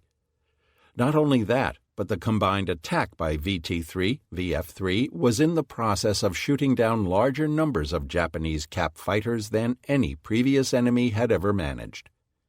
Given this, it is hardly surprising that Kido Butai's attention, pilots, lookouts, and Hikocho's all, was glued along the southeast axis. Despite the utter lack of fighter opposition at high altitude, the American dive bombers did not have everything their own way. VB-3, for instance, was going into its attack with only 13 armed aircraft out of its nominal strength of 17. 4 of the SBDs, including Leslie's, had suffered problems with their new electrical bomb arming devices, leading them to accidentally jettison their ordnance into the Pacific some minutes before. In the case of VS-6 and VB-6, things became somewhat confused between the two squadrons during the final moments. McCluskey was presented with 2 CVs as he approached, one, the closest, on his left, and the other a bit farther on his right. These were Kaga and Akagi respectively, with Kaga the westernmost carrier and Akagi off her starboard quarter. Doctrine dictated that each squadron should attack one carrier, and McCluskey radioed instructions to that effect. However, as mentioned previously, Doctrine also said that when 2 squadrons attacked together, the leading squadron should take the further target. However, Wade McCluskey, despite being an excellent group leader, was also a former fighter pilot and had only recently transferred to dive bombers. Not surprisingly, he was not as studied in attack doctrine as were his subordinates, and consequently overlooked this guiding principle, with spectacular results. Switching on his radio, he directed Lieutenant Gallagher, Scouting 6's commander, to hit the near carrier on the left-hand side, Kaga. At the same time, he ordered Lieutenant Richard Best's bombing 6 to take the more distant right-hand carrier, Akagi. Satisfied that everything was now in order, McCluskey decided to add his 3-plane command element to Gallagher's strike. Opening his dive flaps, he radioed to his wingman, "Earl, follow me down." Unfortunately, by dint of these orders, McCluskey had unwittingly reversed doctrine. He ought to have ordered Gallagher's leading squadron to attack Akagi instead. As McCluskey prepared to push over, unbeknownst to him, Dick Best and Bombing 6 were moving into position a short distance below him, planning to attack the same carrier. As an experienced dive bomber, Lieutenant Best never doubted for a moment that doctrine would be followed in the matter of doling out attacks between the two squadrons. As such, he continued leading his squadron toward Kaga, specifically advising McCluskey of that fact by radioing, "Group Commander from 6 Baker 1, am attacking according to doctrine." It is probable that both men transmitted to each other simultaneously, thereby jamming the other's transmission. Whatever the reason, neither McCluskey nor Best heard the other's message. The net result of all this, though, was that Kaga would shortly find herself on the receiving end of a jumbo-sized attack. The Americans had now set themselves up to deliver a killing blow from above, while the immediate battle still raged far below. By 10:20, VT-3's attack was moving toward Kharkiv 2 and was beginning to be savaged by the Japanese cap. However, Nagumo had ordered Akagi and Kaga to launch fighters as soon as they were readied in order to stave off this obvious danger and to rotate in as replacements for those cap fighters that needed replenishment. On Akagi, a group of Zeros under the command of Petty Officer First Class Kimura Koreo were warming up on the flight deck and preparing for takeoff. Kaga was preparing to do the same. As it turned out, Kimura's was to be the last aircraft Akagi ever launched. The stage was now set for the single most decisive aerial attack in naval history. 12. A fallacious 5 minutes, 10:20 to 10:25. We pardon our listeners for having left the previous section with the understandable expectation of finding Dauntlesses hurtling downward from the heavens, only to discover that a brief but necessary piece of business remains before we get to the exciting part. Before relating the particulars of the American dive bomber attack, a final, crucial question must be answered, namely, what exactly was occurring on the Japanese flight decks at this moment? This is a matter that has been incorrectly reported for the past 60 years, and it is vital to set the record straight. Please rest assured, however, that the bombing will commence promptly thereafter. The common wisdom on this matter, as reported by Fuchida and endlessly parroted by every Western chronicler of Midway, is that at the moment of the decisive attack at 10:20 to 10:25, the Japanese were on the brink of launching their own massive counterstrike. The Japanese flight decks were supposedly packed practically wingtip to wingtip with bombers and escort fighters waiting to take off. Fuchida's description of a fateful 5 minutes in his book, Midway, the Battle That Doomed Japan, is worth quoting at length, as it sets the tenor for all subsequent accounts. Preparations for a counter-strike against the enemy had continued on board our 4 carriers throughout the enemy torpedo attacks. One after another, planes were hoisted from the hangar and quickly arranged on the flight deck. There was no time to lose. At 10:20, Admiral Nagumo gave the order to launch when ready. On Akagi's flight deck, all planes were in position with engines warming up. The big ship began turning into the wind. Within 5 minutes, all her planes would be launched. 5 minutes? Who would have dreamed that the tide of battle would shift completely in that interval of time? Visibility was good. Clouds were gathering at about 3,000 meters, however, and though there were occasional breaks, they afforded good concealment for approaching enemy planes. At 10:24, the order to start launching came from the bridge by voice tube. The air officer flapped a white flag, and the first Zero fighter gathered speed and whizzed off the deck. At that instant, a lookout screamed, "Hell divers!" I looked up to see 3 black enemy planes plummeting towards our ship. This is good stuff. Dramatic, chock full of suspense and fickle fate. In short, tailor-made for a great screenplay. It is also utter nonsense, at least in one key respect. In reality, when the Americans struck their fatal blow, the Japanese counterstrike was nowhere near ready to be launched on any of their 4 carriers. The reason Fuchida's account is nonsense is because of the laws of space and time that had inexorably dictated Kido Butai's operations this morning. As we have heard, spotting a strike for launch was a complex process that typically took a minimum of around 45 minutes and often occupied upward of an hour. During this time, the ship's flight deck was closed to operations because aircraft were being spotted aft. Landings were completely impossible. And while fighters could theoretically take off from the bow during spotting, in practice we know of no instances where this was done. If Nagumo was indeed ready to launch at 10:20, then the Japanese carriers had to have spent at least the previous 3/4 of an hour spotting their strike force.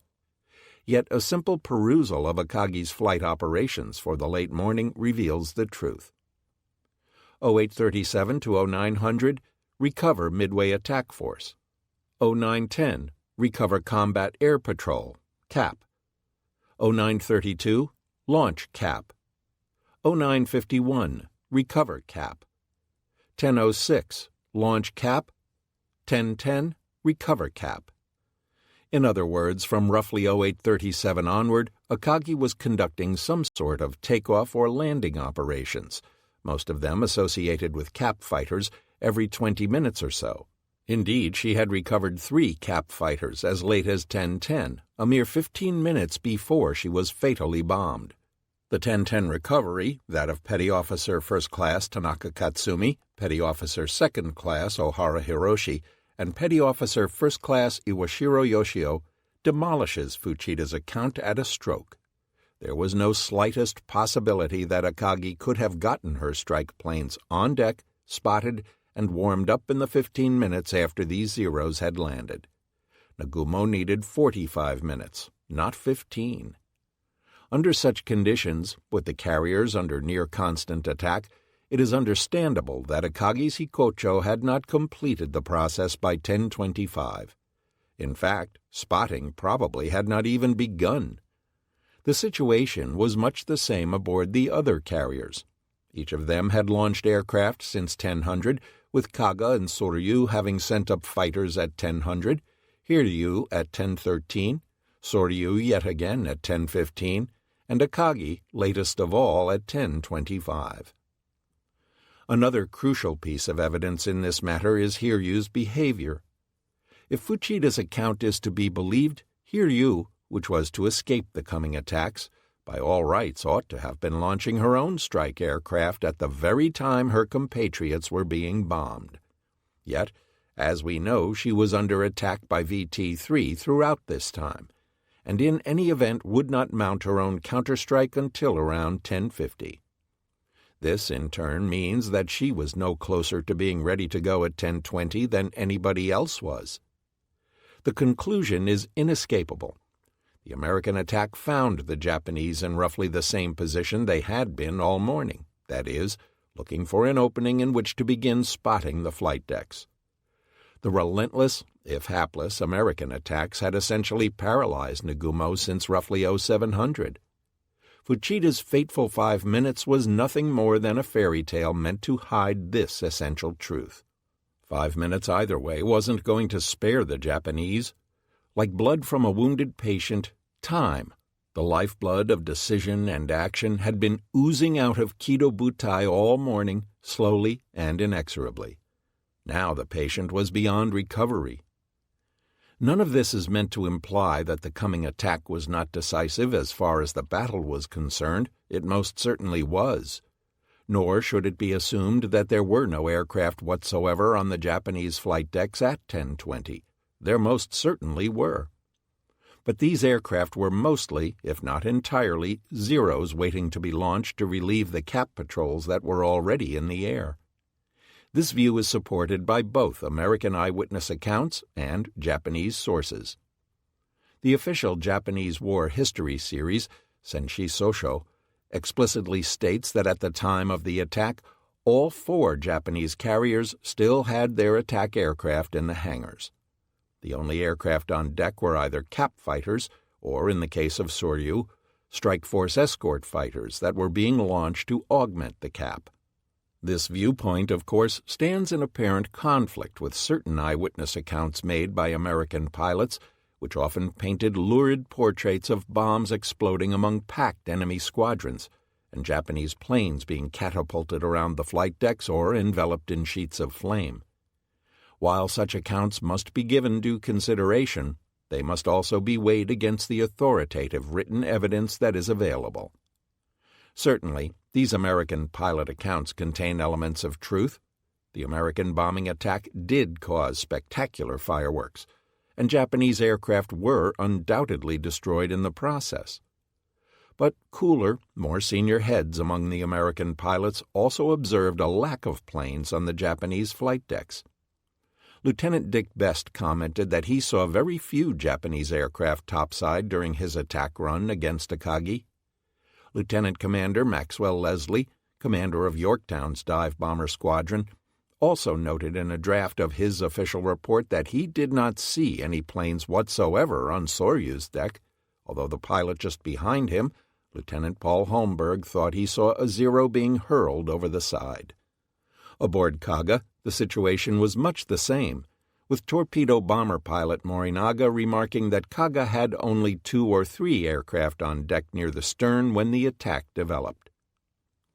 These sober observations, in conjunction with the cold, hard data recorded in the individual Japanese carrier action reports, must be given precedence over the fragmentary and often conflicting reports of American pilots.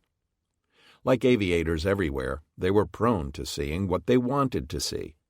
If they embellished the appearance of the stunning damage they inflicted on the Japanese, they are to be forgiven.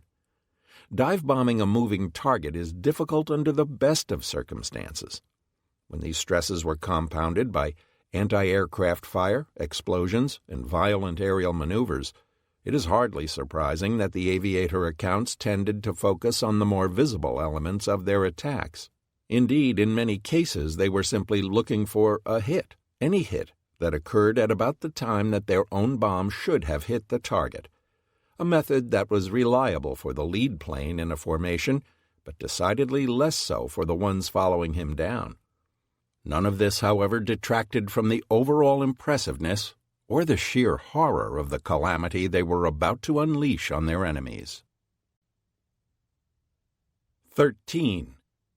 The Iron Fist, 10:20 to 10:30.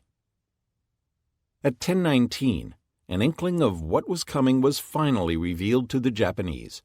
Hiryu's senior lookout, a sailor named Yoshida, shouted that he sighted dive bombers to port approaching Kaga from high overhead, altitude some 4,000 meters.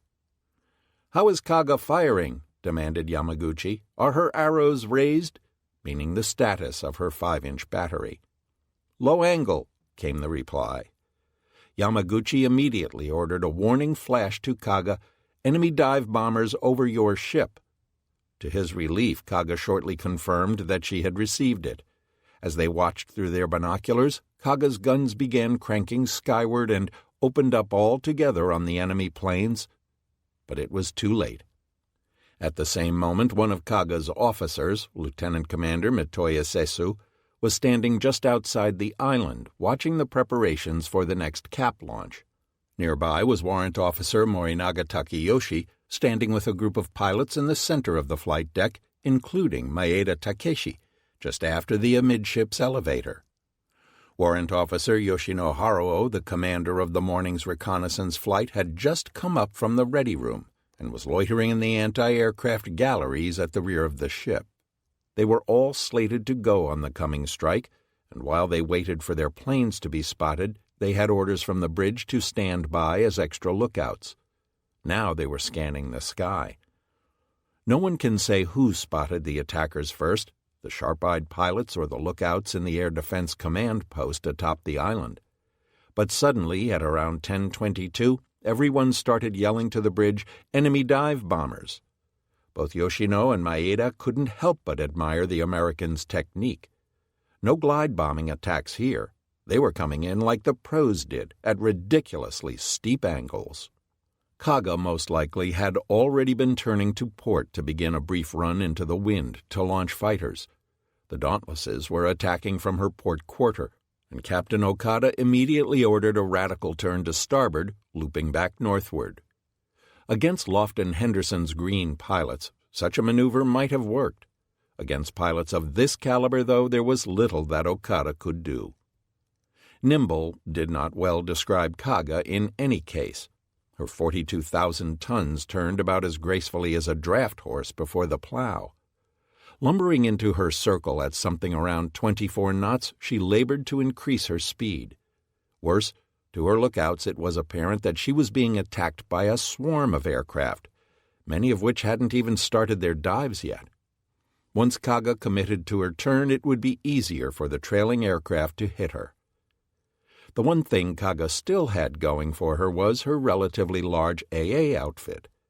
Her 5-inch battery, 16 barrels in all, trained skyward and began firing as rapidly as possible.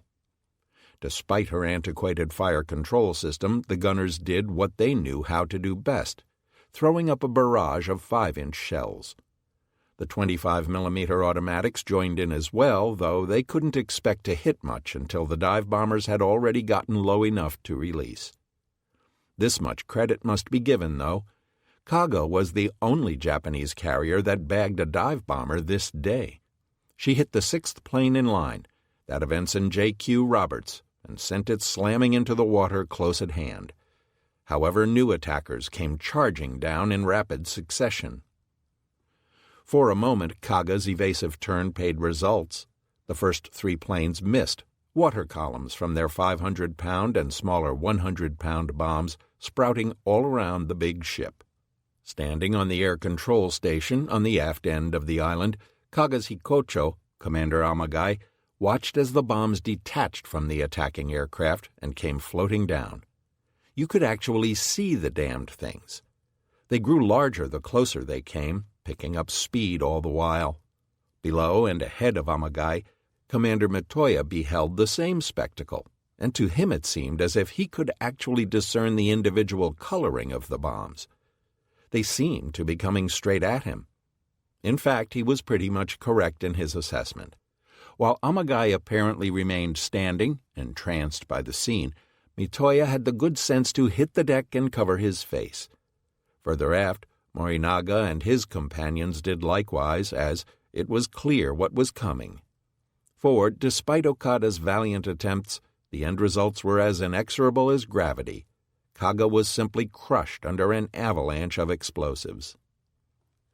The 4th American plane to dive, that of Lieutenant Gallagher, was the first to draw blood, planting its 500-pound bomb on the flight deck aft near the elevator. This bomb crashed into the cruise spaces adjacent to the upper hangar deck and detonated, setting the berthing compartments afire. It also landed very near Morinaga and his companions, mowing down all but 3 of them, Yoshino Haruo being one of those spared, and probably doing the same to the gun crews in the starboard 25mm AA galleries. Morinaga felt the searing heat on his upturned arm, but he dared not get up and run, for he could hear other bombs still coming down. From his perch on the air platform, Amagai saw the initial bomb disintegrate the ship's maintenance officer, Commander Yamazaki Torao, as he ran toward the island. Depending on where he was standing on the bridge, Captain Okada may not have even seen the first hit. He was still directing evasive maneuvers, and the Type 91 director tower behind the bridge blocked his view aft in any case. The next 2 planes missed, but then all hell broke loose.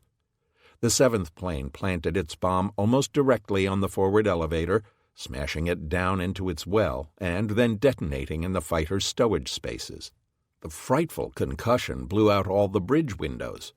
The helmsman remained at his post, as did Okada. But smoke and debris obscured all visibility from the bridge, and the helmsman could not control the carrier. Yelling into the voice tube, Okada quickly ordered that emergency steering be conducted from the engine spaces. Rushing up to the bridge past Amagai, Mitoya found Okada looking somewhat stunned. Given that the ship was now unnavigable from the bridge, shouldn't the captain move below, he asked? But Okada replied vaguely that he would stay where he was, and Mitoya was told to check the damage aft and report back. Perhaps Okada could get no response from the engineers below regarding taking over steering, and he wanted to alert them as to his desire to shift control of the ship. Whatever the particulars, Mitoya was apparently dispatched on the errand. It was lucky for him that he was, because this would be Okada Jisaku's last order. Almost immediately thereafter, it seems clear that a bomb landed in front of, or more likely squarely on top of, Kaga's command center. Kaga's Island, the first ever installed on a large Japanese carrier, had established the pattern for Japanese flat-tops. It was a diminutive affair. The air control post where Commander Amagai was stationed was a tiny platform located on the aft part of the structure. Situated a level above the flight deck, this post was overshadowed by the circular tower of the Type 91 director. From the air control station, the bridge was entered by mounting a stairway that curved up around the right side of the director from the starboard rear. The bridge itself, perched some 15 feet above the flight deck, was only about 11 feet on each side. It had windows on 3 sides, with open exits leading aft. Cramped and uncomfortable in any sort of bad weather, it more closely resembled a 3-season porch than the nerve center of a 42,000-ton warship. It was utterly unprotected. The effects of a 500-pound bomb exploding anywhere in the vicinity can readily be imagined. Across the water on Akagi, civilian cameraman Makishima Teiuchi had watched as Kaga had gone into her evasive turn. A few seconds later, large columns of water began erupting around her. He had been thinking that she might escape her tormentors, but then he witnessed orange flames suddenly blossoming around Kaga's bridge. He groaned to himself, "She is beaten at last." According to some reports, the bomb struck a fuel bowser parked directly in front of the island, causing it to explode and drenching the bridge in burning gasoline. However, it is far more likely that a bomb hit the bridge itself. Indeed, the fuel cart may be entirely apocryphal. At least one Kaga aviator says that such devices were not even used, and that he personally witnessed a bomb hitting the bridge. Japan's official war history also specifically endorses the idea of a direct hit in this area. Whatever the cause, the result was unarguable. Kaga's command center was destroyed, the front half of the island shredded down to the bare steel skeleton and left blazing, and the ship's senior officers wiped out. In fact, Kaga suffered more high-ranking officers killed than the other 3 carriers combined, and this early hit on the island was likely the reason for it. Captain Okada Jisaku certainly died on the spot, and most likely his executive officer, Captain Kawaguchi Masao, as well. With them went the ship's chief gunnery officer, Lieutenant Commander Miyano Toyosaburo, navigator, Commander Monden Nichiji, and communications officer, Lieutenant Commander Takahashi Hidekazu. Commander Amagai's position at the rear of Kaga's Island, shielded behind the bulk of the director, seems to explain his survival. Even so, he received wounds from the flying debris. Amagai shouted into the voice tube to the bridge, but received no reply. Whether he made his way up to the bridge and discovered the scene of carnage, or simply put 2 and 2 together, is unknown, but Amagai clearly realized that the command spaces were finished. He could see the flames licking the front of the structure. In the interim, another bomb smacked home square amidships and a bit to port. Indeed, by now the situation was growing so confused that it was impossible to observe how many hits were occurring. The American planes were still coming down, perhaps more raggedly by this time, but still intent on taking pot shots at the now blazing carrier. Kaga continued blundering around in a clockwise circle, beaten and blind, her dazed men waiting for the aerial pummeling to stop. Maeda Takeshi had run off the flight deck almost as soon as the bombs began falling. The first hit had left him intact, along with Moinaga and Yoshino. He had what he thought was the good sense to duck below to the boat deck as the bombs kept coming down. Once there, he was sure he would be under better cover. Unfortunately for him, one of the bombs plummeted into the ocean near at hand, just off the fantail to port. The resulting explosion sent spray and bomb splinters blasting out across the boat deck. Maeda felt a searing heat in his leg and went down in a heap. To the north, on Hiryu's bridge, there were collective moans as Kaga burst into flames and began smoking heavily. Hiryu had tried to warn her, but it had all been for nothing. Her navigator, Commander Cho, later remarked, "It was like a horrible dream in slow motion to see such a great carrier done in this easily." Almost immediately, though, the lookout started screaming in a loud voice that Soryu and Akagi were under attack as well. Afraid that the man's near-hysterical demeanor would be bad for morale, Cho snapped at him to quiet down and use a lower voice. He could see, though, that the man was right. Cho tried to stay focused on driving Hiryu out of danger, as the torpedo plane attack was still coming in. But it was useless. Everyone on the bridge was stunned into insensibility by the magnitude of the attack. At the time Kaga was attacked, Soryu was still heading northwest. At 10:24, though, she began a starboard turn to launch fighters.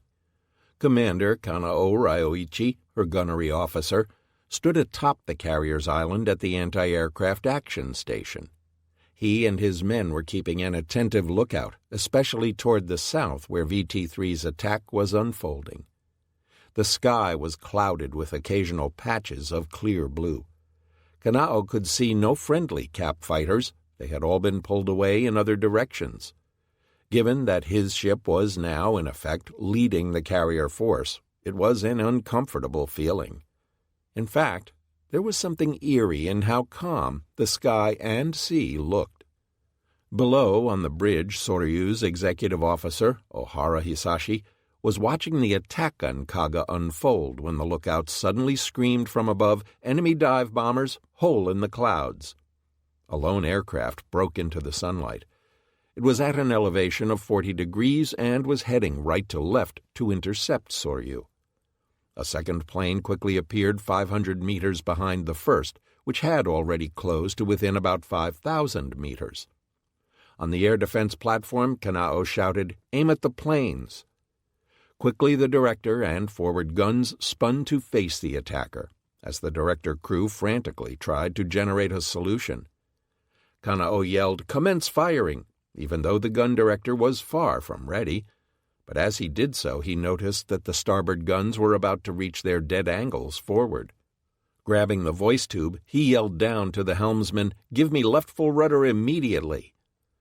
Befitting her reputation as a responsive handler, Soryu quickly began turning back to port to unmask her starboard batteries. The American dive bombers, 3 or 4 of them, continued to close, still flying level.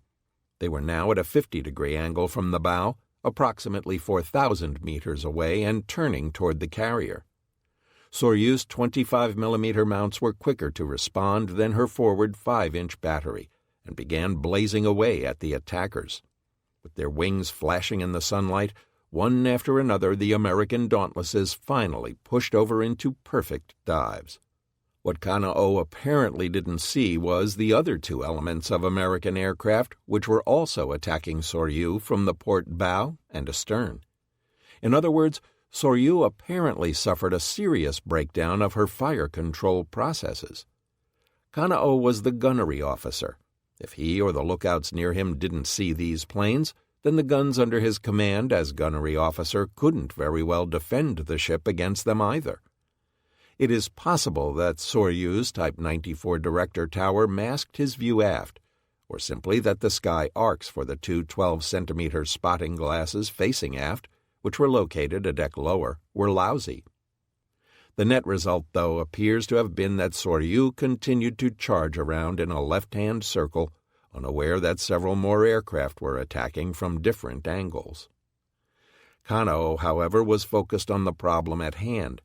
He was infuriated that the 5-inch mounts had still not opened up on the American aircraft, and the 25mm guns didn't seem to be hitting either. Angrily, he watched as the lead American plane began pulling out of its dive, and then he saw the bomb. Kanao ducked instinctively, looking for some sort of safety, but there was precious little to hide behind on the top of Soryu's tiny island. The impact blew Soryu's exec across the bridge.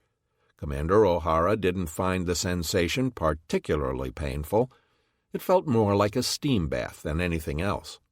Yet, as soon as he tried to regain his footing, the other men on the bridge immediately began applying towels to his face. He realized that he must have been burned more badly than he had supposed. Still, O'Hara was lucky because the bridge structure had at least protected the command staff somewhat. Unlike their opposite numbers on board Kaga, they were all still alive. This could only have been the result of the distance from the impact point of the bomb, because Soryu's island was a near twin of Kaga's. In his exposed position, Commander Kanao's first sensation of the hit came from his hands, which felt like they had been skinned. The nape of his neck stung as if an ice pick had been rammed into it. He realized that he had been flash-burned. Luckily, Kanao's steel helmet had provided him with some measure of protection. His eyes were still shut, and when he tried opening them, something blazing red was floating hazily just in front of him. He closed them again. The burning sensation passed. Pulling himself off the glass-strewn deck and standing up, he discovered that he was alone. The other lookouts, the director crew, the communications talker, all of them were either dead at their posts or missing, blown overboard by the explosion. He vaguely remembered hearing moans. Had they been the last thin cries of his comrades as they died? The AA director at the rear of the bridge was crushed down against the deck. Kanao realized that it was only by sheer luck that he had survived. Several decks, almost directly below, Petty Officer Morijuzo was lounging in the pilot's ready room, which was located on the AA battery deck, a level below the island and on the starboard side. Mori was still waiting to be debriefed from the morning's mission and was passing the time eating rice balls. Suddenly the battle bugle had blown over the intercom, followed by a message that Kaga was under attack. Some of the other pilots ran out of the ready room up to the flight deck, but Mori stayed. He and about a dozen other men continued their conversation. Without warning, there came an enormous explosion and the ship lurched to starboard. The first bomb landed very near the No. 1 AA gun, located at the starboard bow forward of the island, and demolished everything around it. The ready room lay not 40 feet from the impact point.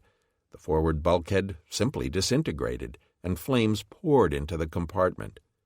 Mori and his companions turned and ran for it, making their way aft toward what they hoped was safety. Back atop the island, Commander Kanao marveled that he was still intact.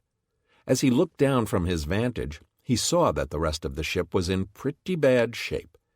A second bomb had landed in the middle of the flight deck and penetrated deeply into the lower hangar. Smoke was already pouring from the opening. Just then, the third and last bomb landed on the flight deck aft with a flash like magnesium. Kanao flinched. The pain in his eyes was beyond imagination. Temporarily blinded, he thought he was going to die. Below, in Soryu's port engine room, Engineering First Class Special Service Lieutenant Naganuma Michitaro felt and heard the tremendous initial explosion even above the roar of the ship's equipment. The whole ship trembled, and the vibrations caused a deep resonance in his body. Another explosion followed, and then a third. The engineers shouted out to each other what had happened.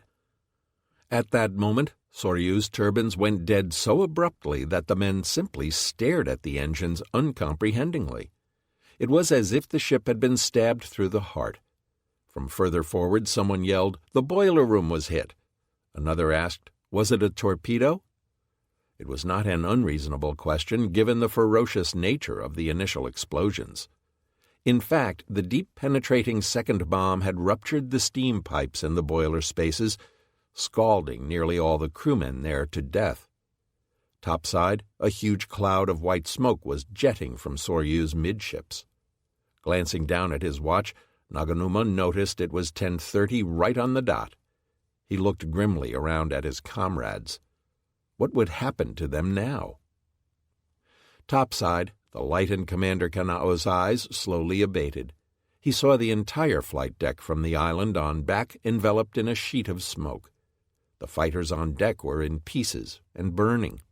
The explosions had also killed many sailors, including deck handlers and gun crews. Their bodies were strewn about in little white and tan piles.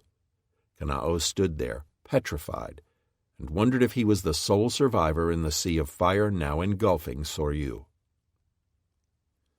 If the difference between victory and defeat was narrow at Midway, then nowhere was fate more poised on a razor's edge than the attack on Akagi. Unlike Soryu and Kaga, which were both assaulted by a dozen or more bombers, Akagi was attacked by a grand total of 3, and then only because of the quick thinking of Lieutenant Richard Best. Best had been about to dive Kaga with his entire squadron, but at the exact moment of pushover, he had witnessed McCluskey's squadron heading in as well. Best managed to pull out of his dive, but almost the entirety of his squadron went with McCluskey. Best, with Lieutenant Junior Grade Edwin J. Kroger and Ensign Frederick T. Weber hanging off either wing, had maintained altitude and watched the outcome of the attack. Seeing that Kaga had obviously been smashed, Best decided to attack the other large carrier near at hand with his element. Such a meager force hardly constituted the sort of attack that would normally have been deemed necessary to destroy the flagship of Kido Butai. But Best was determined to attack with what he had. Best's group didn't have time to do things by the book. Forming up for a sequential attack was standard doctrine, but instead Best's element attacked in the V formation they were already in. He headed north briefly, then reefed his men into a right-hand turn to dive on the target. Best was in the center, his wingmen perhaps 75 to 100 feet on either side. The Japanese also noted that the Americans didn't appear to dive as steeply as Kaga's assailants had. It may well be that Best had lost some altitude during his abortive dive on that ship. As they swooped down, approaching Akagi from her port side, Best aimed for what he thought was Akagi's island, but was actually her large protruding stack on the starboard side. One of his wingmen aimed at the aircraft spotted on deck, the other chose the large red Hinomaru painted on Akagi's flight deck near the bow. Best's men must have held their formation all the way down, for their bombs landed in the same rough V formation. Incredible as it may seem, having just observed the attack on Kaga, Akagi was seemingly caught nearly unprepared by Best's sudden onset. It may be that Nagumo and his staff had judged that they were in the clear, at least for the moment. Kaga's assailants were attacking roughly east to west and away from them. But VT-3's attack was still developing to the northeast, and Akagi didn't want to get entangled with them either. Thus, no one on board the flagship appears to have noticed Best until his trio was nearly atop Akagi. On the flight deck, Petty Officer First Class Kimura had just been given the launch signal, and his Zero was heading down the deck and into the air. Suddenly shouts rang out, "Enemy dive bombers overhead!" On the island, Commander Fuchida threw himself behind a bulkhead covered with a protective cloth mantelet. Like both Kaga and Soryu, Akagi's fate was in her own hands as far as AA fire was concerned. The only weapons that could be brought to bear in her defense were her own, and perhaps the tiny automatic battery of her plane guard destroyer, Noaki. Akagi's 25mm guns began spitting out tracers at the 3 attackers. There was precious little opportunity to bring the port-side trio of 4.7-inch mounts into action. There was no time to generate a good fire control solution. Like all Japanese captains, Aoki relied on the helm to save his ship. As Captain Okada had recently discovered, though, evading 30-knot torpedoes was one thing. Avoiding 250-knot dive bombers piloted by professionals was quite another. Aoki put his ship into a maximum starboard turn, presenting his beam to the Americans, the most favorable attitude he could achieve under the circumstances. Akagi described a huge right-hand circle, heading first north and then back around to the east. Nagumo's flagship very nearly escaped, and by all rights should have gotten away scot-free. If the element of surprise had been slightly less complete, her AA fire, or that of Nowaki, a little more effective, her maneuvers a little more violent, or the aim of her attackers a little less precise, Akagi might well have dodged the trio of bombs aimed at her, with incalculable consequences for the outcome of the battle. Had she emerged unscathed from this attack, her air group would have been added to Hiryu's forthcoming strike, with potentially dire results for the Americans. Yet, against all odds, Akagi received her mortal wound. Most accounts credit the Americans with 2 hits and a near miss on the flagship, but on closer examination, this tally must be revised downward to a single direct hit. Almost all sources agree that the first of the 3 bombs slammed into the water about 5 to 10 meters to port and forward of the island, which on Akagi was on the port side of the vessel. The resulting geyser towered high over the bridge, itself some 80 feet above the waterline, carrying away the radio antennae atop the island and drenching everyone on the bridge with a flood of dirty seawater. Within the surreal forms of the deluge, Commander Sasabi thought he saw the apparition of his mother's face. The 3rd bomb is widely credited with hitting the aft portion of the flight deck, but in fact it did not quite do so. Civilian newsreel cameraman Makishima, who was on Akagi's flight deck filming the attack on Kaga and the flagship, states explicitly that, while personnel located on her bridge might have deemed it a hit, in fact, the bomb almost grazed the edge of the flight deck and plunged into the water alongside the stern. The resulting geyser bent the edge of the flight deck upward, thus creating the illusion of a hit. Numerous secondary sources describe huge fires breaking out as a result of the aft hit, but this actually was very unlikely for several reasons. First, there were no planes currently in this area. Akagi had only cap fighters on her deck at the time of the attack. While Dick Best noted during his dive that Akagi's Zeros were taking off from fairly far aft, they still would not have been spotted anywhere near the aft edge of the flight deck where the bomb came down. This is because the portion of Akagi's flight deck in the vicinity of the hit was literally rounded down to make landing easier and wasn't used for spotting because of its relatively steep incline. Even if a bomb had hit the flight deck in this area, it had absolutely no chance of carrying into the hangar deck and starting a fire there either, because in this portion of the ship there wasn't any hangar deck. The rearmost 125 feet of Akagi's flight deck, from the aft edge of the rear elevator all the way to the stern, was held up by 4 enormous steel supports. Underneath the wooden flight deck itself there was nothing but steel girders, an overhead crane, and airspace.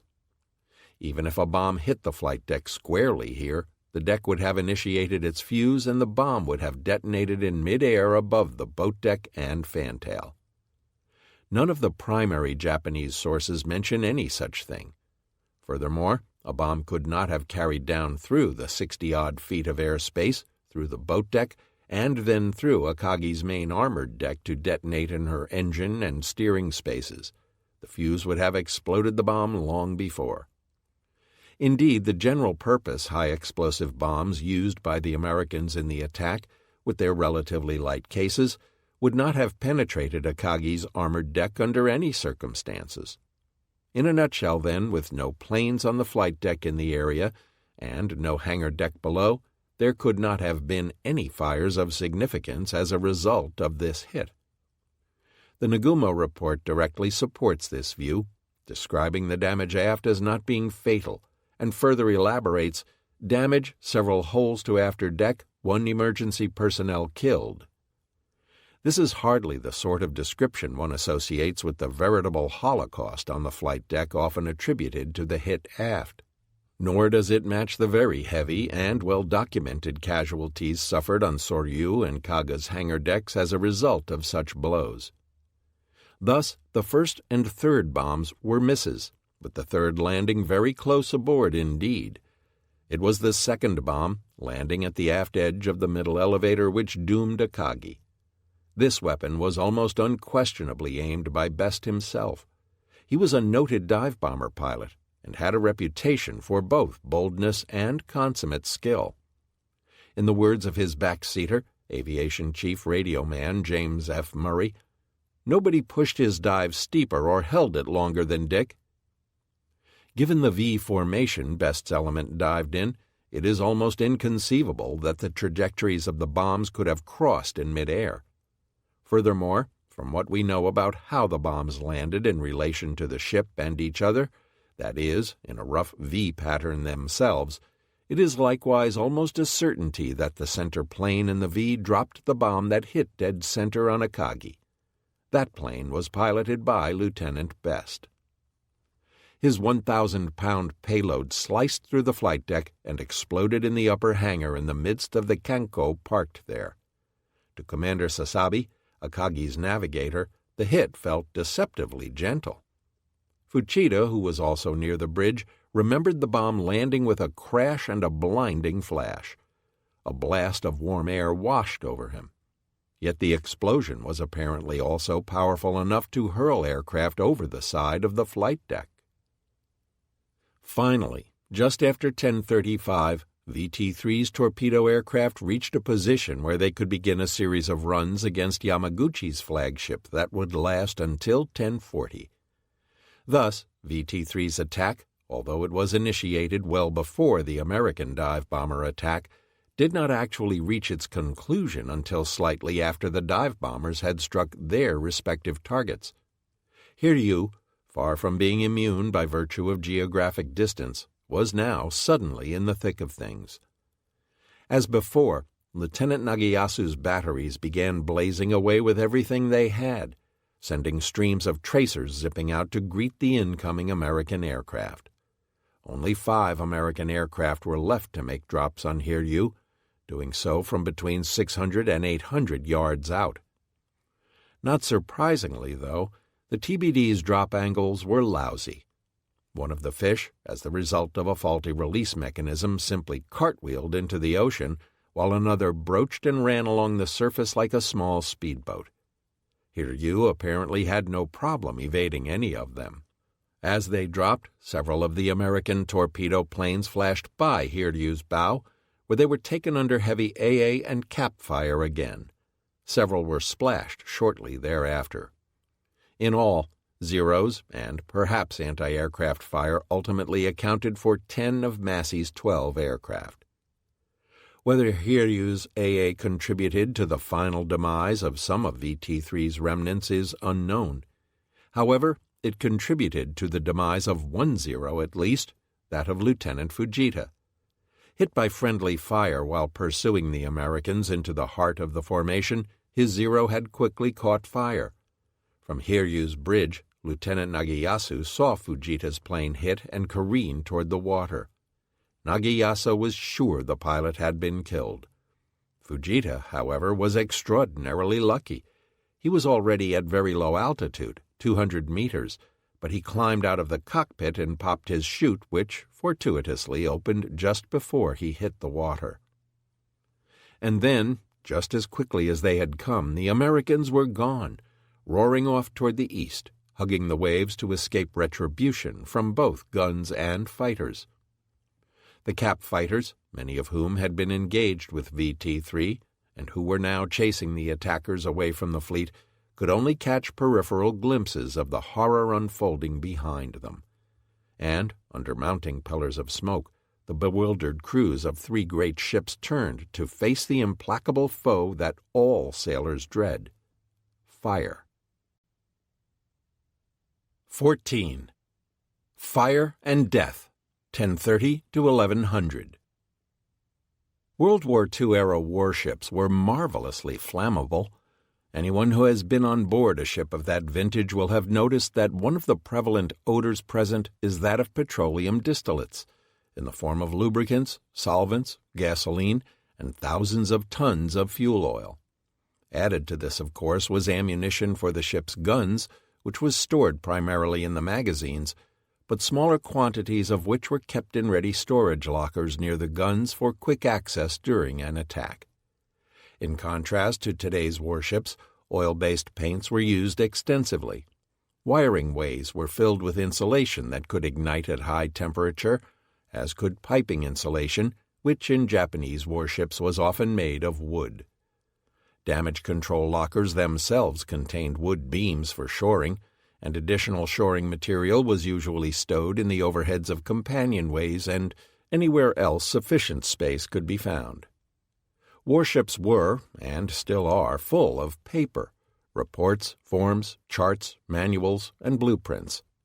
Below decks there was cotton bedding for the crew, which numbered between 1,100 and 1,700 men for each of the 4 carriers, as well as their clothing and personal effects. For the comfort of the men, Japanese berthing spaces often had false wooden flooring over the steel decks, with floor mats and wooden messing tables stored underneath. The galleys contained cooking oil, grains, and combustible foodstuffs. Grease deposits could be found in the stoves and ventilator ducts leading from these spaces. The sickbay stored ether and other volatile liquids. The ship's laundry contained uniforms and rags as well as lint deposits in the dryers and ventilators. All Japanese shipboard furniture was wooden, including chairs, tables, workbenches, and so on. Wooden furniture made perfect sense for a country that had to import practically all its iron ore, and hence reserved steel for truly essential items. The net result is that warships of the day burned easily and well. Aircraft carriers compounded these basic problems with specialized ones of their own. For one thing, their flight decks alone represented anywhere from 50 to 125 tons of combustible wood. Far and away the worst fire hazard for carriers, though, was their aircraft fueling system. Carriers typically could refuel aircraft on both the hangar decks and the flight deck. A typical Japanese carrier had a dozen fueling points for both high-octane and normal-octane aviation gasoline on the flight deck, 10 more on the upper hangar deck, and 8 on the lower hangar deck. A series of vertical fuel mains cross-connected the forward and aft aviation gasoline tanks to horizontal petrol lines, one apiece level for high and normal-octane fuels that ran around the circumference of each hangar deck. Vertical risers fed the fueling stations located in the tubs along the edge of the flight deck. Thus each carrier was crisscrossed by a web of fuel lines, each of which was filled during flight operations with highly flammable liquids. Furthermore, the nature of the cross-connections in the system made it likely that problems in one area of the ship would be carried to unaffected areas via the fuel lines themselves, and potentially all the way to the main avgas storage tanks. The storage tanks were isolated from the ship's other spaces by cofferdam compartments filled with CO2 gas, so as to insulate them from sparks and other hazards. However, the tanks and cofferdams on Japanese carriers were notable for being integrated into the actual structure of the ship. This meant that shock stresses applied to the outside of the hull were directly communicated inward to the avgas tanks, making them particularly vulnerable to cracking and leaking as a result of combat damage. In later years, the Japanese would fill these voids with concrete to try and minimize this hazard. But at the time of Midway, these structural deficiencies were evidently not appreciated. The second major complication with carrier design and operation was that of moving and stowing aircraft ordnance. Unlike a battleship or cruiser, whose ammunition handling arrangements were flash-tight and protected behind the heavy armor of the barbette and turret, carriers, particularly Japanese ones, were not provided with anywhere near the same degree of protection. Yet, the weapons being trundled about were, in some senses, more lethal than a battleship shell.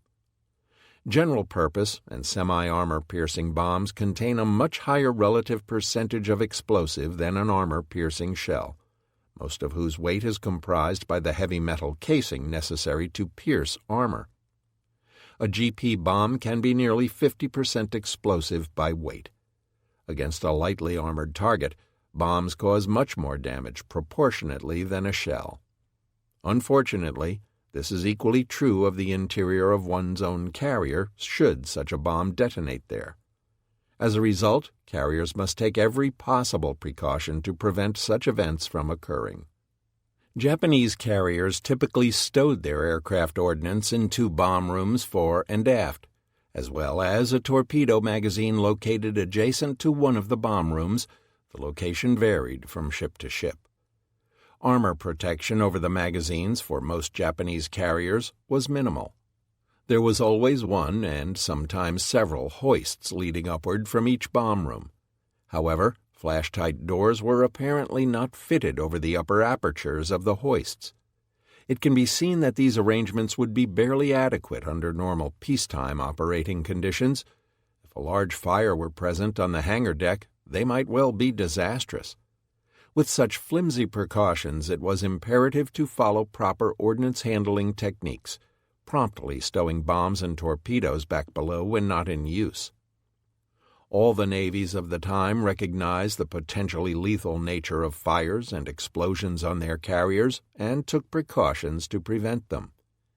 The primary Japanese method of fighting fires hinged on isolating the conflagration and then actively extinguishing the blaze. All Japanese hangar decks were capable of being subdivided across their width by track-mounted rolling fireproof screens. These were placed on either side of each of the elevator wells.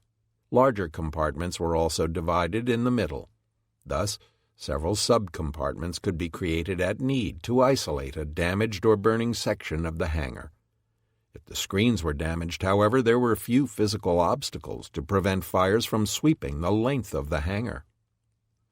Both upper and lower hangar decks were equipped with foam systems, which sprayed a mixture of seawater and soap bubbles onto the deck. The nozzles for these systems were placed at 1.5 and 2 meters above the deck and were fed by fire mains that girdled the deck, much the same way as the fuel lines.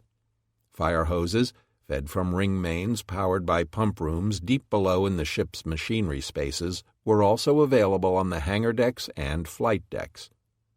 However, unlike American carriers, which could divide their mains into numerous segments, Japanese mains were simply divided port and starboard. This meant that a single hit could knock out half the water supply on the ship.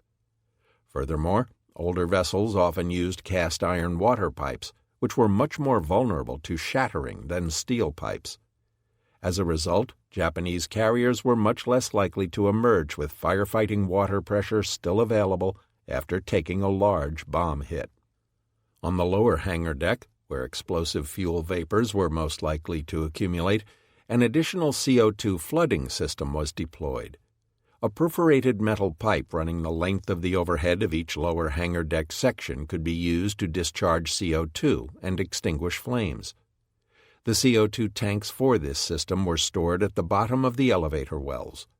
Sufficient tankage was provided to displace 18% of the total volume of the lower hangar space. This system depended on a tight seal of the fireproof partitions. A significant leak in the curtains or the bulkheads would admit enough oxygen to cause the system to fail. Even if successful, it was essentially a one-shot deal.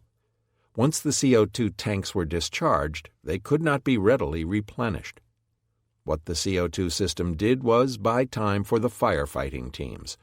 With the fire temporarily abated, the men could rush into a space and begin applying water to cool the debris, thus potentially bringing the fire to a halt in a large section of the hangar all at once. All of these mechanisms were, to some degree, hampered by the construction of Japanese hangars. Fundamentally, the two variables that affect hangar deck design are whether it is enclosed or unenclosed, in other words, whether it can be opened readily to the outside air, and whether the flight deck above it is armored or unarmored.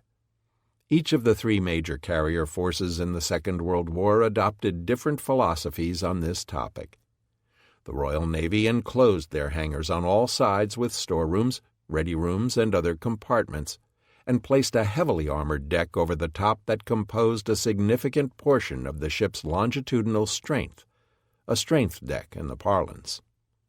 This had the advantage of directly protecting the hangar from bomb hits, but it also carried with it serious penalties. First, the addition of a heavily armored deck high in the ship's structure made limiting the size of the deck itself crucial, as well as limiting the overall height of the ship. Dual hangar deck arrangements, that is, two hangars stacked one atop the other, were impossible in such designs because they would have raised top weight unacceptably and thereby destabilized the ship. The fact that elevator openings also had to penetrate the strength deck meant that these openings had to be kept to a minimum in both number and size. This had a negative effect on aircraft handling and on how quickly the carrier could spot a strike for launch. As a result, Royal Navy carriers carried relatively small air wings. British fleet carriers deployed around 48 aircraft, in comparison to the 60 to 100 that the U.S. and Japanese navies operated from their big flat tops. The U.S. Navy had opted for an unarmored flight deck on its carriers and designed its ships so that the hangar deck was the strength deck. The lighter flight deck structure and lack of compartments surrounding the hangar allowed the hangar itself to be relatively large. Furthermore, the hangar was open on the sides in several locations, although it could be closed off from the elements by means of rolling metal screens. While these screens were not completely light-tight, and therefore presented a hazard to a ship in blacked-out steaming conditions, or vapor-tight, they could also be rolled up to expose the hangar completely. Thus, American carriers had the advantage of being able to refuel and warm up aircraft on the hangar deck if need be. Dangerous items in the hangar, such as explosive ordnance, could be expeditiously disposed of by simply shoving them out the openings and over the side. These same openings allowed escort ships to contribute directly to firefighting by letting them spray water directly into the hangar deck. It was recognized that the unarmored flight deck, though relatively easy to repair, exposed the hangar below to bomb damage, and there is no question that the Americans in some cases paid heavily for this design philosophy, particularly against the late-war kamikaze threat. The relative merits of armored versus unarmored can be argued ad nauseum, but the bottom line is that the Americans were firmly committed to the proposition that an aircraft carrier was a power projection asset, and that power projection was impossible without an adequately sized air group. Given these imperatives, the USN was apparently willing to accept the risks attendant in their designs. And it must be admitted, whatever their failings, that American carriers as a whole were highly successful during the course of the Pacific War. The Japanese chose a design direction that, in retrospect, clearly afforded the worst of both the U.S. Navy's and Royal Navy's philosophies. However, this was not readily apparent before the war started. Japanese carrier designers favored enclosed hangars a la the Royal Navy. However, to facilitate the operation of an adequately sized air wing, most Japanese fleet carriers had at least two hangar levels, upper and lower. The hangars were not open to the elements beyond the provision of portholes in some locations and used forced air ventilation systems. For this reason, aircraft were not warmed up in the hangars, although refueling was performed there. The practical effect of these arrangements in terms of damage control were potentially dire. Just like putting a firecracker in a tin pot, any detonation in an enclosed space tends to magnify the explosion.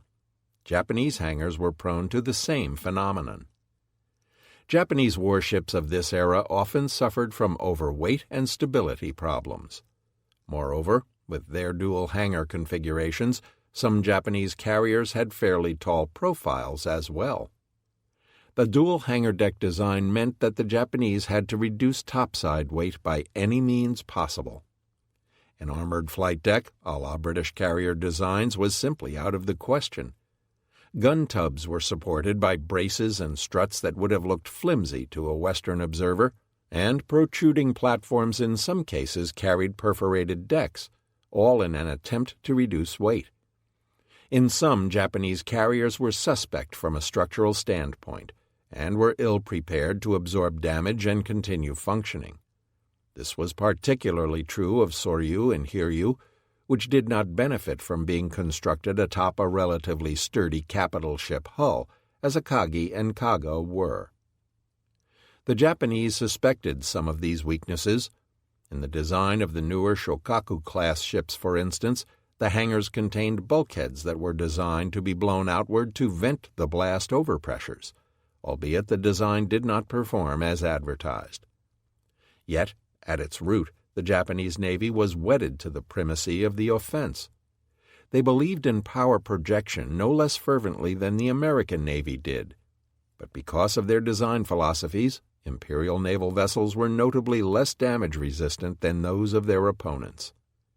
Now, after having suffered a shattering attack at the hands of the enemy, these weaknesses were about to be exposed in the most graphic manner imaginable. Kaga was the first, and in many ways the worst hit of the three. At the time of the bombing attack, Lieutenant Kunisada Yoshio, Kaga's assistant damage control officer, had been below decks near the hangar, discussing the AA action with some other crewmen. When the bombs came in, the noise was like battleship guns firing. The ship trembled hard. Soon after, the loudspeaker barked that 2 bombs had hit near the rear and there was a fire. Immediately, the lieutenant ordered all the men near him to grab fire extinguishers and begin to combat the blaze, and sent messengers to roust further men to do the same. The men ran off to the hangar deck to carry out his orders. Kunisada himself left to gather more sailors, rounding up about 20 men in short order. He then started making his way toward the hangar deck. The conditions in Kaga's hangars immediately after the bombing were horrific beyond description. Bodies and pieces of bodies of Kaga's armorers and mechanics lay strewn everywhere among the wreckage of her aircraft. In the open air, a 1,000-pound general-purpose bomb has a 50% chance of killing anyone standing within a 30-foot radius of the blast center. Inside the confines of the hangar deck, these lethal effects were greatly magnified. Kaga lost 269 mechanics on 4 June, most of whom undoubtedly died on the upper hangar deck in the first few minutes of her ordeal. Mechanics, plane handlers, and armorers alike were slaughtered by the score, blown apart, immolated, crushed under the aircraft they had been servicing, or mown down by shrapnel as they crouched on the bare metal deck, seeking shelter where there was none.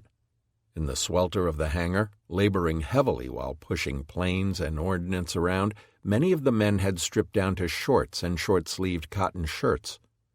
These men, even if they lived through the bombing, were likely to have received flash burns. Taken together, the initial hits on Kaga probably killed or badly wounded almost every man in the upper hangar. The few men who survived there were undoubtedly shocked into near insensibility. The incredible noise of the explosions had been stunning even to men standing on the bridge. The noise level in the hangars had been literally deafening.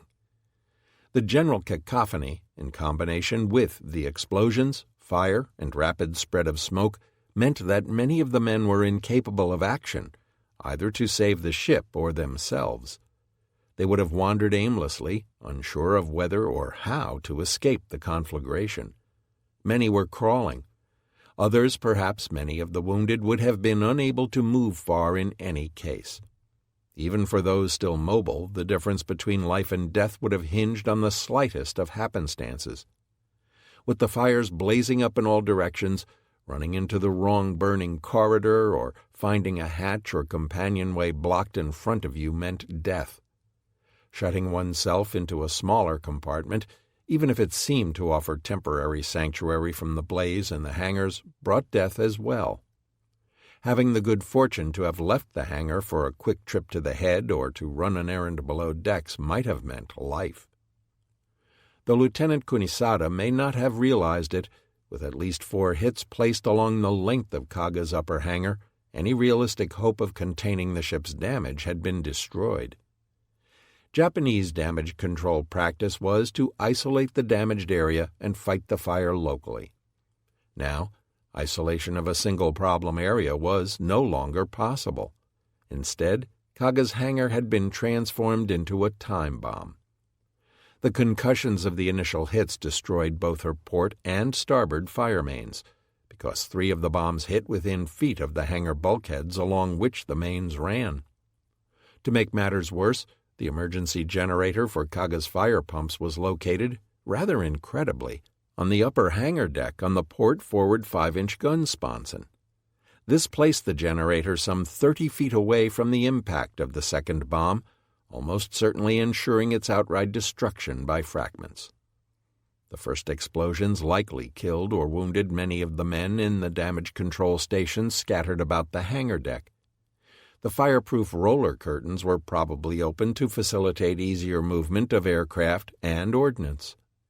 Even if the curtains were being used, several of them would have been destroyed immediately by the hits near the forward and aft elevators. Her CO2 suppression system could not be employed. Thus, Kaga's firefighting capabilities were rendered null and void from the outset. Aft of Kunisada, Warrant Officer Morinaga had discovered this already. Hearing shouts that the hangar was on fire, he left the flight deck and headed below. When he arrived, though, the situation was already totally out of control. None of the fire mains were working, so he and some other men organized a bucket brigade from the ship's latrines, which surely must have been one of the most pathetic images in a day replete with grim irony and empty gestures. Next, he tried throwing in flammables overboard, but that proved futile as well. Everything was on fire already. Worse yet, Kaga's hangar was littered with an incredible array of munitions. Between the arming of the first and second strike waves and the inability to stow the land attack weapons, Kunisada would later estimate that Kaga's hangars probably contained 20 torpedoes, 240-kilogram warhead, 28 800-kilogram bombs, and 40 250-kilogram bombs. This appalling total of nearly 80,000 pounds of explosives lay scattered everywhere, on aircraft, on bomb carts, or simply shoved against the hangar bulkheads to get them out of the way. The forward bomb hits both landed within spitting distance of the ordnance lift, which was abreast the midships aircraft elevator. The area around this lift was piled with 800-kilogram bombs waiting to be sent back below to the magazines. With the hangars fully enclosed, none of these weapons could now be jettisoned. The bombs were heavy enough, but the torpedoes were absolutely impossible to move. They weighed roughly 1,800 pounds apiece and were most likely affixed to an airplane to boot. With the elevators destroyed or inaccessible, there was no possibility of carrying them topside and heaving them overboard, and there was no way to move them out of harm's way on the hangar deck since there were fires burning literally everywhere. Far worse, though, was the fact that the American attack had caught Kaga with her fueling system unsecured. Her fuel mains had almost certainly been ruptured in one or more places by the hits. Even if only the Type 97s and Zeros were fully gassed, there were still almost 10,000 gallons of fuel sloshing about in the aircraft, in addition to what was now pouring from the fuel lines. Freely flowing aviation fuel being dumped from many sources meant that the fuel was being distributed in large slicks all over the hangar deck. Not all of it was on fire yet, but in the presence of high ambient temperatures, aviation gasoline was now vaporizing at a prodigious rate. Though no one probably knew it, a catastrophic explosion on board Kaga could not be long in coming. Much like Kaga, the situation on board Soryu was beyond redemption in a matter of moments. The American bombs had landed almost perfectly, so as to cause the maximum destruction possible. Soryu's hangars were divided into 3 fireproof bays, but Yorktown's bombers had neatly deposited a 1,000-pound bomb into each of them, destroying any possibility of localizing the blazes. The first hit had demolished the starboard side of the hangar, undoubtedly starting fires in the 5-inch ammo ready room for mounts No. 1 and No. 3. For some reason, the second hit had penetrated very deeply, slicing through the upper hangar to slam into the lower hangar, into the midst of Soryu's Kanbaku squadron. In the process, it had demolished the officers' quarters on the port side of the hangar and blown fragments through the starboard bulkhead protecting the boiler uptakes, destroying them and taking the boilers offline. The third bomb landed almost directly on the No. 4 arrestor wire, detonating in the upper hangar amidst the Type 97 Canco rearming from the Midway strike. This hit destroyed numerous aircraft and engulfed the rear of the hangar in fire. Thus, at the end of the attack, Soryu found herself in a similar but worse state, if such were possible, than Kaga. Not only a fire from stem to stern, but also having suffered damage to both levels of the hangar. With fires already blazing on the lower hangar deck, and with no real way of fighting them in the boiler uptakes, workshops, and electrical trunks located just below the area of the hit, the overheads of boiler rooms numbers 3, 5, and 6 would soon be directly exposed to the blaze. Equally as bad, Soryu's lighter construction meant that the hits did immediate and probably irreparable structural damage. The decimation of Soryu's hangar crews was part and parcel with the terrible physical damage meted out to the ship. The horrific butchery inflicted in Kaga's hangars was replicated here in full measure. Being the smallest of the Midway carriers, the slaughter was probably even worse. A total of 419 of Soryu's mechanics, maintenance personnel, and seamen died this day, and the immolation of the hangar decks in the first minutes undoubtedly accounted for the bulk of these casualties. Indeed, a third of Soryu's crew may well have been dead by the time the last of the American dive bombers completed its attack. None of Soryu's command staff, of course, could know the particulars of the disaster that had befallen their ship, but atop the island, Gunnery Officer Kanao could tell that the situation was grave. The ship was already smoking from stem to stern, thick vapors pouring forth from the bomb's wounds and spreading in black sheets across the casualties lying on the flight deck. As he cast his gaze southward, he could see Akagi. She was still moving at a good speed, but she too was afire. There was nothing left for Kanao to do at the air defense post. Everyone there was dead, and the director was out of action. Already he could hear heavy internal explosions beginning. Some were sharp and jarring. Others held the muffled thunder that betrayed deep damage to the ship's innards. He had no communication with any area in the ship, but he could imagine the horrible destruction being wrought below. Intense heat and smoke had already driven him back from the forward end of the air defense station in any case. He began climbing down the vertical steel ladder to the bridge. Peeking in, he was surprised to find that the command staff was still there. Captain Yanagimoto, Executive Officer Ohara, Hikocho Kusamoto, and the navigator, Lieutenant Commander Asanumi. Several of them were burned, but Yanagimoto was still determined to fight the ship.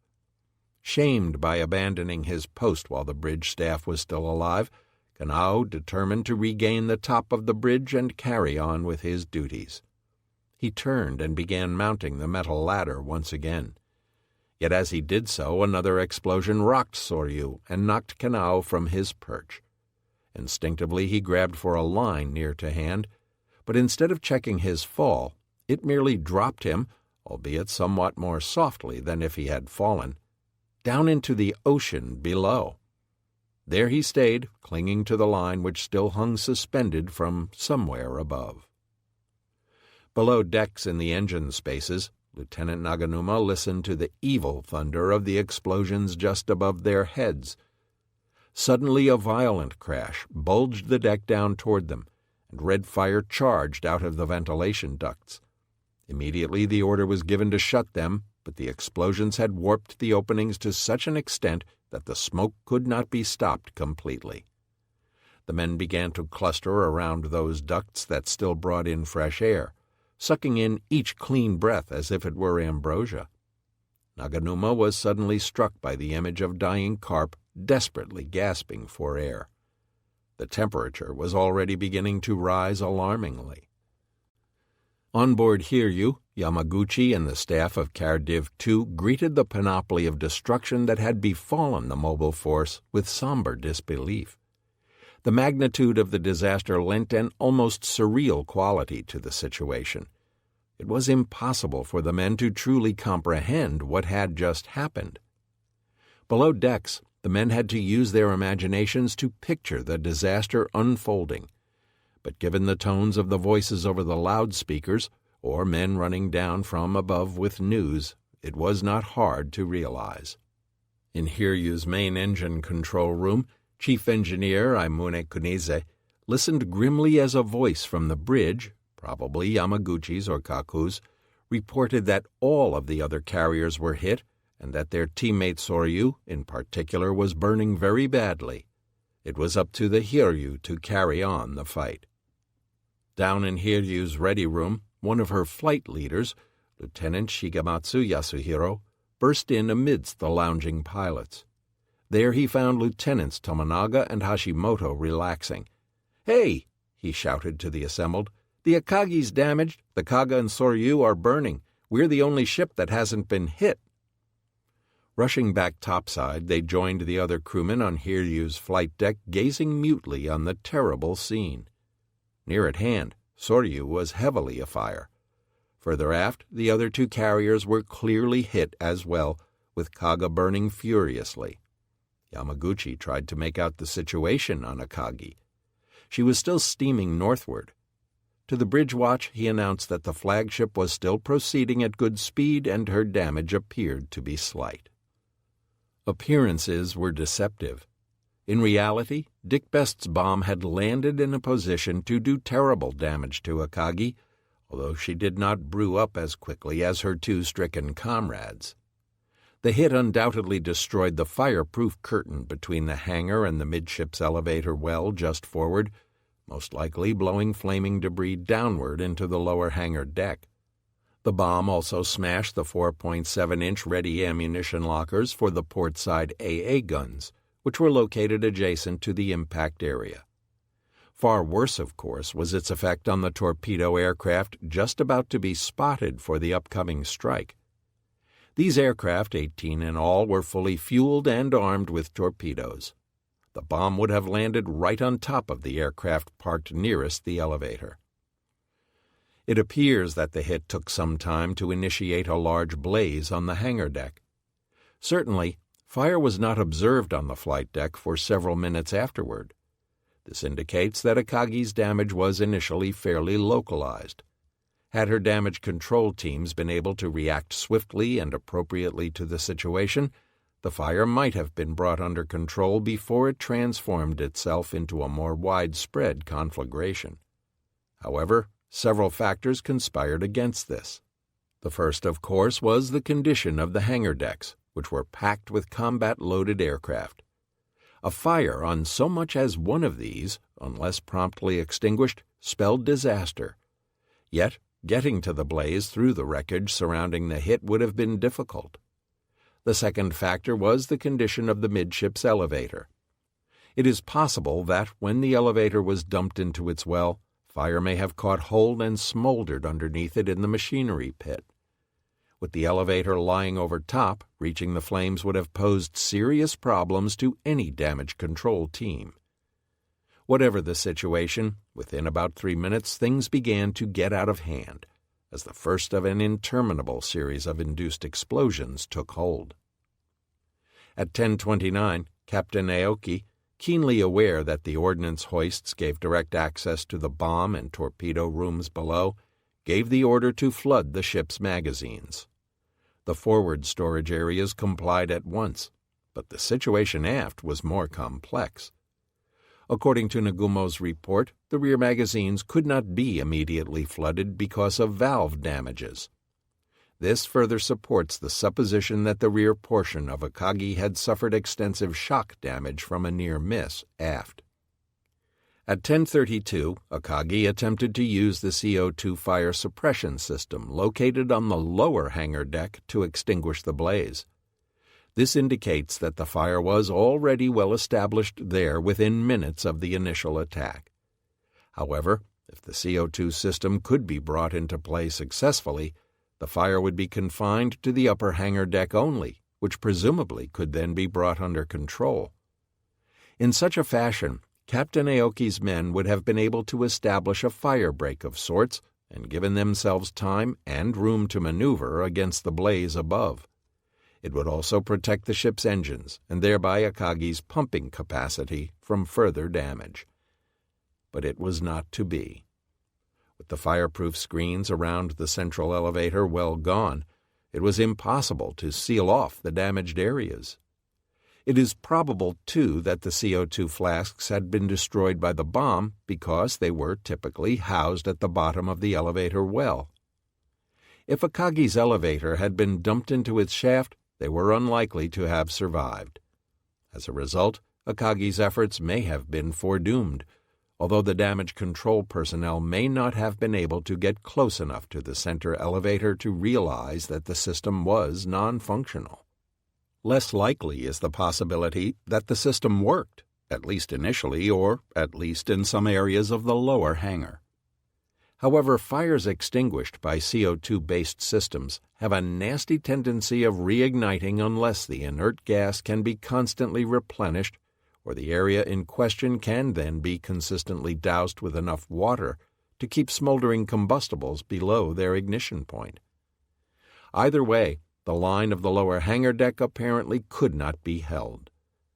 One can only imagine the gloom that must have pervaded Akagi's crew when this attempt to prevent the fires from creeping lower into the ship was seen to be unsuccessful. In the scant minutes wherein all this had transpired, the air battle continued largely unabated. As was previously related, the remnants of VT-3 were, just now at 10:35, beginning their final runs against Hiryu. American dive bombers, their ordnance expended, were trying to exit the scene. The Zeros, not surprisingly, were doing their level best to exact some measure of retribution for the calamity that had just befallen their carriers. Having shed their altitude in the course of their attacks, the SBDs were on the deck, usually alone or in small groups. Like any attack plane, their only real protection against a Zero was to stick in a tight formation of several aircraft and use the grouped firepower of their machine guns to fend off attacks. By themselves, Dauntlesses were normally rather vulnerable. However, now relieved of their bombs, and already short of fuel, they were at least fairly nimble. By racing away on the deck, they were also protected from attacks from below. Nevertheless, enraged by the success of the attack, the Japanese fighters went after them. Several SBDs were badly shot up and were lucky to be able to land on their carriers later in the day. Yet, in a group, SBDs were much more difficult targets than TBDs. Indeed, the Japanese probably lost almost as many fighters in the immediate aftermath of the attack than they had in the half-hour preceding it. At about the same time, on board Kaga, the bill for a full morning's worth of sloppy ammunition stowage procedures came due with cataclysmic interest. Within a few minutes after the initial hits, as aviation fuel continued pouring from the mains onto the deck, the combination of heated vapor and live flame triggered a fuel-air explosion. The initial blast was so massive that battleship Haruna's executive officer was certain that no one on Kaga could have survived. An enormous orange-black fireball mushroomed skyward and was rapidly followed by at least 6 more devastating blasts. Not surprisingly, the retiring American aviators could not help but notice the explosions as well. Lieutenant Kunisada, with his hastily assembled damage control team, had just been in the process of making his way into Kaga's hangar when he and his men were blown to the deck by the enormous explosion. Instantly all light was lost, and they were plunged into darkness. Reaching into his pocket, Kunisada took out a flashlight and shone it around. Suddenly someone grabbed his leg. Aiming the light down, he saw a chief machinist who groaned, "I'm hit." Kunisada was able to make out that the man's leg was broken and his ankle twisted the wrong way. He leaned down to lift him up and try and help him to a side room away from the hangar, when a second terrible explosion knocked both men to the deck. Kunisada landed hard and knew no more. Crouching on the flight deck near the bridge, Amagai was stunned to watch the blasts literally blow out the hangar sides and hurl flame, equipment, and the bodies of crewmen into the water. As the explosions continued, the flames began moving toward the air station. All communications were severed with the rest of the ship. None of the voice tubes were operating. Amagai was momentarily consumed by sorrow for the men caught in the hangars and turned his eyes briefly toward the heavens. Looking away from the fires, he then noticed that Akagi and Soryu were both ablaze as well. Soryu was already dead in the water. Amagai's heart was seared by these images, and he felt unendurable mortification at the disaster that had overtaken the force. It was too much to be borne. With communications out and fires advancing toward him, the bridge was no place to stay, and Amagai scrambled down to the boat deck 2 levels below. Whether he knew it or not, he was Kaga's senior surviving officer now, and as such command of the carrier fell to him. Yet his exercise of command was largely directionless, and did little to avail Kaga's plight. Beyond the outright damage to the ship and loss of communications, 3 less apparent factors were working against Amagai's ability to fight the ship. The first was that Amagai apparently did not know that he was in charge of the situation. Even if he had, though, his ability to control the damage control operations would have been hampered by a second failing, Japanese over-reliance on its officer corps. The Imperial fleet depended much more heavily on its officers of all ranks to perform complex technical operations than either the U.S. or Royal British navies. Japanese officers, since they were committed to the force for an extended period of time, were given much more technical training than the enlisted men. Accordingly, Japanese officers in many cases fulfilled the role that in Western navies was accomplished by senior enlisted men. The importance of the officer corps in this respect is reflected by the fact that the Japanese Navy had a higher percentage of officers in its ship crews than its Western counterparts did. With Kaga's senior officer corps decapitated by the initial attack, she was in an inherently inferior position with regard to damage control. The third factor was Commander Amagai himself. As an aviator, he had little or no direct experience with fighting fires, coordinating communications, directing work parties, or any of the other myriad imperatives entailed in commanding a ship in extremis. Damage control, at least as far as the Imperial Japanese Navy was concerned, was the preserve of specialists.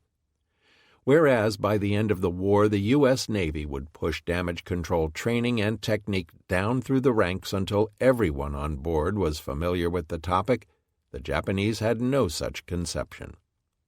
Damage control was a supernumerary function, handled strictly by engineering personnel. As a result, the death of her 2 senior engineering commanders meant that none of the senior officers left on board Kaga really had any idea of how to contain her damage, least of all the man nominally in charge of her. Engineering personnel like Lieutenant Kunisada, who had the most knowledge of the survivors, were so far down the command chain that they too didn't realize that they were the last hope of the ship. None of these things boded well for Kaga's odds of survival, and they help explain why Kaga was fated to suffer the highest casualties of any of the 4 carriers this day. At 10:40, though heavily damaged, Akagi was still proceeding north at battle speed 3. Suddenly, an American plane was spotted 20 degrees off the starboard bow. Captain Aoki immediately ordered the helm put hard over to starboard to present the interloper with a more difficult target angle. The AA guns opened up as well, although their fire was less intense than it had been. The American plane passed to port without incident. But when Aoki ordered the rudder amidships, nothing happened. Akagi continued in a clockwise circle, her rudder jammed at 30 degrees to starboard. Aoki repeated the order, then immediately ordered engineering to check out the problem. Akagi's steering failure at this juncture is the final conclusive piece of evidence supporting the aft bomb hit actually being a very near miss off the fantail. Nagumo's staff officer for navigation, Sasabi Toshisaburo, flatly stated that the aft hit destroyed Akagi's rudder. The Nagumo report also mentions that Akagi's steering was damaged at 10:42. This timing strongly indicates that the rudder failed as a result of some sort of previous damage, because no direct damage was being done to Akagi's engineering spaces at this time, and the deaths of the engineering staff in the area by smoke inhalation, if indeed there were casualties there yet, would not have resulted in a steering casualty. It is difficult to construct a damage scenario wherein the effects of a bomb hit on the flight deck aft would have affected the rudder in this fashion.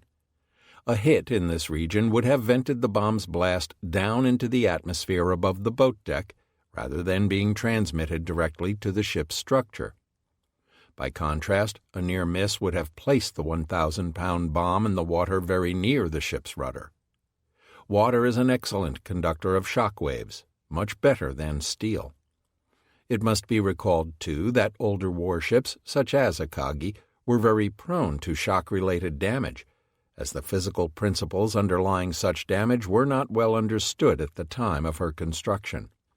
A hit in the water close aboard would have transmitted a massive hammer blow to the hull structure and rudder that Akagi's structure would have been ill-prepared to handle. A hit close aboard the aft section of the vessel also makes sense in the context of the American attack profile. Best's three-plane element had attacked from 80 degrees off Akagi's port bow, whereupon she apparently began an evasive turn to starboard. As such, the American bombs would have been coming down port to starboard across her beam. On impact, a 1,000-pound bomb would be traveling at about 450 feet per second, at an angle of perhaps 15 to 25 degrees from the vertical.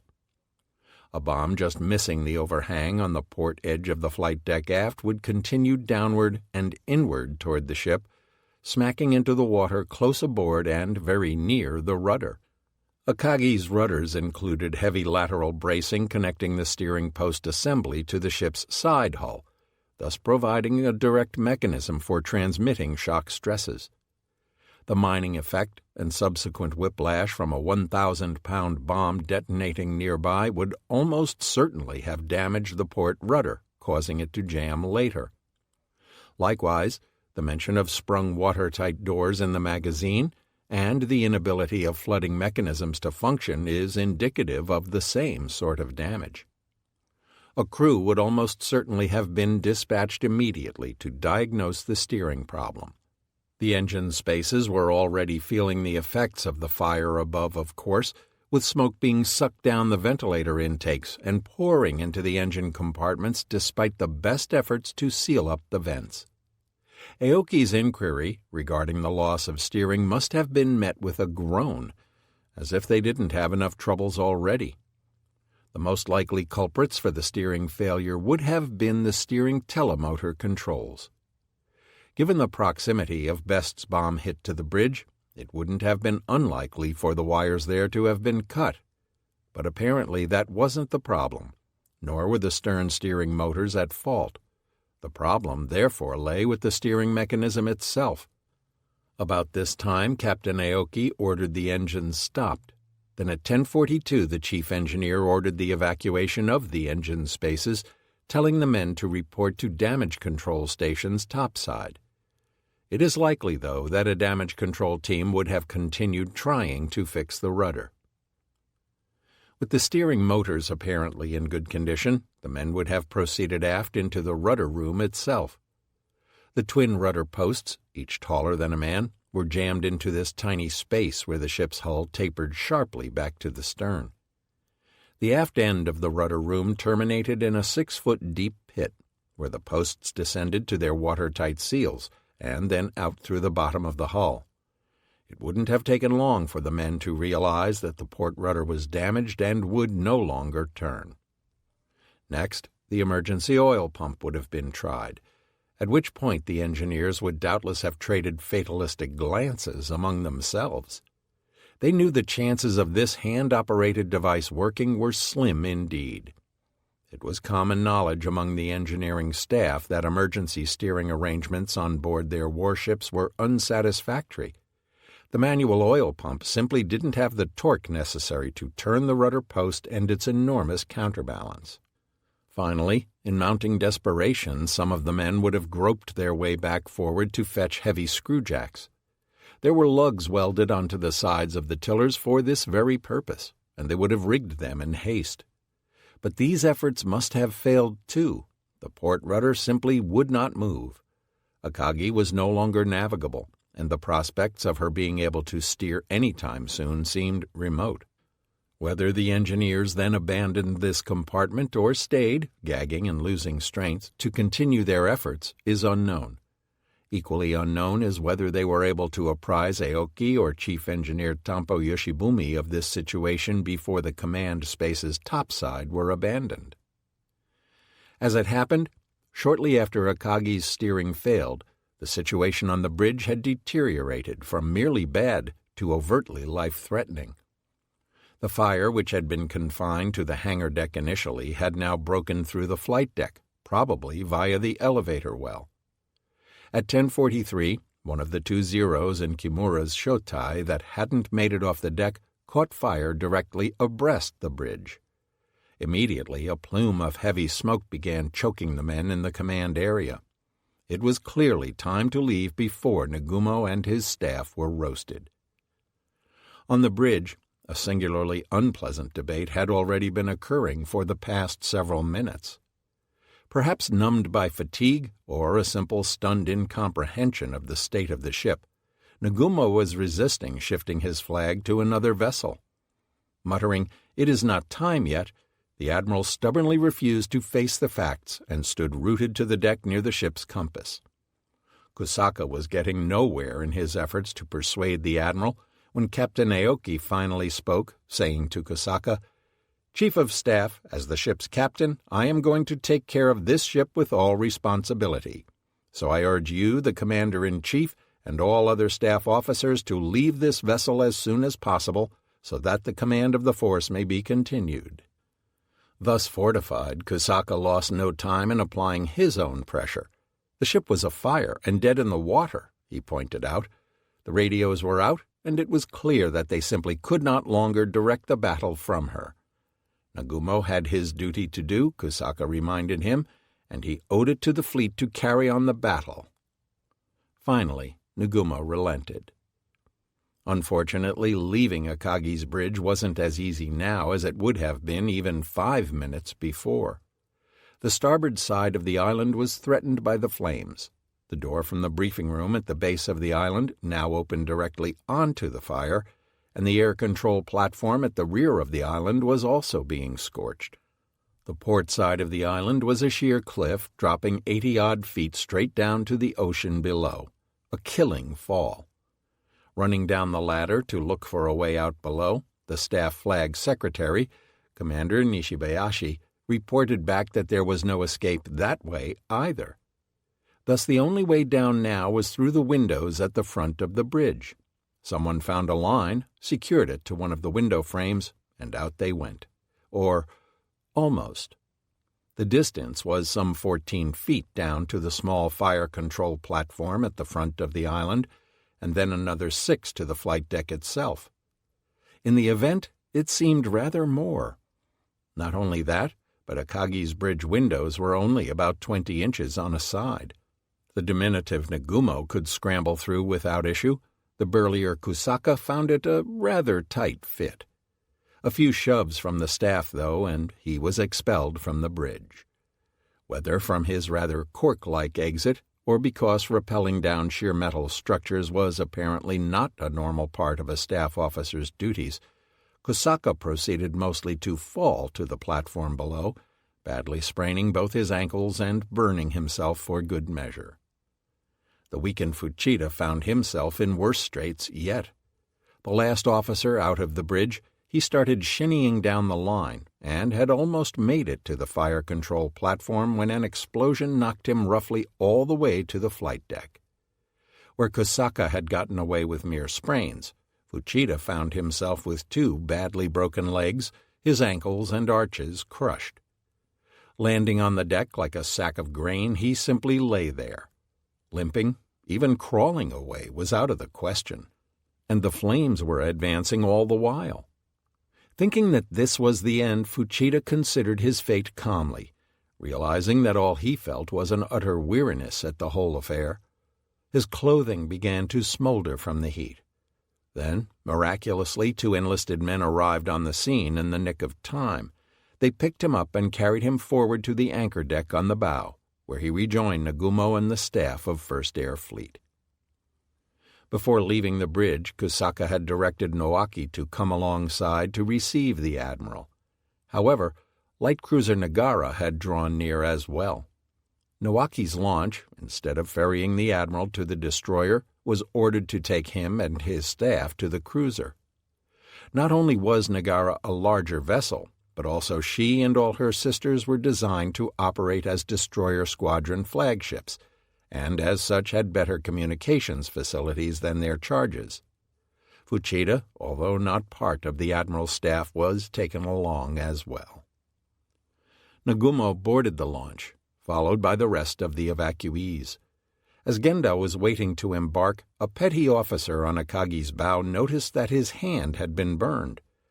Pulling off one of his own white gloves, the man handed it to Genda, urging him to put it on. Turning to go, Genda was halted again by his young orderly, who had braved the darkness below decks to retrieve Genda's bank deposit book and personal seal, Han, from his cabin. Genda was deeply moved by the kindness of the 2 sailors, both of whom he was now leaving behind to whatever fate awaited them. But Nagumo's staff were waiting, and Genda boarded the launch. The crew began pulling on the oars. On board Akagi, the survivors watched them go, then turned back to the desperate business at hand. At the same time Nagumo was departing Akagi, a singularly less dignified and more massive debarkation was already underway on Soryu. Her damage had been so rapid and severe, and the slaughter of her crew so wholesale, that only cursory efforts were made to save her. She had lost power almost immediately, and by 10:40 had slewed to a dead stop in the water, afire from stem to stern. Emergency steering arrangements were tried at 10:43, but in the absence of propulsion they were superfluous in any case. Clouds of whitish smoke poured from her port side, and the hangars were already completely consumed with fire. Executive Officer O'Hara, despite his severe burns, had left the bridge to try and take over the firefighting efforts. Moving down a deck to the air control platform, he tried to assess the situation, but all communications were out. It was clear, though, that the ship's fire mains were destroyed. Leaving the air station for the flight deck, he finally fainted from his wounds and fell to the deck. There, another explosion must have blown him over the side without his even being aware. The gods smiled on the injured man, for his trajectory cast him clear of the lifeboat davits and other impaling obstacles and into the water beyond. He survived the long trip down to the ocean, none the worse for wear. When O'Hara came to, he found another sailor, a pharmacist's mate, swimming next to him and slapping him to keep him from fainting again and drowning. O'Hara would spend the next several hours in the water before being rescued. On the bridge, Captain Yanagimoto quickly drew the obvious conclusion. Soryu was doomed. At 10:45 he gave the order to abandon ship. Whether or not the order reached all the men, though, was questionable, as communications with the rest of the ship were undoubtedly disrupted. Whatever the reason, either the captain's order or simply wishing to preserve their lives, men had already begun jumping into the water around the ship.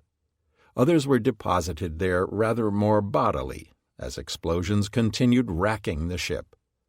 Soryu had remained under command a mere 20 minutes from the time the first bomb struck. The ordeal of her men, though, was far from over. With Admiral Nagumo in the process of transferring his flag, command over Kido Butai briefly devolved on the screen's commander, Rear Admiral Abe Hiroaki, commander of Crew Div 8. Abe wasted little time in assessing the situation and initiating action. He had received a message at 10:45 from Chikuma, informing him that her No. 5 plane had sighted 5 additional cruisers and 5 destroyers some 130 miles from Midway. Dutifully forwarding that message to Yamamoto at 10:47, he followed up 3 minutes later with a grim communiqué. Fires are raging aboard the Kaga, Soryu, and Akagi, resulting from attacks carried out by enemy land-based and carrier-based attack planes. We plan to have the Hiryu engage the enemy carriers. In the meantime, we are temporarily retiring to the north and assembling our forces. Immediately thereafter, Abe sent a terse message to Admiral Yamaguchi, "Attack the enemy carriers." 600 miles to the west, Yamamoto's main body was plowing along in an allegorically apropos fog. The dense mists that had bedeviled Kido-Butai several days before now surrounded the commander-in-chief's formation. Several ships, including battleship Nagato, had gotten lost in the soup, slowing their progress and fraying nerves. Admiral Yamamoto sat silently, peering out of the windows at the white mantle. Suddenly, Yamato's chief signal officer burst onto the bridge, his face grim, and handed Yamamoto a message form. Yamamoto read it, stunned. He let out a groan, then, still staring out at the mists beyond, handed it back wordlessly to the signalman. To another sailor on the bridge, it seemed that the commander-in-chief had been turned to stone. Not so much as an eyelid twitched on his countenance. On board Hiryu, Yamaguchi Tamon had needed no prompting to undertake offensive action. When Admiral Abe's message ordering him to attack was received at 10:50, he was, in fact, just minutes away from launching. Not surprisingly, frantic preparations had been underway on Hiryu to get a counterstrike in the air since the American attack.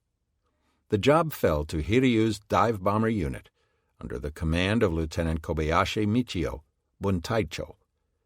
Kobayashi and his unit were widely regarded as among the best in the fleet. He would personally lead the first Chutai of 9 aircraft, while his deputy, Lieutenant Yamashita Michiji, would lead the second Chutai.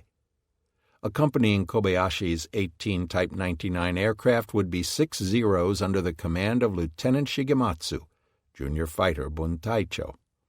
He and the other pilots in the Chutai had already participated in the morning's strike. Now, Shigematsu led a grab-bag collection of aircraft on this vital mission. There was no time to wait to rearm Tomonaga's remaining Type 97s, so this would have to be a one-dimensional strike. Kobayashi's aircraft were equipped with a standard anti-ship loadout, wherein 2/3 of the aircraft carried 250-kilogram semi-armor-piercing bombs, while the remaining third, one plane in each shotai, carried a 242-kilogram high-explosive land bomb fused for instantaneous detonation. The high-explosive weapons were intended to destroy AA guns and their crews, thereby hopefully suppressing the target's anti-aircraft fire and making the task of the other aircraft that much easier. It was Captain Kaku who gave the final pre-flight briefing to the assembled pilots. In contrast to this morning's optimistic atmosphere, there was none of the usual banter and kidding among the pilots. The mood was now one of deadly seriousness. The men stood silent as Kaku laid out the objectives for the strike. Hiryu's commander reminded them that theirs was the last intact aircraft unit in the fleet. Not only did they need to find the enemy and attack effectively, they also needed to return as large a percentage of their aircraft to Hiryu's decks as possible for use in future operations. Therefore, Kaku urged caution. They must attack judiciously, not rashly. Grimly determined to do their best, the men ran to their planes and mounted. At 10:54, with the funeral pyres of Cardiff 1 still clearly visible on the southern horizon, and her sister a raging bonfire nearby, Hiryu turned back east into the wind and began launching. All the aircraft were airborne by about 10:58. Standing in the crew pits next to the flight deck, the deck crews wished them a silent farewell. All the hopes of the fleet now hung on the slender thread of Hiryu's air group. To the force, Yamaguchi sent the following message: "All our planes are taking off now for the purpose of destroying the enemy carriers." 15. Up the steel steps, 1100 to 1200. After Kobayashi was launched, Hiryu apparently remained headed northeast on course 30 degrees and immediately brought down 7 of Akagi's combat air patrol fighters. As it developed, the combination of Hiryu's earlier evasive maneuvers against VT-3 and her recent move into the wind to launch aircraft had brought her back into the vicinity of Soryu. The condition of her wounded sister ship was positively dreadful. Flames were licking all along the flight deck, and dense clouds of black smoke were boiling from her innards. One crewman on board Hiryu remarked that she looked like a giant daikon radish that had been sliced in two. Now, in places, it was possible to see right through her to the other side. On the bridge, Yamaguchi turned to one of Hiryu's officers. "Can we contact her?" he asked. "I will try," the man replied, and began to snap the shutters of a small signal lamp. "Try to save your carrier," Yamaguchi signaled. The message was sent 2 or 3 times toward the fire-racked flat top, but there was no reply. Saddened, Yamaguchi turned away from the horrible spectacle. There was little anyone could do. However, one of Hiryu's consorts, cruiser Chikuma, had also been drawn like a moth to Soryu's fiery agony and was even now slowing to a stop. At 11:12 she sent over her No. 2 cutter to the stricken carrier's forecastle, where a damaged control party could be seen. Embarked on the cutter was a pharmacist's mate and 7 sailors, clearly more to help with tending the wounded than with any firefighting. Hiryu herself could not linger. After their brief intersection, Soryu was rapidly left behind to join the other 2 forlorn smoke columns further astern. It was the last time the men on board Hiryu would see their sister ship. Having sent off the counterstrike, Yamaguchi shortly received a signal from Chikuma's No. 5 plane, which had relieved Tone No. 4. He radioed at 11:10, "The enemy is in position, bearing 70 degrees, distance 90 miles from our fleet's position." The enemy was indeed very close at hand. In fact, unbeknownst to Nagumo or Yamaguchi, Chikuma No. 5 was in contact with an entirely different American carrier force than Amari had originally detected. This was TF-17, centered around Yorktown. Amari had encountered it on his way back to Kido-Butai. Proceeding to the spot of Amari's latest sighting report, Chikuma No. 5 had duly stumbled across Yorktown as well. What Yamaguchi thought of the enemy's proximity has not been recorded. Indeed, for the first 45 minutes or so after Kido-Butai's catastrophic bombing, Yamaguchi's actions were largely pre-programmed in any case. His last orders from Nagumo had been to assume a course of 030 degrees and close the enemy preparatory to launching a counterstrike. Strictly speaking, the attack on Kaga, Soryu, and Akagi did not alter these orders a whit. Yamaguchi's launching his strike against Yorktown was not a response to the American attack at all, but simply the continuation of Nagumo's prior intentions. Hiryu's behavior confirms this. She dodged VT-3's attack in the 10:30 to 10:35 time frame, then apparently resumed 030 and went ahead with her launch. Furthermore, for a time at least, Akagi had followed her until dropping back at 10:42. At 11:20, having left Soryu astern, Yamaguchi blinkered all ships and update. Second wave, composed of 18 bombers and 5 fighters, has taken off. Plan to have an additional 9 ship-based attack planes and 3 fighters take off in 1 hour. Hiryu plans to proceed towards the enemy on present course. If Hiryu was proceeding toward the enemy, she was doing so largely alone. Apart from a pair of destroyers, the other ships of Kido-Butai appeared to have been busy elsewhere. Nagara was alongside Akagi, collecting Admiral Nagumo. Cruiser Tone and Bat Div 3 were apparently somewhere between Hiryu and Nagara, still within blinker distance of both parties, and thereby forming a signal bridge of sorts that linked the two. Thus, Yamaguchi was operating without the benefit of any heavy cover. After Kobayashi's departure, Hiryu began arming what remained of her Kanko squadron for launch, hopefully before noon. Of the torpedo attack aircraft, 7 were clearly serviceable, and another pair, including Tomonaga's, apparently had been patched up sufficiently to make the trip. Providentially, at 11:30, another Kanko deposited itself on Hiryu's deck. This was an Akagi aircraft flown by Warrant Officer Suzuki Shigeru. Suzuki had taken off at 10:15 from the flagship for a scouting mission, but had turned back, for reasons unknown, shortly thereafter. Finding his ship in flames, he had landed on Hiryu instead. Under normal circumstances, the addition of a single torpedo plane to the roster would hardly have been cause for celebration, but in this case every plane counted. Suzuki's bird was promptly refueled and armed. It was clear, too, that in order to make maximum usage of the meager assets at hand, it was imperative that good intelligence on the enemy's movements continue to be gathered. A happy thought, indeed. It was about 6 hours late in occurring to the Japanese. However, Yamaguchi relayed a message to Crew Div 8 at 11:30, ordering additional aircraft to maintain contact with the enemy. Unfortunately, Japan's woes in the scouting department were ongoing. Amari's No. 4 plane had been replaced by Chikuma's No. 5 aircraft.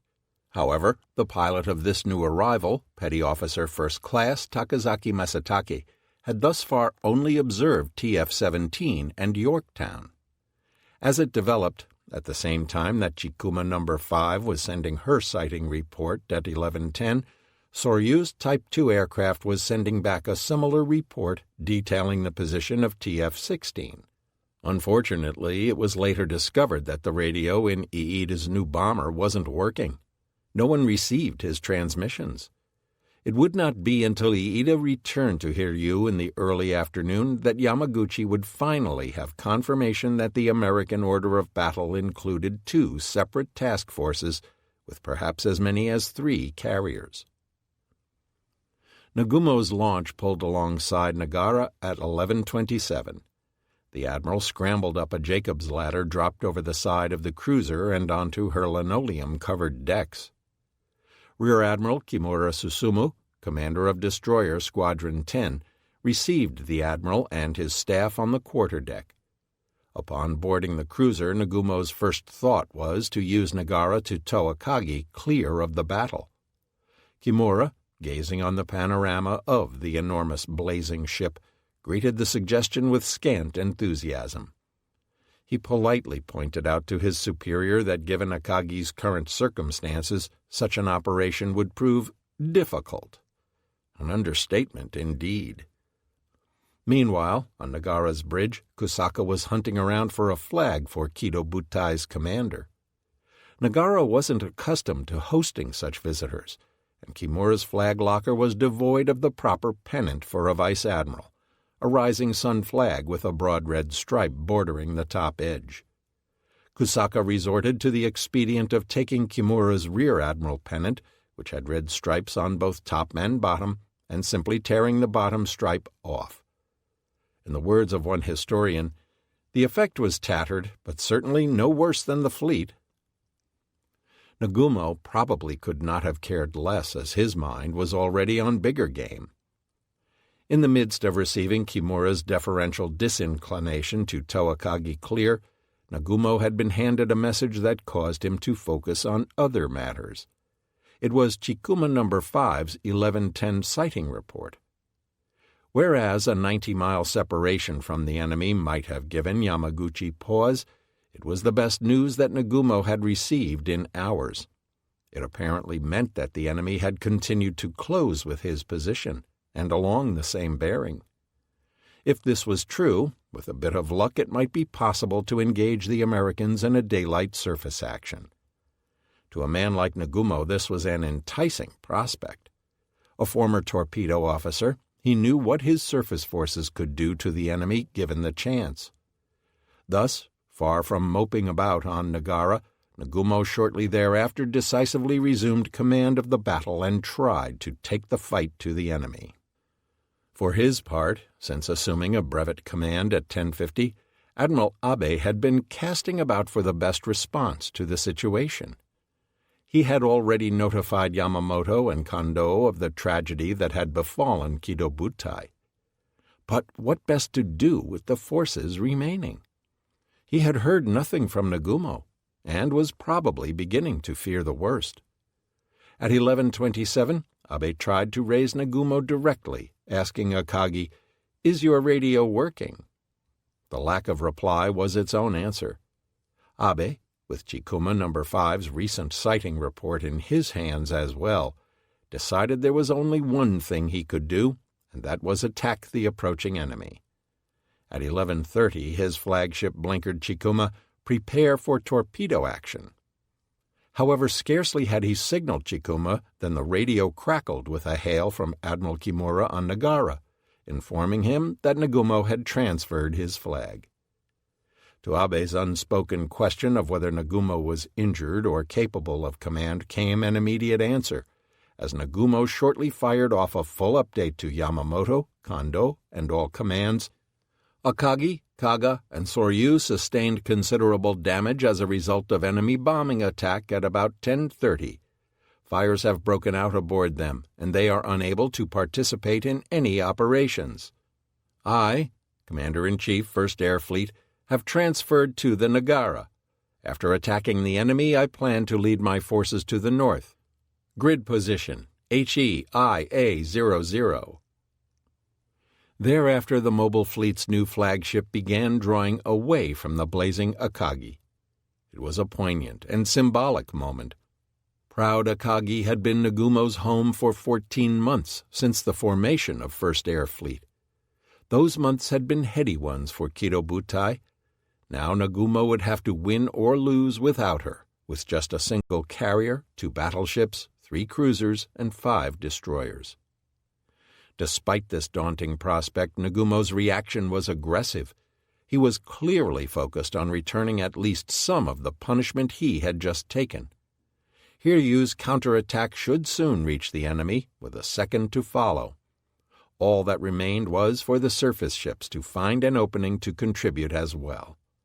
Nagara continued accelerating, her bow cutting the water purposefully as Nagumo closed to rejoin the remainder of his fleet. Within 10 minutes of leaving Akagi behind, he was back in blinker range of Abe on Tone. Having heard Nagumo's report to combined fleet at 11:30, Abe anticipated matters and blinkered Nagumo at 11:43. "I have a part of Crew Div 8, Bat Div 3, and Desron 10 prepared to go to the attack of the enemy." Nagumo shortly blinkered back to Abe, "Hold up." Eager as he was to close the enemy, he didn't want Nagara bringing up the rear. He would lead this counterattack in person. First, though, he needed to reform his scattered ships into some sort of battle formation. As Nagara closed with the main gaggle of the mobile fleet, Yamaguchi also became involved. Hearing the radioed plans for attack, at 11:47, Car Div 2's commander countermanded his previous instruction regarding the screen for the damaged carriers. He radioed Tone, Akagi, Kaga, and Soryu, instructing them to leave one destroyer with the damaged carriers and have the others proceed on the course of attack. If there was to be a surface battle, Yamaguchi wanted all the offensive power that could be mustered. In the event, though, it appears that this message may have been garbled or simply ignored, as 2 destroyers were with each burning carrier from this time forward. Isokaze and Hamakaze stood by Soryu. Nowaki and Arashi stuck close to Akagi, and Hagikaze and Maikaze sadly circled Kaga. If he had any objections to Yamaguchi's interjection, Nagumo gave no sign. Over the following minutes, he sent out orders informing his units that they should assemble, as he planned to take to the attack now. Just before noon, he amplified his instructions, ordering his formation to form in order of Desron 10, Crew Div 8, and Bat Div 3, course 170 degrees, speed 12 knots. Shortly thereafter, Nagara came bounding up from the south as the two battle wagons and Abe's sleek cruisers turned to meet her. The sense of excitement within the mobile fleet was palpable. Nagumo's strategy was a simple one. He would head nearly straight for the enemy on a reciprocal bearing. Under the cover of Hiryu's strike waves, he would close to within gun and torpedo range. As if to further spur such hopes, word from Vice Admiral Kondo's Second Fleet arrived at noon. "We are in position, YU, MI, KU, 00, at 1200. Course 50 degrees, speed 28 knots. We are heading for the mobile force." With reinforcements on the way, Nagumo set off on his quest. Thus the common interpretation that Yamaguchi was essentially running the battle from Hiryu, with Nagumo and Nagara tagging along behind his subordinate, is not true. In fact, Yamaguchi and Hiryu trailed in Nagumo's wake, while his superior led his remaining heavy forces east seeking battle. And while Yamaguchi essentially operated independently as far as air operations were concerned, his general course took its lead from Nagumo's own movements and were no more aggressive than those of his commander. Knowing what we know today, the very notion of Nagumo's charging an enemy who had just devastated the mightiest carrier force in the world seems laughable. For his part, Nagumo certainly knew that he was engaged in a long shot, but his actions show that at midday on 4 June, making some kind of retaliation that would allow Kondo and Yamamoto time to enter the battle was absolutely foremost in his mind. Nagumo was acting promptly to seize what he felt was his only remaining chance in the battle. Escape was not part of his agenda, at least not yet. It cannot be ruled out, of course, that he was subconsciously seeking death in battle to atone for the debacle. But whatever the motivation, the picture that emerges is not one of a broken admiral, but rather a man desperately striving to make good on a decidedly grim situation. His decision to attack in this manner was also supported by the facts that he had at hand, which suggested that the enemy lay only 90 miles distant. He first had to assemble his dispersed vessels, but as soon as he had done so, he shaped a course designed to bring him straight at the Americans' supposed position. If they could bridge the gap, an hour's gunnery from the battle wagons would be all it took to settle accounts. Not only that, but nightfall was coming, and with it the promise of reinforcement by Kondo's forces. Even if Kido Butai could just locate the enemy in the coming darkness, Kondo might be able to finish the job. It was true that Nagumo was down to just one carrier, but Hiryu's own planes were even then counterattacking, which might even the odds a bit. And what is also overlooked is that the Japanese were well aware of the brutal losses they had inflicted on the Americans' torpedo squadrons. Without torpedo planes, the enemy would have a much harder time sinking Nagumo's battleships, which could more easily shrug off hits from the Dauntlesses. Given that, it was not unreasonable to suppose that Haruna and Kirishima, as well as Crew Div 8 with their high speed and deadly torpedoes, might survive air attack long enough to close the range. This was especially true if Hiryu's aircraft managed to cripple one of the enemy carriers. Nagumo's naval culture surely exerted an influence on his behavior in this regard.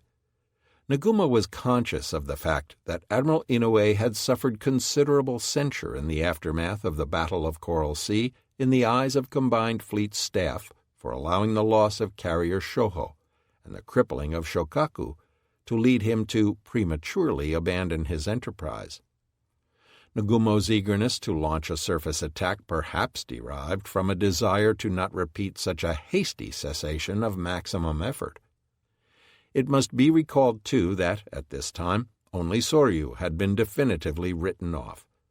It was not yet clear that Kaga and Akagi would not be saved and brought back into the battle. Finally, it must be admitted that in behaving as he did, Nagumo was conforming to Japanese societal norms as well, which value the integrity of an act more than its likely results. In Japanese culture, there is a readier acceptance of the nobility of failure while giving it one's best effort. One of the most popular Japanese exhortations is ganbatte, which translates roughly to "please continue trying to do your best." This principle applies equally when the task in question is difficult, odious, or even doomed. Winning is optional. Trying your best is not. Likewise, performing in an honorable fashion today is more important than the long-term implications for tomorrow. This attitude is part of the enduring fascination of Japan's Navy, because it is so alien to Western modes of thinking. Taken together, it's somewhat easier to see why Nagumo believed at midday that, while the battle was desperate, it was not yet hopeless. However, despite his understandable desire to take the battle to the enemy, both Nagumo and Yamaguchi would have done well to ponder the dangers Hiryu found herself in, especially given that the American carrier force was as yet undamaged. While the apparent proximity of the Americans was good news for Nagumo, it was quite the opposite for Yamaguchi's lone remaining carrier. Both Nagumo and Yamaguchi should have been concerned with keeping some distance between her and the more powerful American carriers. Instead, Hiryu, almost by default, continued closing with the enemy. There was no need to do this. Even had Hiryu moved northwest, her aircraft had all the range they needed to strike back and then some. Hitting back at the enemy made good sense. Needlessly exposing Hiryu to long odds did not. At this juncture in the battle, the principle of calculated risk that informed Chester Nimitz's strategy of strong attritional tactics was eminently suited to the Japanese position as well. Indeed, a careful assessment of the odds against Hiryu would have revealed two things. First, immediately before Kobayashi's launching, Yamaguchi had exactly 37 aircraft of all types left on board her: 10 Zeros, 18 dive bombers, and 9 carrier attack planes. Another 27 cap fighters were still aloft, most of them refugees from the other 3 carriers, for a total of 64 Japanese carrier aircraft of all types left in operation. In other words, Kido Butai's air power was down to about a quarter of what it had been at 0430. In terms of strike aircraft, the tally was even worse. Hiryu's torpedo squadron had, for all intents and purposes, been wrecked already. This notched down the number of strike planes available to Kido Butai to under a fifth of the morning's total. Second, the nature of the morning's battle should have given Yamaguchi and Nagumo fair warning that they were most likely now badly outnumbered. The incessant American attacks had involved large numbers of aircraft, many of which were carrier types. It should have been apparent that the dive bomber attack at 10:20 to 10:25 could not have been launched by a single American flight deck. Japanese aerial attack doctrine was the same as that of the Americans on this point, committing a full attack squadron per enemy carrier in order to assure its destruction. The mere fact that 3 Japanese flat tops had been attacked simultaneously argued strongly that the Americans had at least 2 carriers in the fight. Attacking such a powerful force was dangerous in the extreme, especially given the state of Japanese reconnaissance and their generally depleted air power.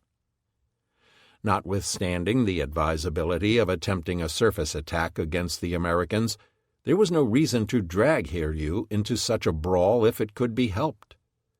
Both Nagumo and Yamaguchi knew that Kondo's invasion support force was the nearest substantial Japanese formation to them.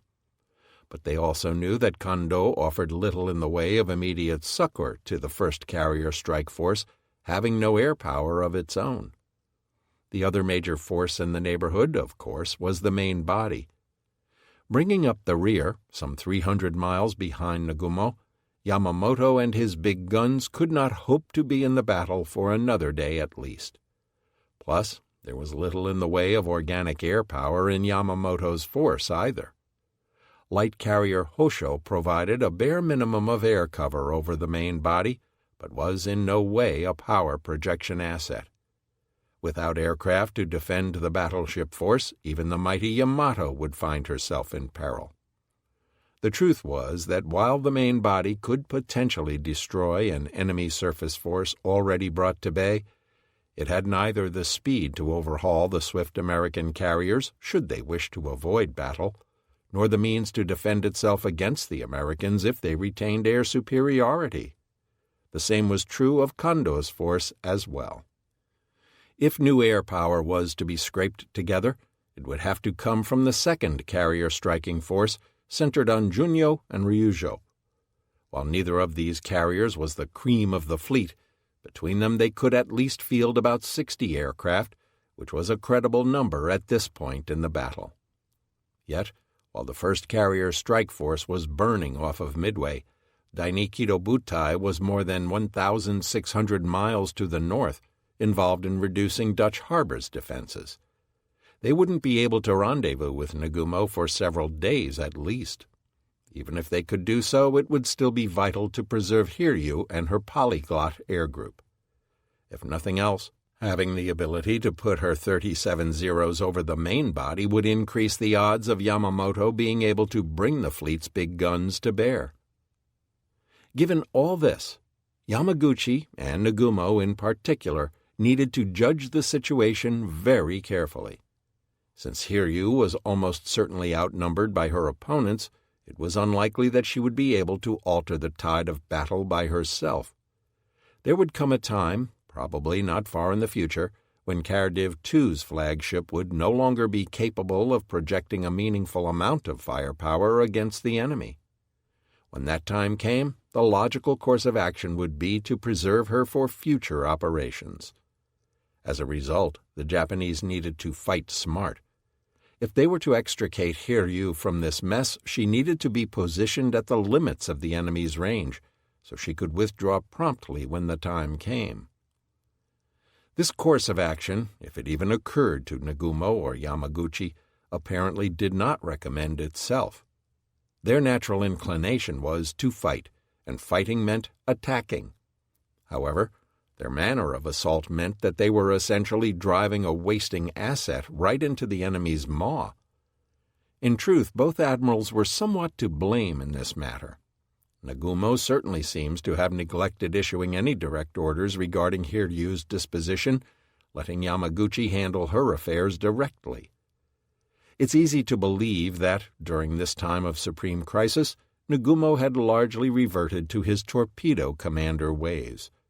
He was focusing almost solely on the surface battle he was trying to create, rather on overseeing the fate of what was arguably still the single most important vessel in the Japanese force. There is no indication that Yamaguchi gave any heed to this matter either. Granted, in the absence of direct orders to the contrary, Yamaguchi was essentially constrained to follow Nagumo's general lead. But there is no evidence to suggest that he went down this path unwillingly. We know enough about Yamaguchi's character to believe that if the commander of Cardiff II had had reservations, he would have voiced them. We know, too, that Yamaguchi had been encouraged by Ugaki in times past to take such license if he felt he needed to. Ugaki had worried before the battle that First Air Fleet, under Nagumo's tepid leadership, might not be able to accomplish its mission in future sea operations in which every kind of change must be expected to happen. And yet here, at a point in time in which Ugaki's favorite commander might have improvised a little, Yamaguchi stuck rigidly to a heroic script. In so doing, he would lead his remaining carrier to ruin precisely because of his unwillingness to adapt to changing circumstances, a failing that Ugaki had, ironically, pinned on Nagumo. Much as with Nagumo's decision to close the enemy and fight on the surface, one can argue that Yamaguchi, too, was simply fighting according to his societal norms. But this is still unsatisfying. Later in the war, when Japan's defeat was both assured and readily apparent to all parties concerned, acts of folly and despair on the part of the Japanese would be more understandable. But this was June 4th, 1942, and less than an hour ago Japan was doing well in both the battle and the war. Even now, with the situation in tatters, there were still things worth fighting for besides mere honor. Yamaguchi's attitudes and behaviors ought to have reflected these current realities. Both Nagumo and Yamaguchi needed to take a broader view on their role in the war and that of Kido Butai. If Japan was to fight effectively, aggressiveness had to be tempered with savvy. Great risks would have to be taken, but the preservation of precious war-fighting capital, ships, people, initiative, and time, needed to be at least as important as simple belligerence. In Yamaguchi's hands were entrusted irreplaceable assets. His position carried with it a moral responsibility to the Japanese nation to fight in such a way as to make the best use of those assets. To this day, Yamaguchi, much more than Nagumo, receives the admiration of the Japanese people because he fought with his heart. But against this must be set the ultimate condemnation of military performance. He didn't use his head, nor did Nagumo.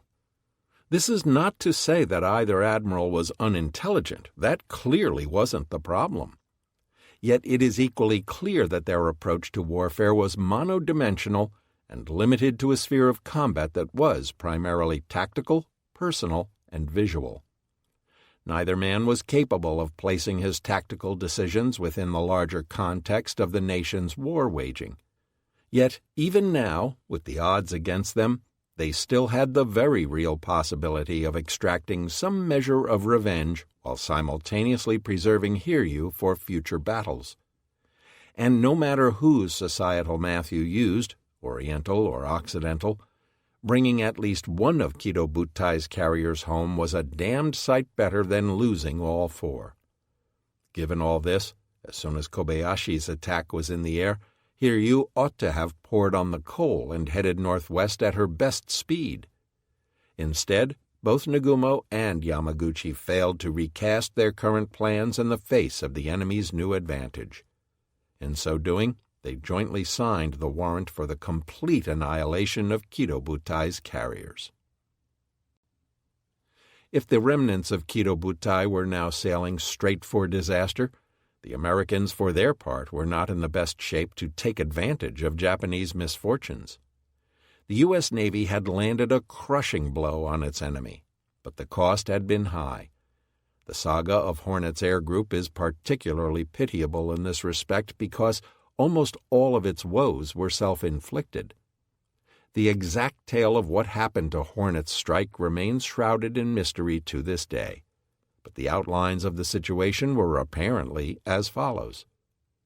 Once John Waldron and VT-8 had left the formation at 0825, Commander Stanhope Ring continued leading his group west.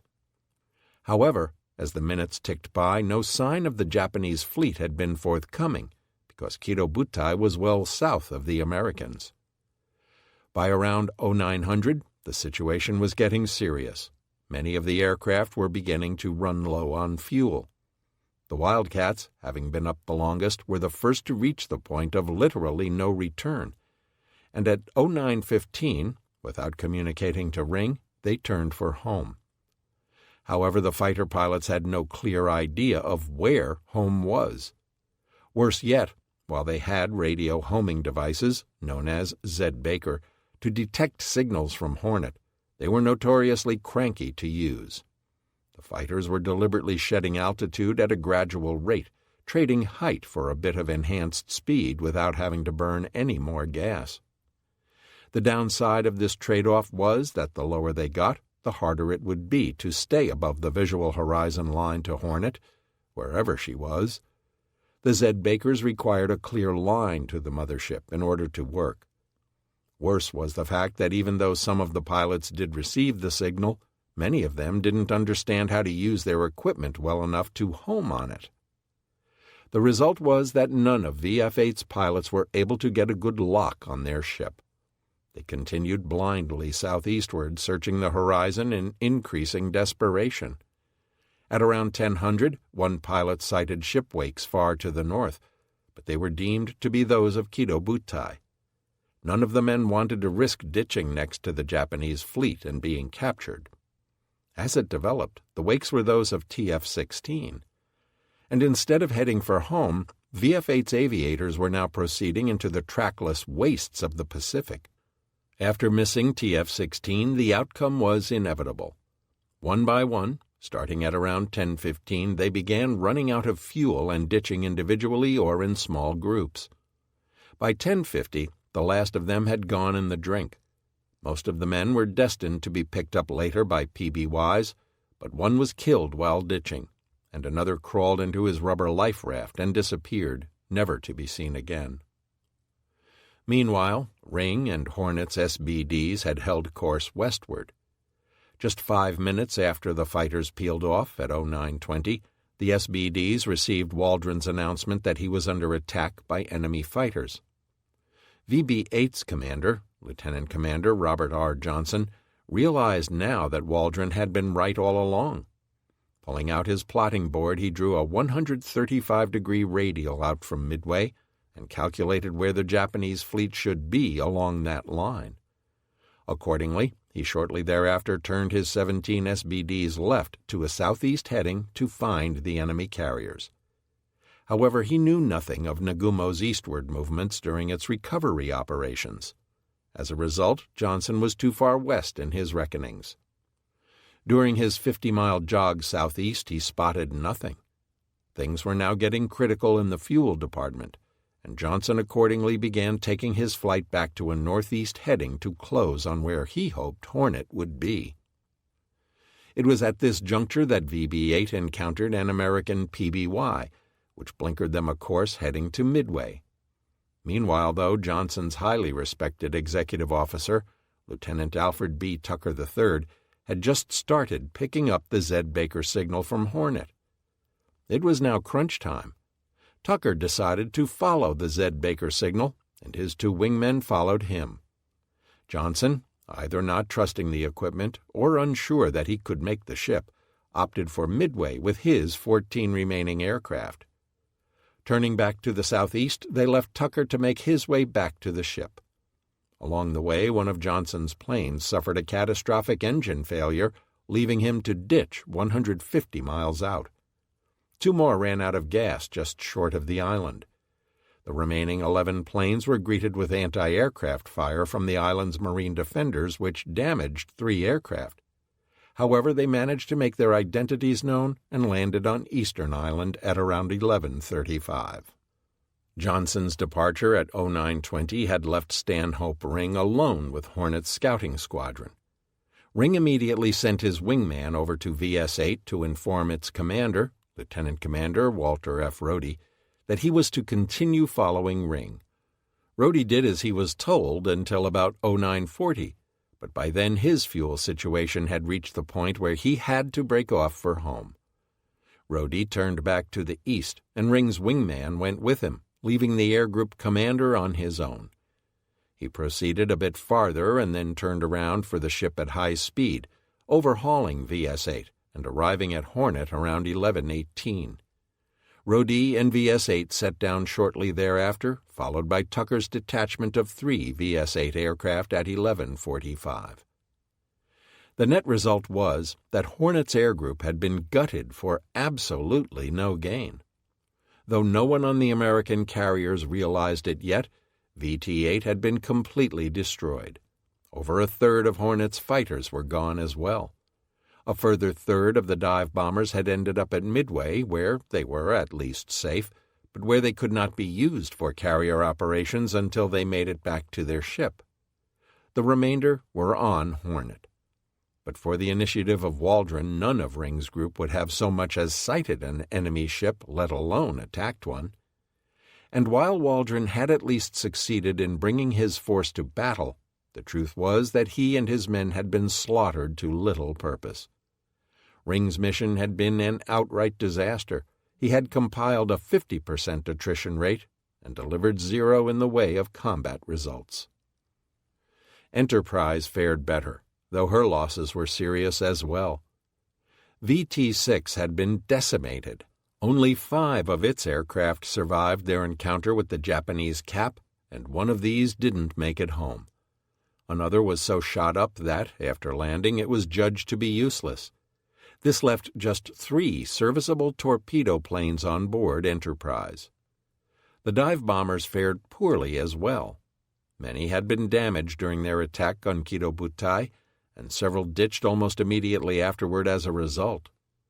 Having detoured far to the southwest before successfully locating the Japanese fleet, they had all been low on fuel even before the attack. After attacking, many of the SBD pilots correctly judged that they couldn't make the climb back up to altitude. This meant that their Z-Bakers had more difficulty in picking up their signals, although in many cases the problem was simply one of not having sufficient gas to make it back even if a homing signal had been detected. Damaged aircraft, wounded crewmen, and a rapidly worsening fuel situation compounded their navigational challenges still further. Not only that, but after the departure of the strike groups, Enterprise had been forced to unexpectedly maneuver to the southeast to put up additional cap fighters. As a result, she couldn't possibly reach the location where the strike flyers thought she ought to be before they had to ditch. The result was something of a repeat of Hornet's tragic VF-8 fiasco. Many of Enterprise's dive bombers returned to what they thought would be point option, only to find the open ocean. One by one, they went into the drink. Many were subsequently picked up by American PBYs or naval vessels, some after having drifted for days. Inevitably, however, a grim percentage of these men, including the crews of a group of 4 aircraft under Lieutenant Charles R. Ware of VS-6, were simply swallowed up by the impersonal vastness of the Pacific and never seen again. When all was said and done, between combat losses, ditchings, and aircraft damaged beyond repair, Enterprise lost 21 dive bombers, although the final tally did not become clear until the early afternoon. Yorktown had perhaps been rewarded for her superior deck operations, or simply had been a little luckier. VT-3 had suffered cruelly and finished the morning down a dozen aircraft, including those that were too badly damaged to make it back home after their attack. But Max Leslie's Bombing 3 returned to Yorktown without incident, though Leslie and another pilot would be forced to ditch because of fuel exhaustion before being recovered. Thus, the total tally of American aircraft lost on the morning strike was 70, 12 fighters, 21 dive bombers, and 37 torpedo aircraft. This represented about a 40% casualty rate in terms of the aircraft launched. The final tally of aviators lost was, thankfully, lower than this, as many were eventually rescued. But until the remaining aircraft were recovered and reorganized, the only readily available reserve force that could be considered a cohesive unit were the 17 operational SBDs of Yorktown's VS-5. In total, the 3 American carriers, between them, scarcely mounted a single full air group, excluding fighters whose casualties had been somewhat lighter at this point. 10 of VS-5's aircraft were currently spotted on Yorktown's flight deck, along with a dozen cap fighters.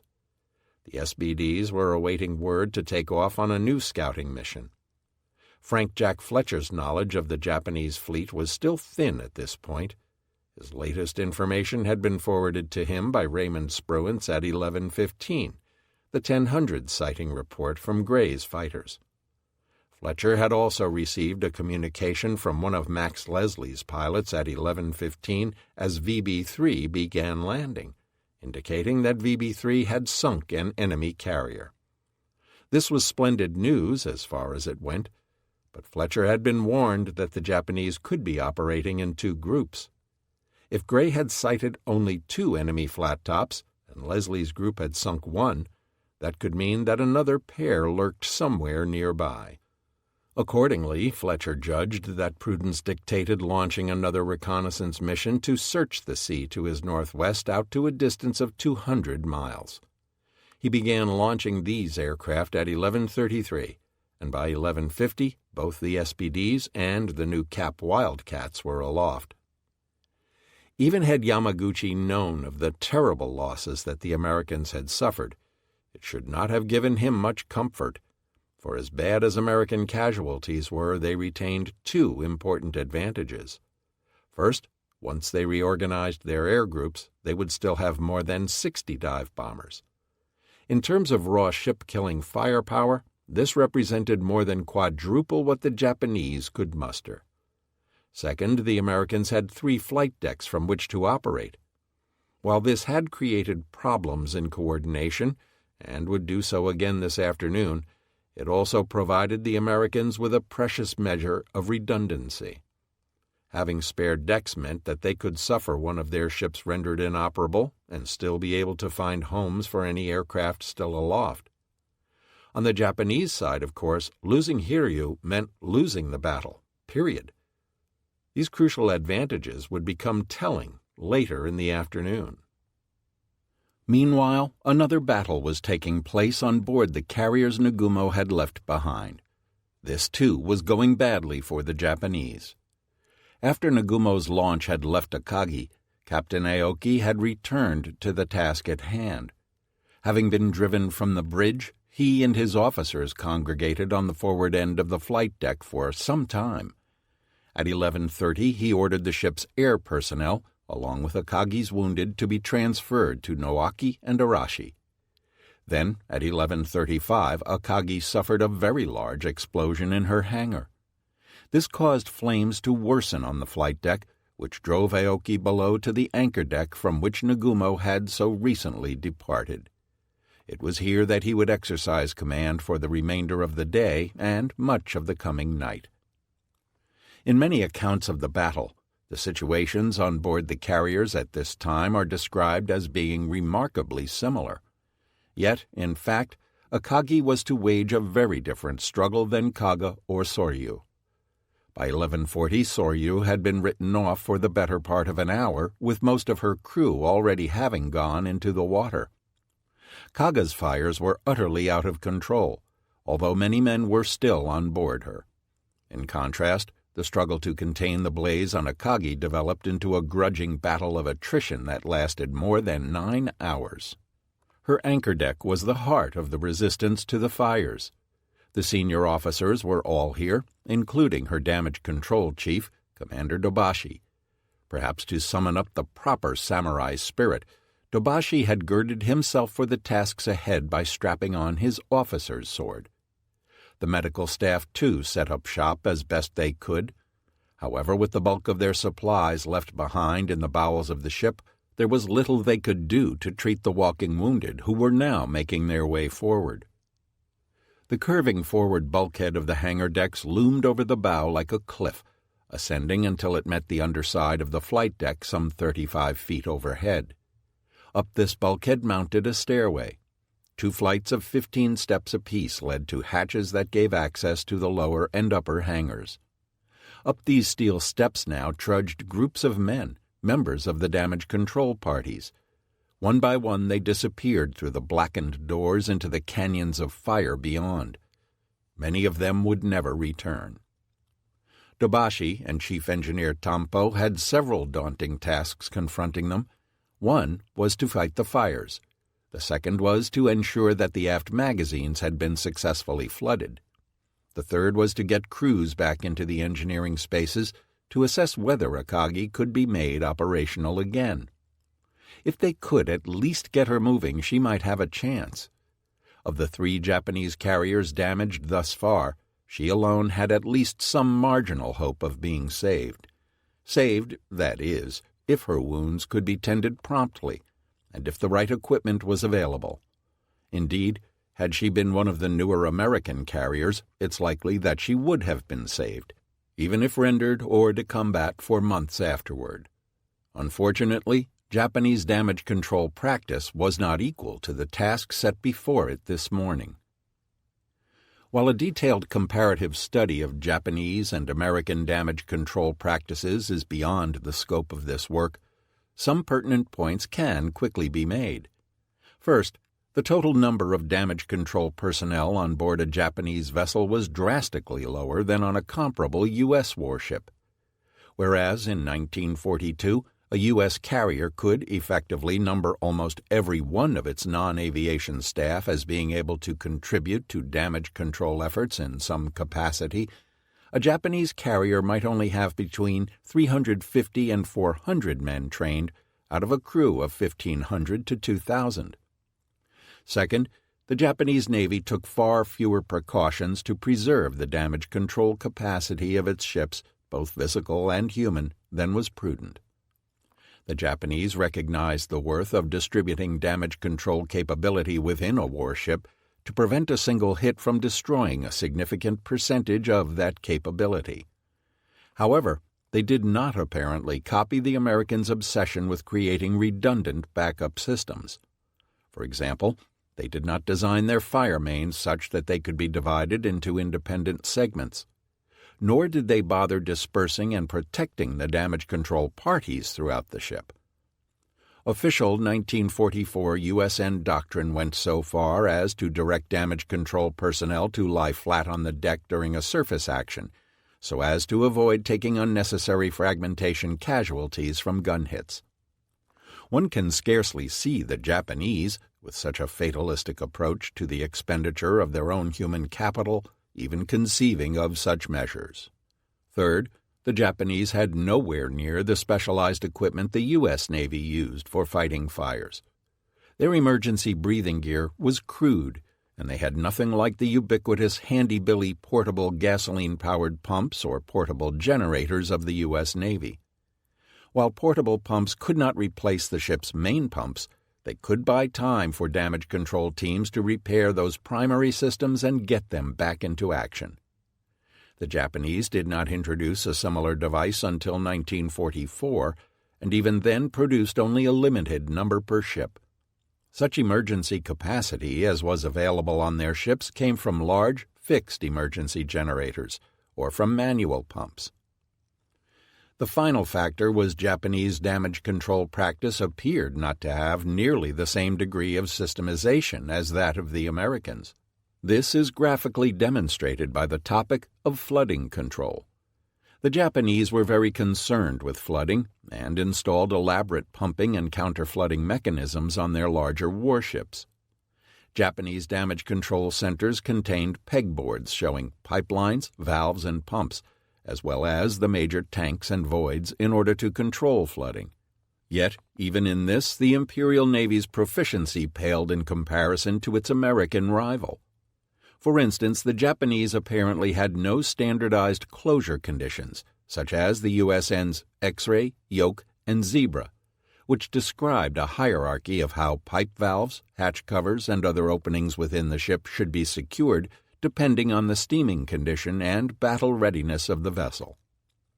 The Americans prepared extensive catalogs, bills, of all valves, hatches, ventilators, drains, and other equipment that might factor into the equation. They also mapped the quickest routes to potential damage points while taking into account those hatches that would be closed under battle conditions.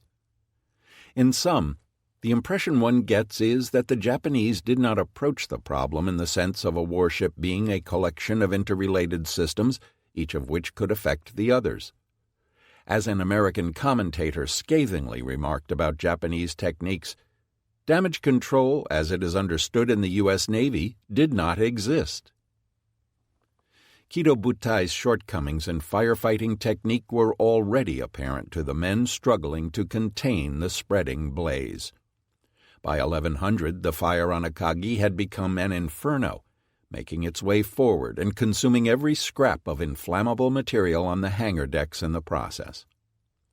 Unfortunately for Commander Dobashi and his men, large gasoline-powered fires like these were essentially beyond the ability of World War II firefighting practices to extinguish.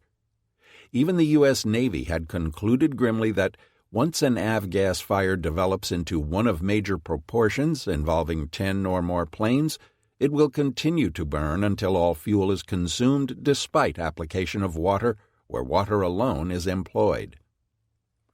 The best one could really hope for was to ride the fires out, contain them, cut them off from their fuel, and hoped they didn't destroy the ship before they burned out.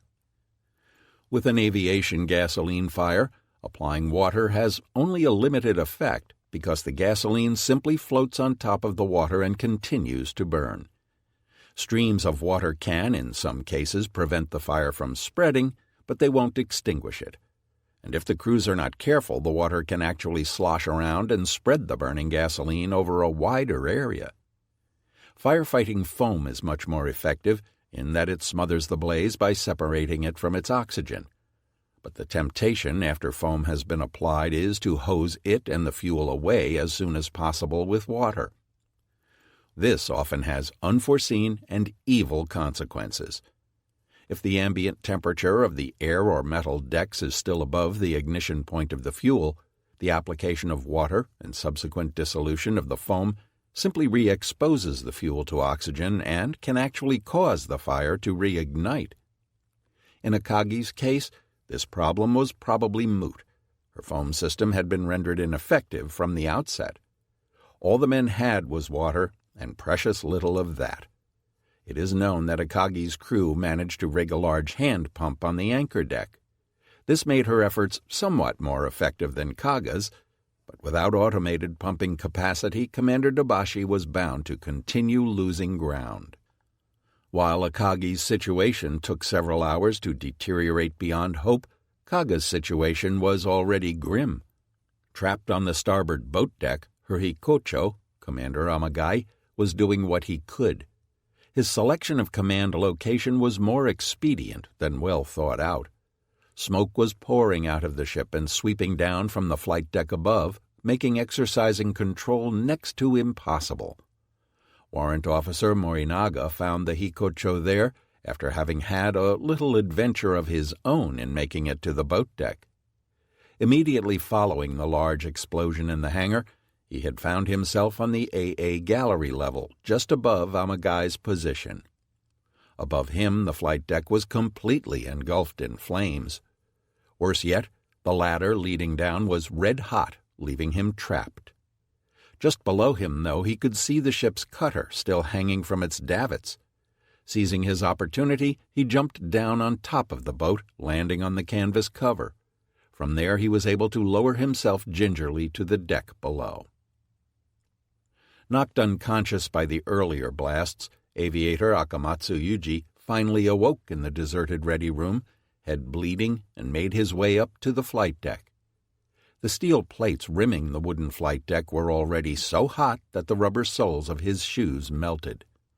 From where he was, he could see no way down except over the edge and straight into the ocean, a frighteningly long drop. Yet the fires were coming up behind, and eventually Akamatsu had no choice. He plunged into the ocean, but his life jacket pulled him back up to the surface. All around him men were swimming, clutching whatever debris they could find. Eventually he joined a group of other pilots supporting their injured squadron leader, Lieutenant Kitajima. After an hour, Akamatsu and his group were finally picked up by the destroyer Hagikaze. Kaga was actually still moving, crawling north at 2 to 3 knots. We know this to be true because she was being followed by an American submarine. The long-suffering Nautilus had caught up to what was left of Kido Butai. After the dive bomber attack, her skipper, Lieutenant Commander William Brockman, had seen smoke columns on the horizon and selected the nearest one. Akagi avoided Brockman's attentions by virtue of remaining under power for some time before her rudder failed. Thus, Kaga found herself in a familiar position, tail-end Charlie, but this time in a formation of cripples and with Brockman trying to close in. Trouble was, even after an hour's submerged movement, Brockman wasn't gaining. The conclusion was obvious. The big Japanese flat top was still limping along even though she was wreathed in flames. On the face of it, this seems somewhat incredible, particularly given how quickly Soryu had been rendered immobile. However, there were a number of factors that explain her ability to remain underway. First, Kaga had a larger number of decks between her hangars and the engine spaces, meaning that her engine room crews were protected for longer before the heat became intolerable. The fact that she had an armored deck above her vitals helped as well. Finally, she had not taken a freak hit that detonated deep in the ship as Soryu apparently had. The net result was that at least one of Kaga's engine rooms must have remained operative for some time. In the end, of course, it was a feat that would cost the lives of dozens of her engineers, who stayed at their posts and performed their duties until the end. On Soryu, the situation had been judged hopeless almost from the get-go. Captain Yanagimoto's abandoned ship at 10:45 had found Pilot Mori and the survivors from the ready room already clustered on the boat deck, one deck below the bridge. The narrow walkway was packed so tight with men that they had to raise their arms above their heads. Yet more kept pushing in to escape the fires on the hangar decks, which were steadily drawing nearer. The sailors finally resorted to standing on each other's shoulders in spots. The cutter on the boat deck seemed an obvious gambit, so somebody made to lower it, but it stuck in the davits with one end still hanging from above. Realizing that the cutter was now useless, the men simply started jumping. Mori was scared. The distance looked too far. It was, in fact, some 35 feet, a comfortable enough sounding leap sitting in the safety of one's armchair, decidedly less so when clinging to a steel railing poised above the brink. But as he watched, Mori began to discern a rhythm to the waves, the long swells periodically bringing themselves closer to him. Timing his jump carefully, he jumped clear of the deck and grabbed for one of the lifeboat's ropes. Unfortunately for him, the line was no longer attached to anything, and he and the useless lanyard plummeted into the sea. Bobbing to the surface, he swam clear of Soryu's hull. At that very moment, the cutter above him decided to come hurtling down, fortunately landing nearby rather than on top of him. Because of its bizarre entry angle, it hit the sea upside down, but Mori and some of the other swimmers righted it and began bailing it out with their footwear. They then began the laborious task of paddling away from the ship. On board Akagi, despite the steadily worsening conditions, men were still fighting the blaze in an organized fashion. But once the fires crept below the hangars, the situation became much more complex.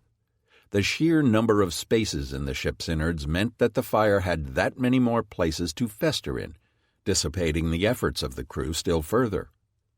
Despite the ever-present danger of unexploded munitions, it was probably easier to bring hoses into play in the relatively large space of the hangar decks. Even there, in fact, there probably wasn't enough room for more than a score of men to work at any given time. But as the fire burned deeper, men would have been forced to battle it in the twisting, darkened corridors. Deck heights on most Japanese warships were very cramped by Western standards, no more than 6 or 7 feet. In some cases, the clearance under the ductwork and other overhead hamper was as little as 5. Firefighting would have to be done in smaller groups, cut off from each other, with little coordination between them. The working conditions were nothing short of horrific. The crew hauled firefighting equipment into the ship's bowels, eyes watering and throats retching on the fumes suppurating from the smoldering bulkheads. Their mouths would, in many cases, have been covered by a wet rag, sometimes soaked with their own urine, to filter the worst of the fumes. Despite that, crawling along the decks would have been obligatory just to be able to breathe. Likewise, they would have dragged their comrades, shredded by bomb blasts, hideously burned or choked by smoke, back out again to the anchor deck. As men in the bowels were overcome, the survivors on the anchor deck, in many cases already wounded themselves, would have had to rouse themselves and take their places on the fire line.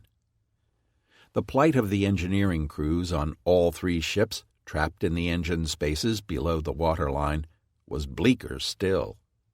Engine rooms are hot, unpleasant places to begin with, and the encroaching fires quickly rendered all of them nearly uninhabitable. It is hardly surprising that, according to the common wisdom, the engine room crews of Akagi, Kaga, and Soryu died to a man, with only a few escaping from Hiryu. However, on closer examination, it appears that such universal pronouncements are untrue. Kaga and Soryu's engineers, it is true, died in droves. 2/3 of Kaga's were killed, and only a handful would ultimately survive from Soryu's. Soryu's black gang was simply trapped. Given the fewer number of decks between the engine spaces and the hangars, the fire was on top of them almost immediately, blocking their escape paths.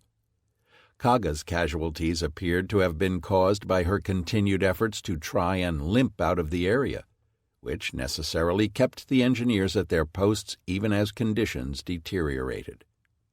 Akagi's engineers, however, fared somewhat better. Akagi's official casualty list, 267 men, is surprisingly low when compared to Kaga's and Soryu's, especially given the length of her ordeal. Notwithstanding the loss of mechanics and armorers that must have occurred from the initial bomb, and the subsequent casualties among the firefighting crews, such a low loss rate hardly seems believable. Her relative good fortune was the result of two factors. First, she suffered only a single hit. This meant that fewer men were killed outright by the initial attack, unlike Kaga and Soryu. This also ensured that Akagi's fires were more localized and slower to develop into a general blaze, giving her crew more time to get out of the way. The second factor, of course, was that Captain Aoki had ordered the engineering spaces abandoned as soon as Akagi's steering had failed at 10:43. Better still, the internal communications on board ship were still in good enough shape, at least initially, that his orders were acted on promptly. This meant that, while a portion of her 303-strong engineering staff eventually did perish, either below decks or in damage control efforts, nearly 2/3 ultimately survived. This represented a far better survival rate among Akagi's engineers than any of the other carriers would boast this day. Back on Kaga, Amagai and Morinaga were now crowded with many aviators and other survivors into a steadily shrinking space that clung like an eyrie to the side of the ship. Behind and above them the fires advanced steadily. Far below was the sea. Finally, on his own initiative, Amagai told the men to jump for it. Morinaga peeled off his flight suit and boots. Around them, some of the newer recruits were protesting that they didn't know how to swim. Amagai was adamant they were dead for sure if they stayed where they were. Morinaga didn't wait but jumped as far out as he could. It was a long way down. Others followed suit. One man was going to perish regardless. Lieutenant Ogawa Shoichi, Kaga's Kanbaku Buntaicho, and a famous veteran of the attack on Pearl Harbor, as well as the fighting in China. Ogawa had been badly wounded in the initial attack on Kaga. The long fall to the water would have killed him outright, and his wounds, he knew, were mortal in any case. Smiling complacently, he urged Amagai to abandon ship with the other pilots. Finally, Amagai bade him farewell and jumped into the sea with the last of the aviators. From below in the water the men could see Ogawa still. He had crawled to the ship's railing and was waving and yelling encouragement to them. Then he lost his final strength and died in front of their eyes. Hanging on to his line dangling below Soryu's bridge, Gunnery Officer Kanao was unaware of the fact that the ship had been largely abandoned above him. All he knew was that he couldn't swim worth a damn, and that the lanyard was literally his lifeline. Grimly he hung on for what seemed like hours. After a while, one of the sailors swimming nearby noticed his plight and swam up to him. It turned out to be one of Kanao's subordinates, a midshipman. He tied the line around Kanao's waist. At first Kanao was grateful, but being secured to a line was something of a two-edged sword. It assured Kanao's security, but also tied his motions to those of the ship. Though the water was calm and shiny, perhaps because of the oil being spread on it, Soryu still rolled appreciably. When she did so, the line hauled Kanao bodily out of the water and slammed him against her flank. He quickly became adept at using his legs to cushion the blows, though it hurt. Still, it was better than drowning. After a time, Kanao heard someone shouting his name, It was Lieutenant Commander Asanumi, Soryu's navigator, who he had last seen on the bridge. "High gunnery, officer," Asanumi shouted. "Abandoned ship has been ordered. You must swim away from the ship." "I cannot swim," Kanao called back. "Please go ahead." "I'll swim then," Asanumi said. "Try to fight back. Don't give up." The navigator swam on. Kanao wondered if perhaps the navigation officer was the last person he would see in his lifetime. Despite the rope, he felt marooned in the middle of the ocean. He had no control over his fate. He could neither swim away nor climb back on board the ship. The only thing he could do was to cling to the line and try to survive the relentless buffeting against Soryu's hull. Kanao suddenly saw someone on the bridge looking out the window. It was Captain Yanagimoto. His face was scarlet red, and it reminded Kanao of the fairy tale monsters of his childhood. It had a totally calm and relaxed expression, like a Buddha, Kanao remembered later. "Skipper," he tried to yell, but no sound came out. The next time he looked up, the face was gone.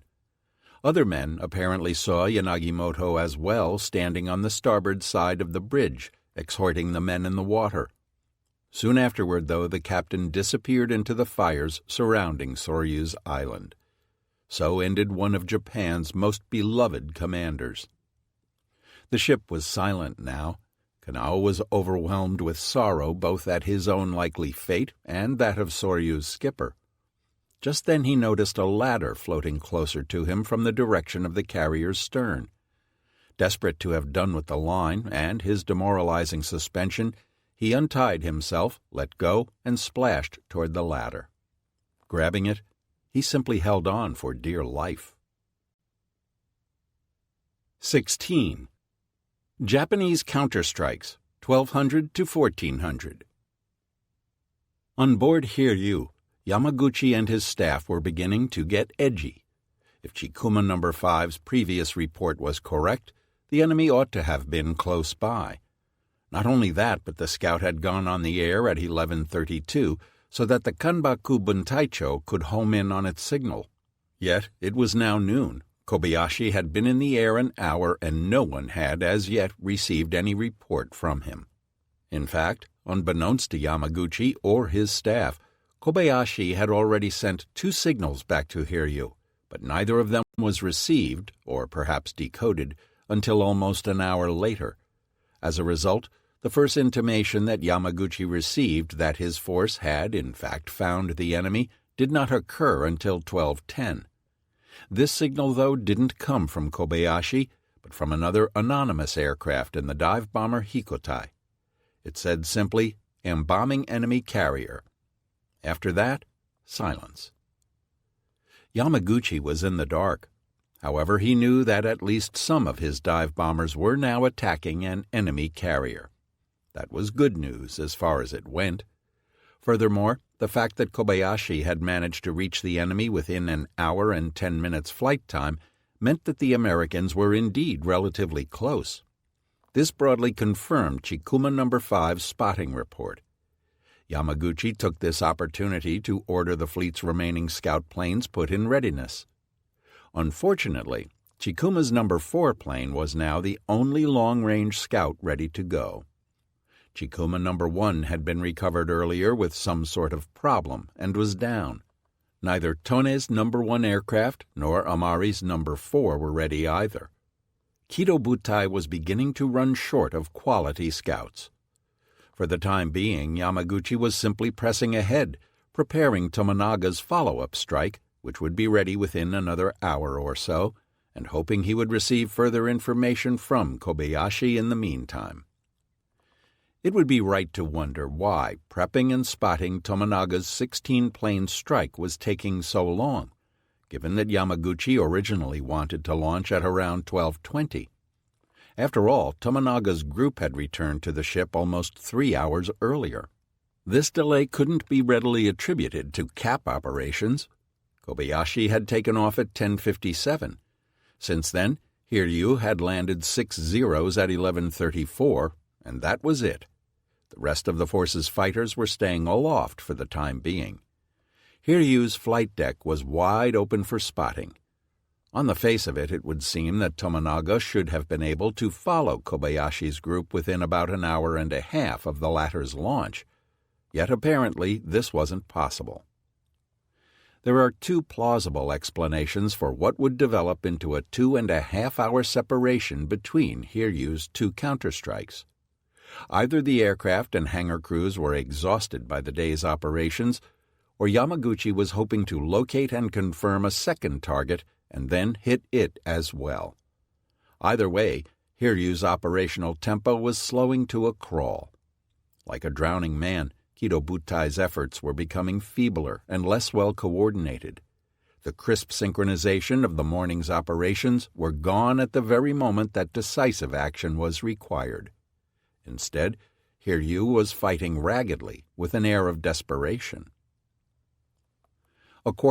noon found Nagumo back in control of his fleet and in effective communication with all units including Hiryu.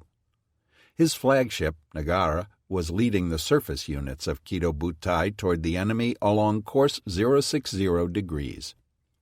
Kondo had sent word that his second fleet was rushing to reinforce Nagumo. Though Kondo could not arrive until early morning, Nagumo likely believed that if he could just survive till sunset after engaging the enemy, his battleships and cruisers could likely take good care of themselves in the darkness until help arrived to turn the tide. It was at this juncture, after an hour and a half of silence since receiving Abe's 10:50 communiqué, that Yamamoto finally made his presence felt. He and his staff had recovered from their earlier shock and formulated a plan to recover the situation. Removed from the battlefield, they, even more than Nagumo, retained an unwarranted optimism that the situation could yet be retrieved. As combined fleet staff saw it, the biggest immediate worry was Nagumo's deficit in flight decks. When Kondo joined Nagumo, he would add light carrier Zuiho to the mix, but that was slender support at best. In a pinch, the ancient Hosho might be committed as well. Finally, there was a slim possibility that either Akagi or Kaga could be restored to action. No reports of their abandonment had yet been received by Yamamoto, and he knew that they had been ordered to withdraw northwest.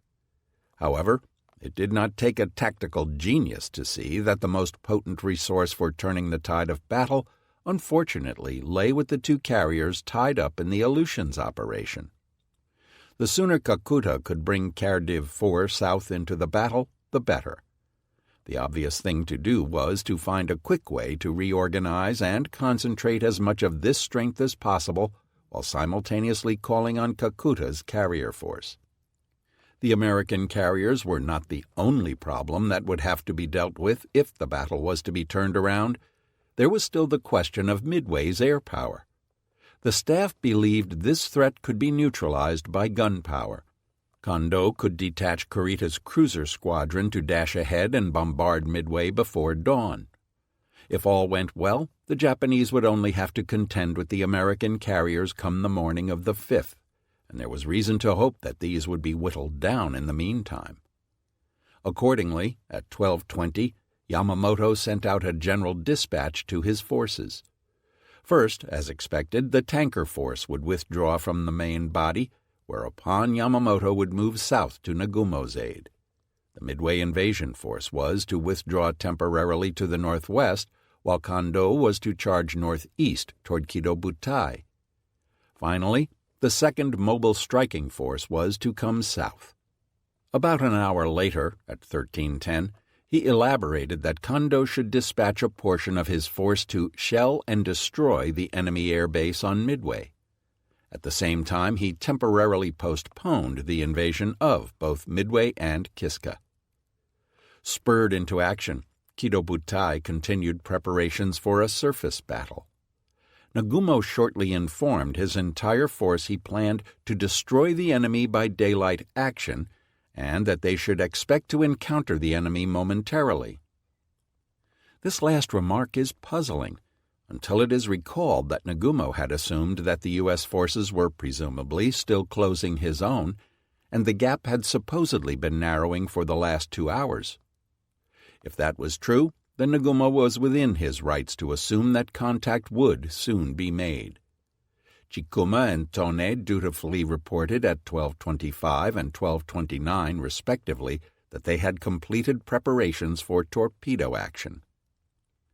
It is true that, at this point in the battle, neither Yamaguchi nor Nagumo had much concrete information. Yet, despite the earlier fragmentary reports that the enemy lay within 100 miles or so, the idea that either the enemy or Nagumo's force could somehow magically bridge the physical gap between them was folly. This could only have occurred if the enemy was interested in a surface brawl himself. The thought ought to have occurred to the commander of Kido Butai that his opponents were unlikely to desire this. The most likely explanation for Nagumo's reasoning is that he was reverse projecting his own preferred tactics on those of the enemy. That is to say, the overall Japanese plan at Midway was built on the concept of the Japanese carriers whittling down the Americans so that the main body could land the killing blow. Finding himself in a dramatically weakened position, he might have imagined that the Americans were going to come gunning for him with their own surface forces. Indeed, his earlier belief that the American forces were primarily surface-oriented may have been coming back to haunt him. Of course, neither Fletcher nor Spruance had the slightest interest in participating in a surface battle, either during broad daylight or at night. Nagumo may also have imagined that Kobayashi's strike would disable what he still hoped was just a single American carrier and thus transform the battle into a pure surface affair.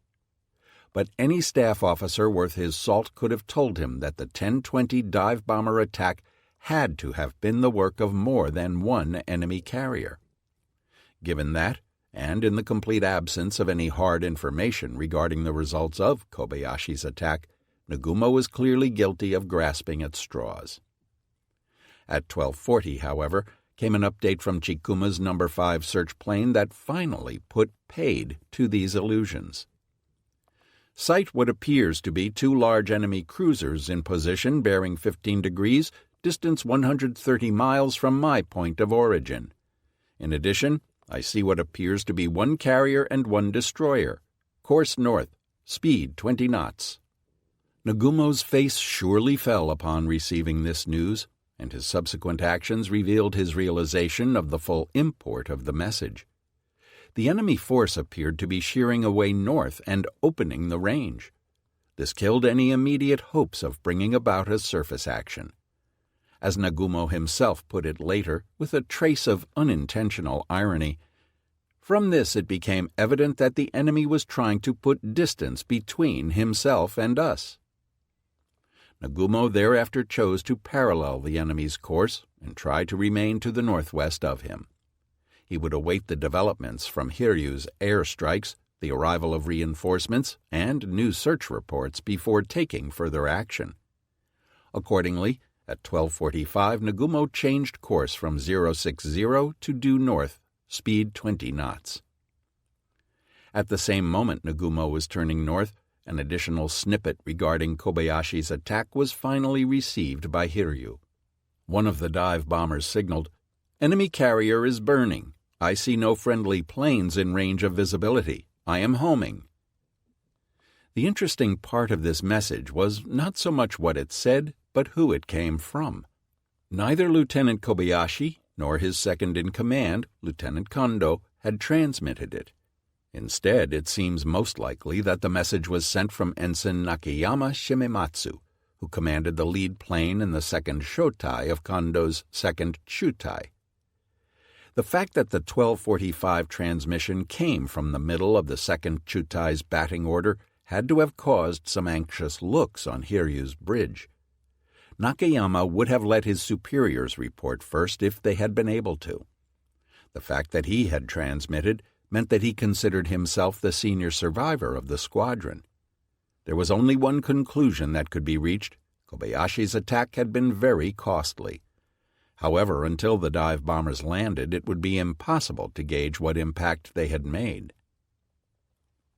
Meanwhile, on board Akagi, a rather strange turn of events was taking place. At 12:03, the flagship's engines had suddenly come to life. Slowly, the stricken giant began moving in a great circle to starboard, her rudder still jammed. To Captain Aoki, this was all rather mysterious. Ships typically don't just turn on of their own accord. The fact that the engineering spaces had been deliberately abandoned at 10:43 should have meant that the machinery had been secured in good order as well, making it less believable that Akagi had spontaneously re-engaged her own engines.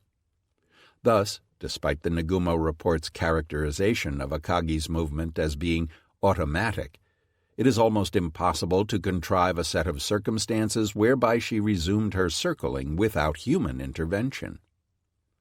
Oddly enough, Commander Tampo had been in the engineering spaces just 15 minutes before and was convinced that no one remained alive there. But in truth, his recent inspection was unlikely to have encompassed the entirety of the engine rooms, which were vast, dark, and exceedingly hot and smoky. The riddle needed solving, though, so an engineering ensign named Akiyama was dispatched forthwith back below. Making his way down from the anchor deck, Akiyama would have passed through the officers' berthing spaces in the bow, down through the ship's machine shops, and finally down another long vertical ladder that led to the electrical control rooms just forward of boiler room number 1. He now stood on the lowest deck in the ship, some 25 feet below the waterline. Making his way aft through the pitch black, he might have peered into the boiler control room located at frame 94, and then the one located further aft at frame 108. Shining his light briefly on the dials and gauges within, Akiyama would have discovered that Akagi still had some level of steam in her boilers. Even in the midst of evacuation, there would have been no reason to have bled her steam off, particularly if it was hoped that power could be restored later. The engine room controls themselves were located in both the forward and aft engine rooms. With the fumes growing worse and worse, Akiyama would have been lucky to have made it into the forward engine room at all. This compartment was cavernous, with choking vapors adding to the Stygian blackness. Akiyama wouldn't have been able to see much more than what was directly in front of his flashlight's narrow blade of light, silent machinery, and hurried glimpses of his fallen shipmates. But the aft engines were another 150 feet further astern, and the only way to get there was through cramped passageways that ran under the outboard shaft alleys. Given the horrendous atmospheric conditions, and finding nothing but corpses in the spaces he ventured into, it would not have been surprising if Akiyama concluded that conditions were untenable in the aft engine rooms as well. He couldn't really linger. His mission, after all, was to bring information back to Aoki and Tampo, and he couldn't very well do that if he was dead. Akiyama returned in short order to the anchor deck. Everyone in the engine rooms had succumbed, he reported. Yet Akiyama was almost certainly wrong in his estimation. Instead, it seems likely that there were men in Akagi's aft engine room about noon, but that no one on her bow was aware of their actions. At this point, the two extremities of the ship were completely cut off from each other. Survivors were almost certainly gathered on the ship's fantail, many of which would have come up from the engine spaces via a hatch in the steering room spaces. It is quite possible that some of these men, perhaps led by some anonymous engineering lieutenant, went below again in an effort to flood the magazines and perhaps restore power to the ship. This speculation is substantiated by the Nagumo report itself. We know that Akagi's aft magazines were not flooded until about 1300. Given the likely shock damage in the stern, which had evidently damaged the piping, the only way these spaces were going to be flooded was manually. If so, then somebody had to have ventured into the aft machinery spaces to do the deed. Not coincidentally, this would have put a damage control party, almost certainly composed of engineering personnel, directly adjacent to the aft engine rooms. It would not have been surprising if they somehow managed to get the ship underway again. Whatever the explanation, Akagi was now moving, although her stately blazing procession was ultimately doomed to lead nowhere. However, her circling wasn't necessarily all bad. One of the beneficiaries was Fujita Iozo, Soryu's fighter ace. Having been shot down over Kido Butai during the torpedo attack on Hiryu, he had been drifting in his inflatable life vest with no way to attract anyone's attention. All the ships that he could see were on the horizon. He was still starving hungry, and all in all things did not look good.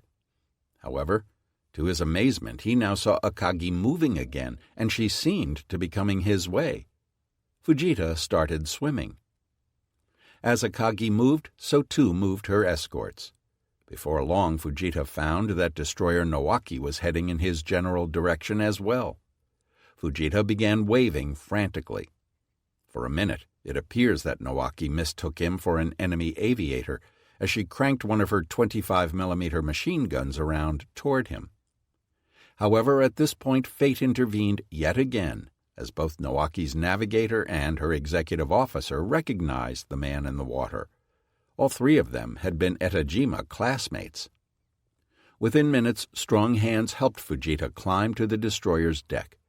In the distance, he could see other boats from Nowaki rescuing sailors from the burning carrier beyond, but he was too tired to really take in all the details. Then, after being given food and a dry uniform, the exhausted flyer simply fell asleep where he sat on Nowaki's main deck. At 1300, Yamaguchi finally received more definitive word about what he was up against, conveyed by Rear Admiral Kimura in Nagara. An American pilot from Yorktown's VT-3 had been plucked from the water by Arashi and interrogated, and from him the Japanese had learned that there was not just one American carrier present, but three: Yorktown, Enterprise, and Hornet. During his interrogation, the unfortunate prisoner, Ensign Wesley Osmus, divulged that Yorktown was operating separately from the other two flat tops. He also related the details of the American sortie from Pearl Harbor, when they had reached Midway, and the composition of the American task forces. Osmus's information wasn't perfect, but it confirmed two important points. First, the Japanese now knew that they were up against a powerful adversary. Second, since the American carriers were apparently operating separately, it was now unclear whether both American task forces had been found yet by the Japanese. This was shortly confirmed by Soryu's D4Y scout. Returning to the task force and finding Hiryu's deck already spotted with torpedo planes, Iida dropped a message tube which confirmed that the enemy was operating in two task forces containing three carriers, with the second enemy task force located to the south of the formation Kobayashi had attacked. Here, from the mouth of the enemy, and from their own scouts, was confirmation of the grim odds facing the Japanese. Even presuming that Kobayashi's force had inflicted severe damage on one of the American flat tops, Hiryu simply didn't have the strength to face another two. In fact, even attempting to construct a strategic calculus by means of simplistic math like one of our carriers versus two of theirs was facile, as it didn't plumb the depths to which Hiryu's air power had sunk. At this juncture, both sides were hurt. Nobody was operating full air groups any longer. Combat strength was now measured by having both residual air power and redundant flight decks. However, Hiryu's air group was but a shadow of its former self, and Yamaguchi had only a single flight deck from which to attack. Had Akagi escaped her doom at the hands of Dick Best, Yamaguchi's approach to the battle might have made more sense. But now, more than ever, the intelligent course of action was for Hiryu to break off the action. Not opening the range to the enemy, even for the 45 minutes remaining before Tominaga would be able to take off, was simply the wrong thing to do, because it needlessly compounded Hiryu's risks of detection and subsequent attack. Yet the only discernible immediate response to the reports from the Soryu's scout plane and Ensign Osmus's interrogation was Nagumo's signaling to Tone and Haruna at 1310 that they should launch reconnaissance aircraft to search between 0 and 90 degrees true to localize the second American task force. Figuring out exactly where each of Kido Butai's constituent components was at this moment is a complex undertaking because the Japanese force was scattered. The heavy units, Crew Div 8 and Bat Div 3, were sticking close to Nagara while closing the Americans. As mentioned, though, Nagumo had subsequently changed course to 0 degrees at 12:45 and would shortly change course again to 070 degrees at 13:22. He was to stay on this heading until he was finally rejoined by Hiryu, which was overhauling him from the south at 14:40. Hiryu's whereabouts are more difficult to determine, as we have no surviving course chart for her. The evidence indicates that, after moving away from the vicinity of Soryu at around 11:30, she had operated on a roughly back-and-forth course a bit east of the morning's disaster. Thus, when the likely courses of the Nagara and Hiryu groups are plotted, Hiryu ends up to the east and south of Nagumo's position after the latter started his noon counterthrust toward the Americans. Yet while Hiryu was detached from Nagumo, the evidence suggests that she was still within blinker distance of him, probably using Crew Div 8 as an intermediary. Hence, Yamaguchi was not really out of touch with Nagumo from the standpoint of command and control. Again, what all this points to is a rather different picture of Japanese command arrangements during the hours immediately after the 10:20 catastrophe. Instead of tagging along behind Yamaguchi, Nagumo was attempting to lead from the fore. Likewise, Yamaguchi, despite his aggressive reputation, was far from closing the enemy or even steering northeast at anything like 30 knots. Instead, we see hints of a different picture, wherein Hiryu was essentially stalking the enemy, using Nagumo's forces as something of a shield while conducting her launches and recoveries. Then, when Nagumo eventually gave up the attempt to close with the enemy, he chose a course whereby Hiryu could rejoin him relatively quickly. One imperative the Japanese did have at this juncture was maintaining contact with the one American carrier they had found. Unfortunately, Petty Officer Takazaki and Chikuma No. 5 were having a difficult time with this. As a result, they had been on and off the air during their mission. At 12:17, Takazaki, who had lingered in the area of Kobayashi's attack, came on the air to report that he had been pursued by enemy aircraft and had lost contact with the task force. 3 minutes later, though, he signaled that they had re-established contact with the Americans. Thereafter, Takazaki's pilot, Petty Officer 3rd Class Hara Hisashi, had played a cat-and-mouse game with the American fighters in the area, ducking into clouds when threatened. At 13:14, Takazaki transmitted that he had sighted an enemy carrier task force on course 020, making 24 knots. Interestingly, he made no mention of whether the carrier he saw was burning, as Kobayashi's squadron had last reported it to be. Yorktown was still dead in the water at this point in time, so it seems likely that Takazaki was seeing TF-16 instead, although he didn't apparently realize it. Hopefully, the forthcoming scouting launch would help remedy some of these deficiencies.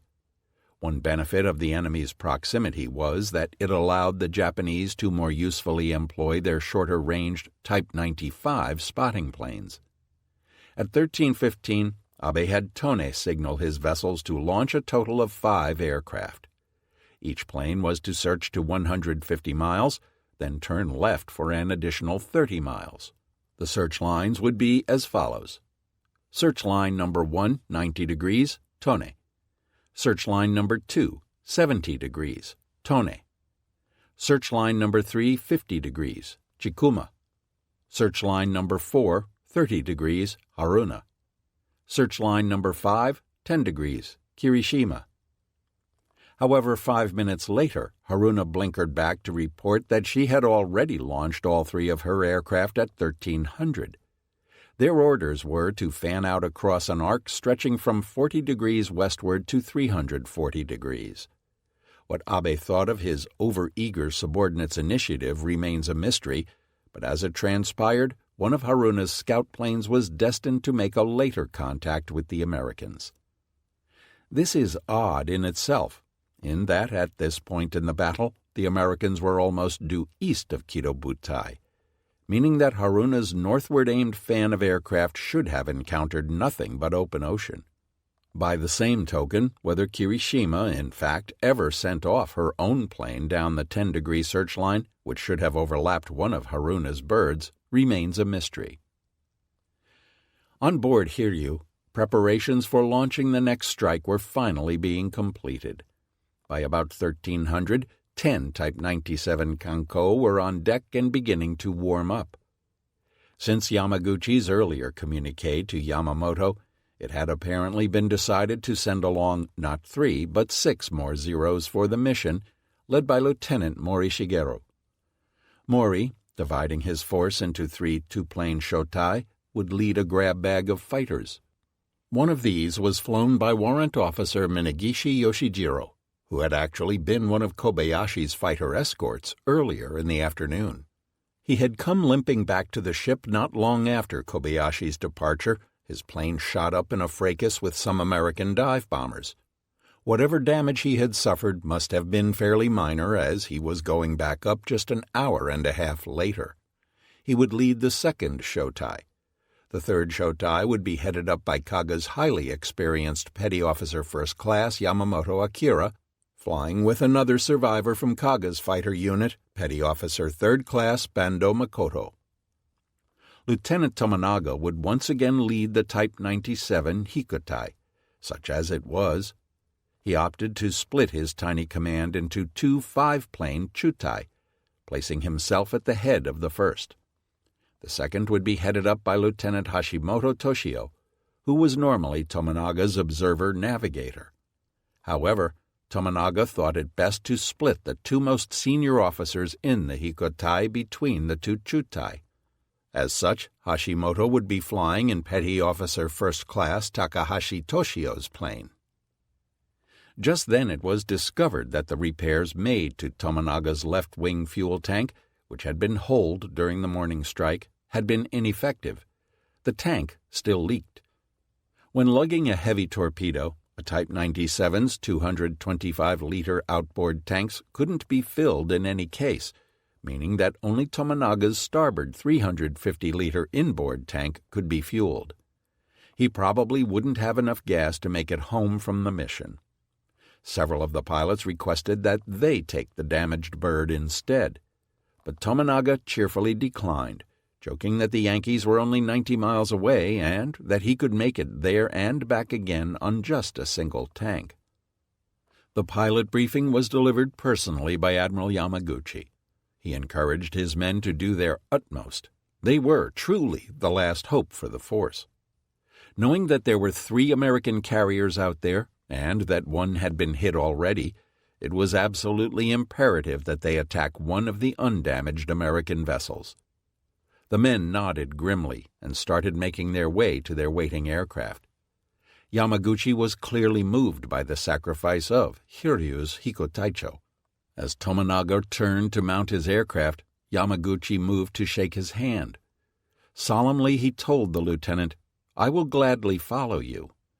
To the men standing nearby, it seemed clear that the admiral had no intention of returning alive from this battle if men like Tominaga were already making the ultimate sacrifice for their country. At around 13:15, while Tominaga's unit was still being briefed, the first of Kobayashi's dive bombers began returning.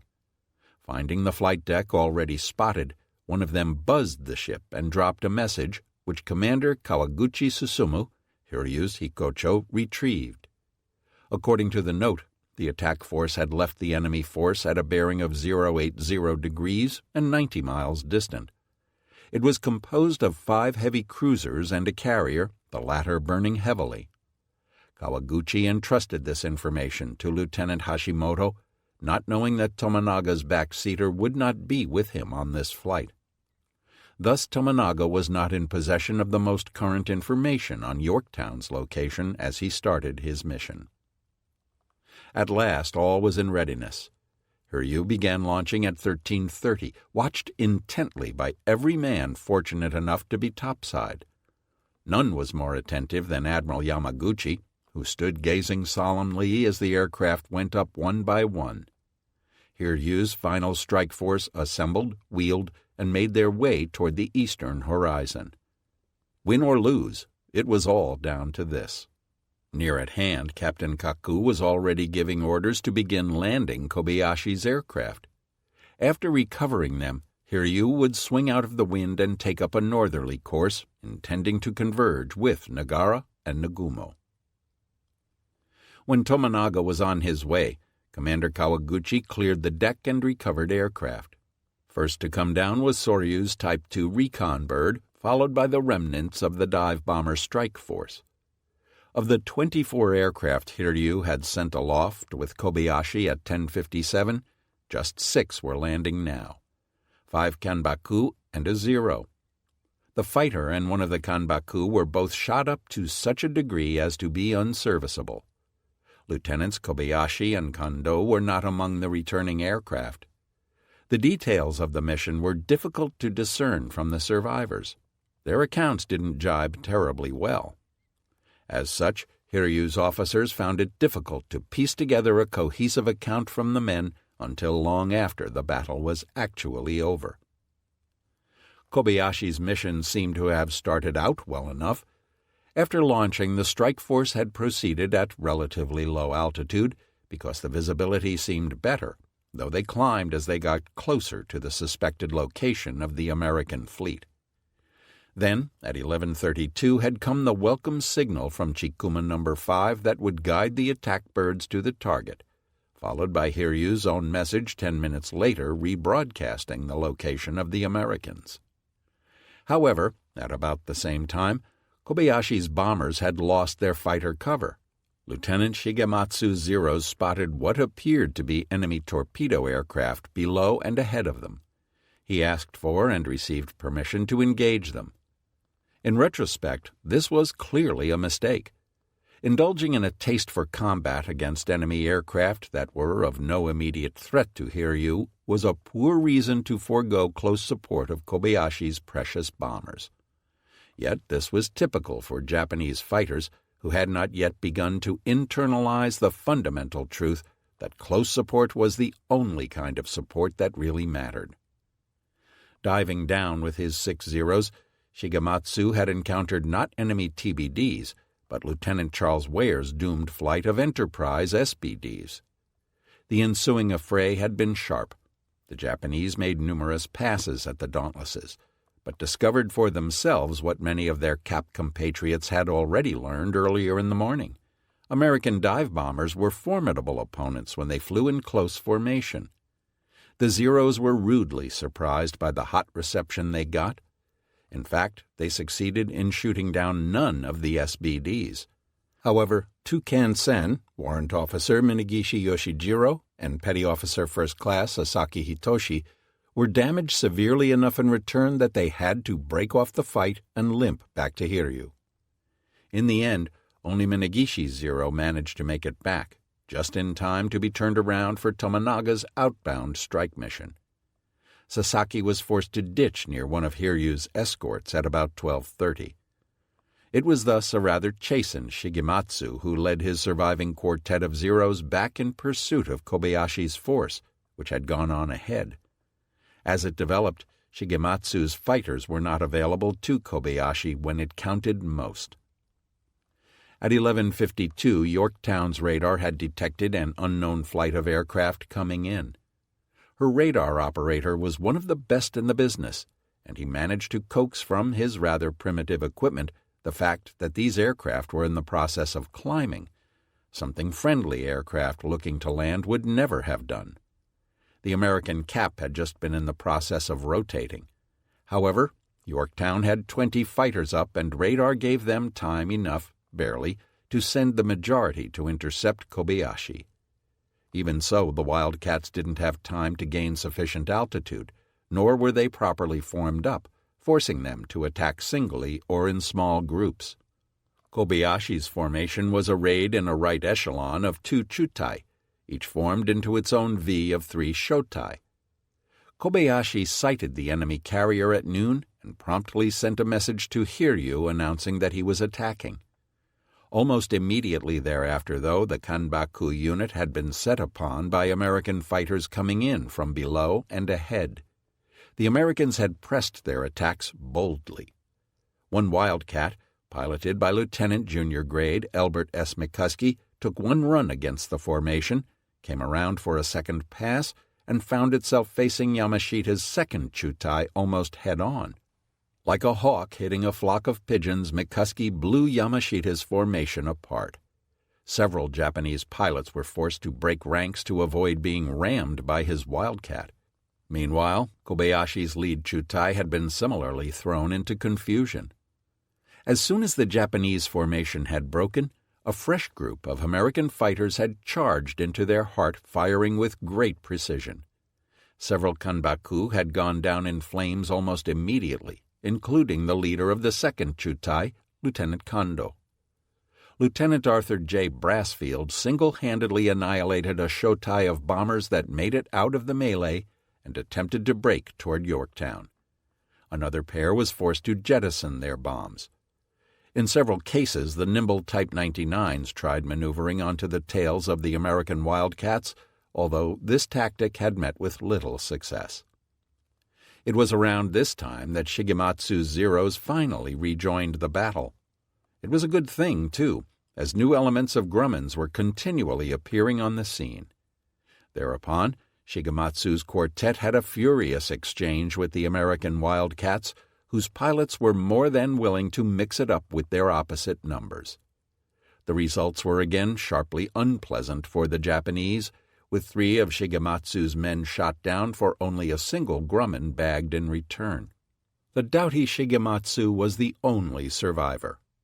Finally, at about 12:10, the remaining 7 armed Kanbaku had begun their attack runs on Yorktown, a fact that one of their number, perhaps Lieutenant Nakayama, had thereupon signaled to Hiryu.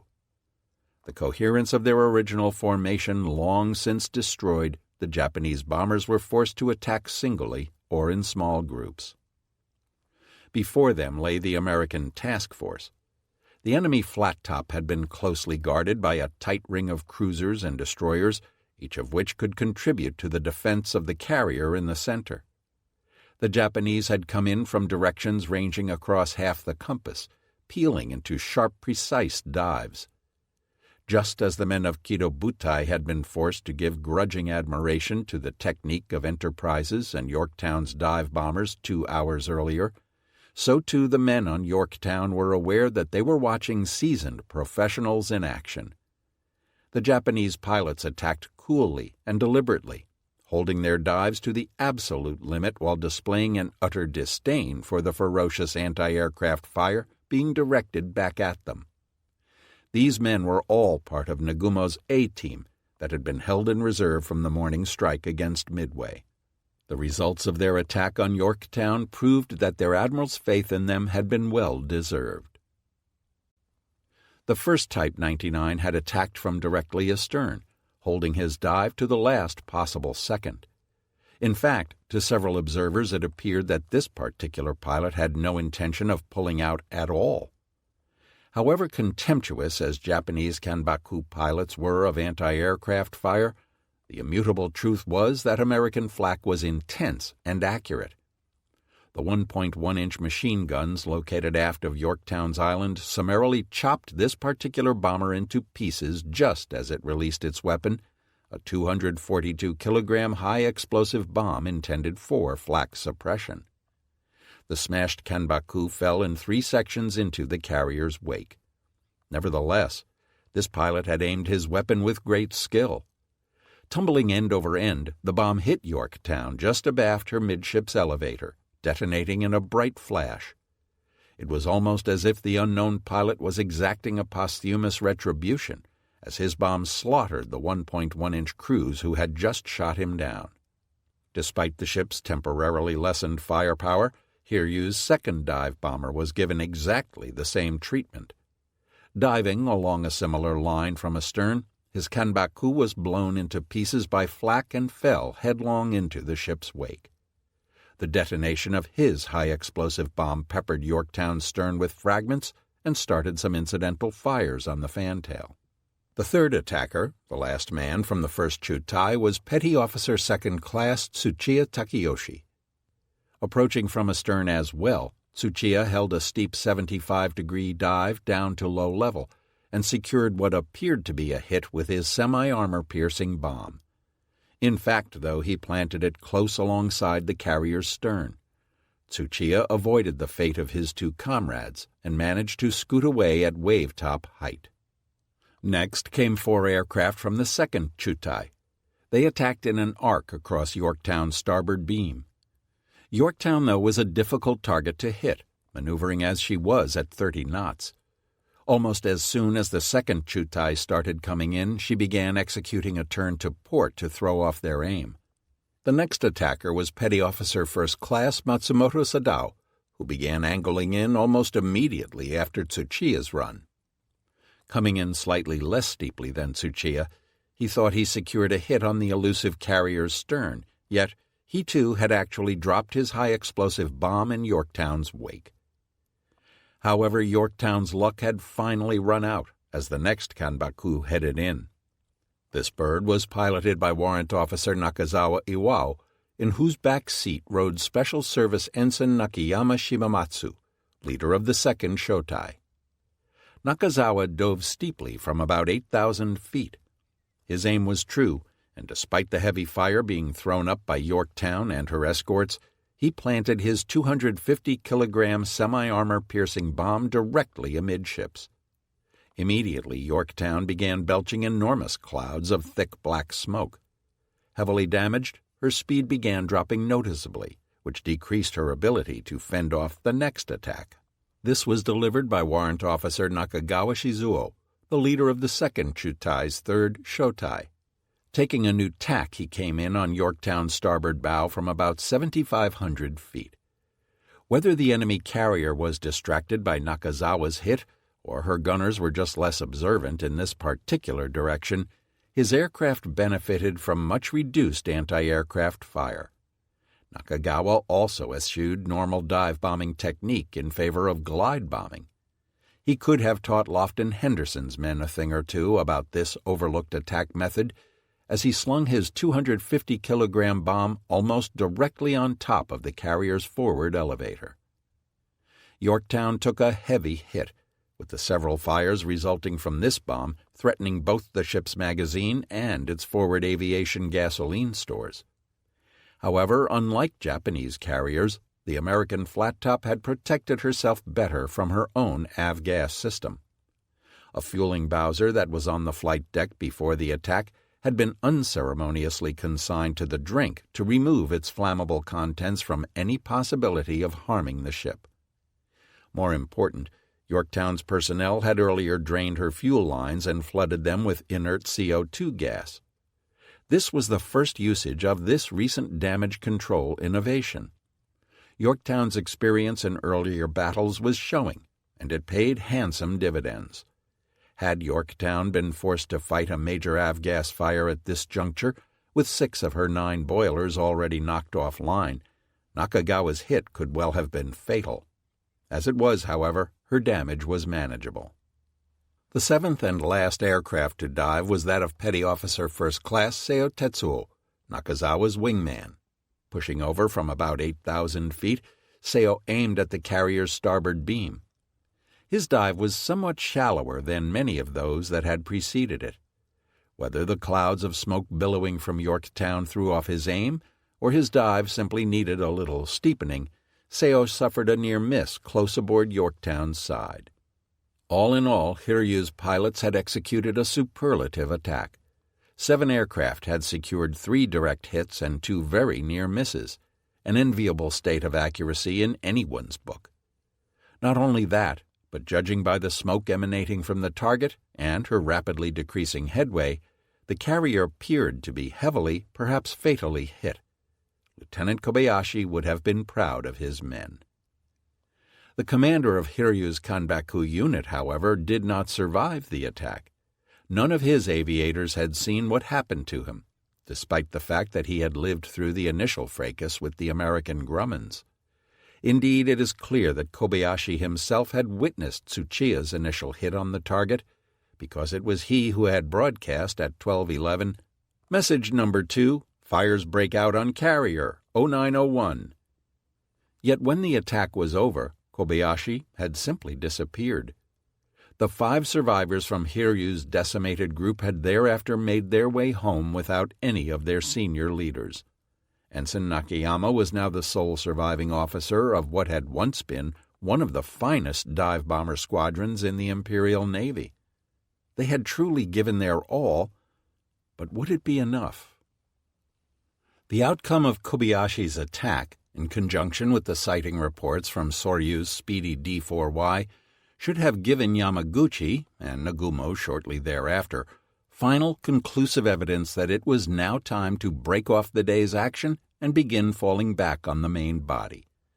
Both sides could do grade school arithmetic. After debriefing Kobayashi's aviators, Yamaguchi would have known that he had hit an enemy carrier, but only one. That carrier was out of action, but whether it was in danger of sinking was unknown. Kobayashi's squadron had been gutted in the process, yet 2 other American carriers remained unfought. If closing the range with the Americans had been questionable after Kobayashi's launch, even with Nagumo's surface group pushed ahead in the van, it was doubly so now. Indeed, Yamaguchi should have been able to divine at least 3 good reasons for advising Nagumo to break off offensive air activities immediately. First, even if Tomonaga's outbound group did achieve some results, it would likely be at the expense of most or all of his remaining aircraft. The relationship between the application of marginal force and taking disproportionate casualties was well known. If Hiryu's 18 dive bombers had been chopped to pieces attacking a single enemy carrier, 10 of the more vulnerable torpedo planes were likely to fare much worse in any subsequent strike against a pair of them. Second, even if Tomonaga did achieve results against another enemy carrier, Hiryu would likely be in no position to exploit his success in any event. With her air power caught in a downward spiral, Hiryu's subsequent strikes could only be weaker. The truth was that at this point in the battle, Hiryu was really no longer in a position to tackle anything more formidable than a target barge. With the remnants of Kido Butai's cap still overhead, she might have the ability to defend herself for a time, but she really had no offensive firepower left. This leads directly to the third good reason for disengaging. In the absence of any real offensive capability, the preservation of an extremely valuable carrier for use in future operations should have taken precedence over trying to pull off a miracle. It certainly should have taken precedence over anyone's sense of personal honor. Given these same odds, an American commander's reaction would most likely have been to cut his losses and run for it, forthrightly and without embarrassment. Even granting that the ultimate power of decision lay with Nagumo, Yamaguchi had every reason to advise his superior that now looked like a good time to get out while the getting was good. He had certainly never been shy in making suggestions to his superior before this supremely important moment. Now would have been a good time to reinforce his reputation for outspokenness. However, Japanese admirals operated according to an entirely different martial calculus. Even before the cataclysmic 1020 attack, Nagumo had clearly wanted to engage the Americans in a surface battle. Now that the battle had turned against them, Yamaguchi saw no reason to modify that stance. Instead of being the centerpiece of his fleet, Hiryu was now just a disposable component. Yamaguchi would continue closing with his commander's flagship, which had the effect of trailing his own coattails in front of the enemy and increasing Hiryu's danger measurably every minute. The Americans, meanwhile, were trying their best to recover from Kobayashi's attack. Yorktown was crippled, drifting, with thick clouds of black smoke trailing from her innards. Her fires were serious, with damage control parties busy in several places below decks. Down in her engine spaces, workmen were trying their best to bring at least some of her boilers back online, despite the damage to her uptakes. Yorktown's flight deck was also holed from bomb hits, and crews were scurrying to jury-rig patches using wooden beams and steel plates to cover her wounds. All in all, she was a mess. With her radar disabled and her command spaces bathed in smoke, Admiral Fletcher rightly decided to transfer his flag to heavy cruiser Astoria. A whaleboat was brought alongside, and Fletcher made the trip over to the cruiser, arriving at 1324. Hornet and Enterprise were thus left with the task of recovering their own attack aircraft and those of Yorktown, many of which were still dribbling back from the morning's operations. Not only that, but they would have to put cap assets not only over TF-16, but over Yorktown as well. Enterprise sent up additional fighters at 12:35. But by 12:58, Yorktown's fighters were showing up at her sister's doorstep, looking for a place to land. For her part, Hornet had completed landing her own SBDs at 12:09, while Kobayashi was attacking. She, too, had found Yorktown Wildcats needing to land and duly brought them down. In the process, though, one of Thatch's morning strike escorts, carrying a wounded pilot, had landed hard enough to trigger its machine guns. The resulting spray of .50 caliber fire riddled the deck park forward and killed 5 men, including the son of a prominent U.S. admiral. As soon as she had cleared her decks from the latest fiasco of her miserable day, the last of her own cap fighters needed to be brought on board. Thus, Hornet was occupied with recovery and launch operations from around noon until 13:29. On board Enterprise, Admiral Spruance was, for all intents and purposes, on his own. Seeing a towering column of smoke rising on the horizon,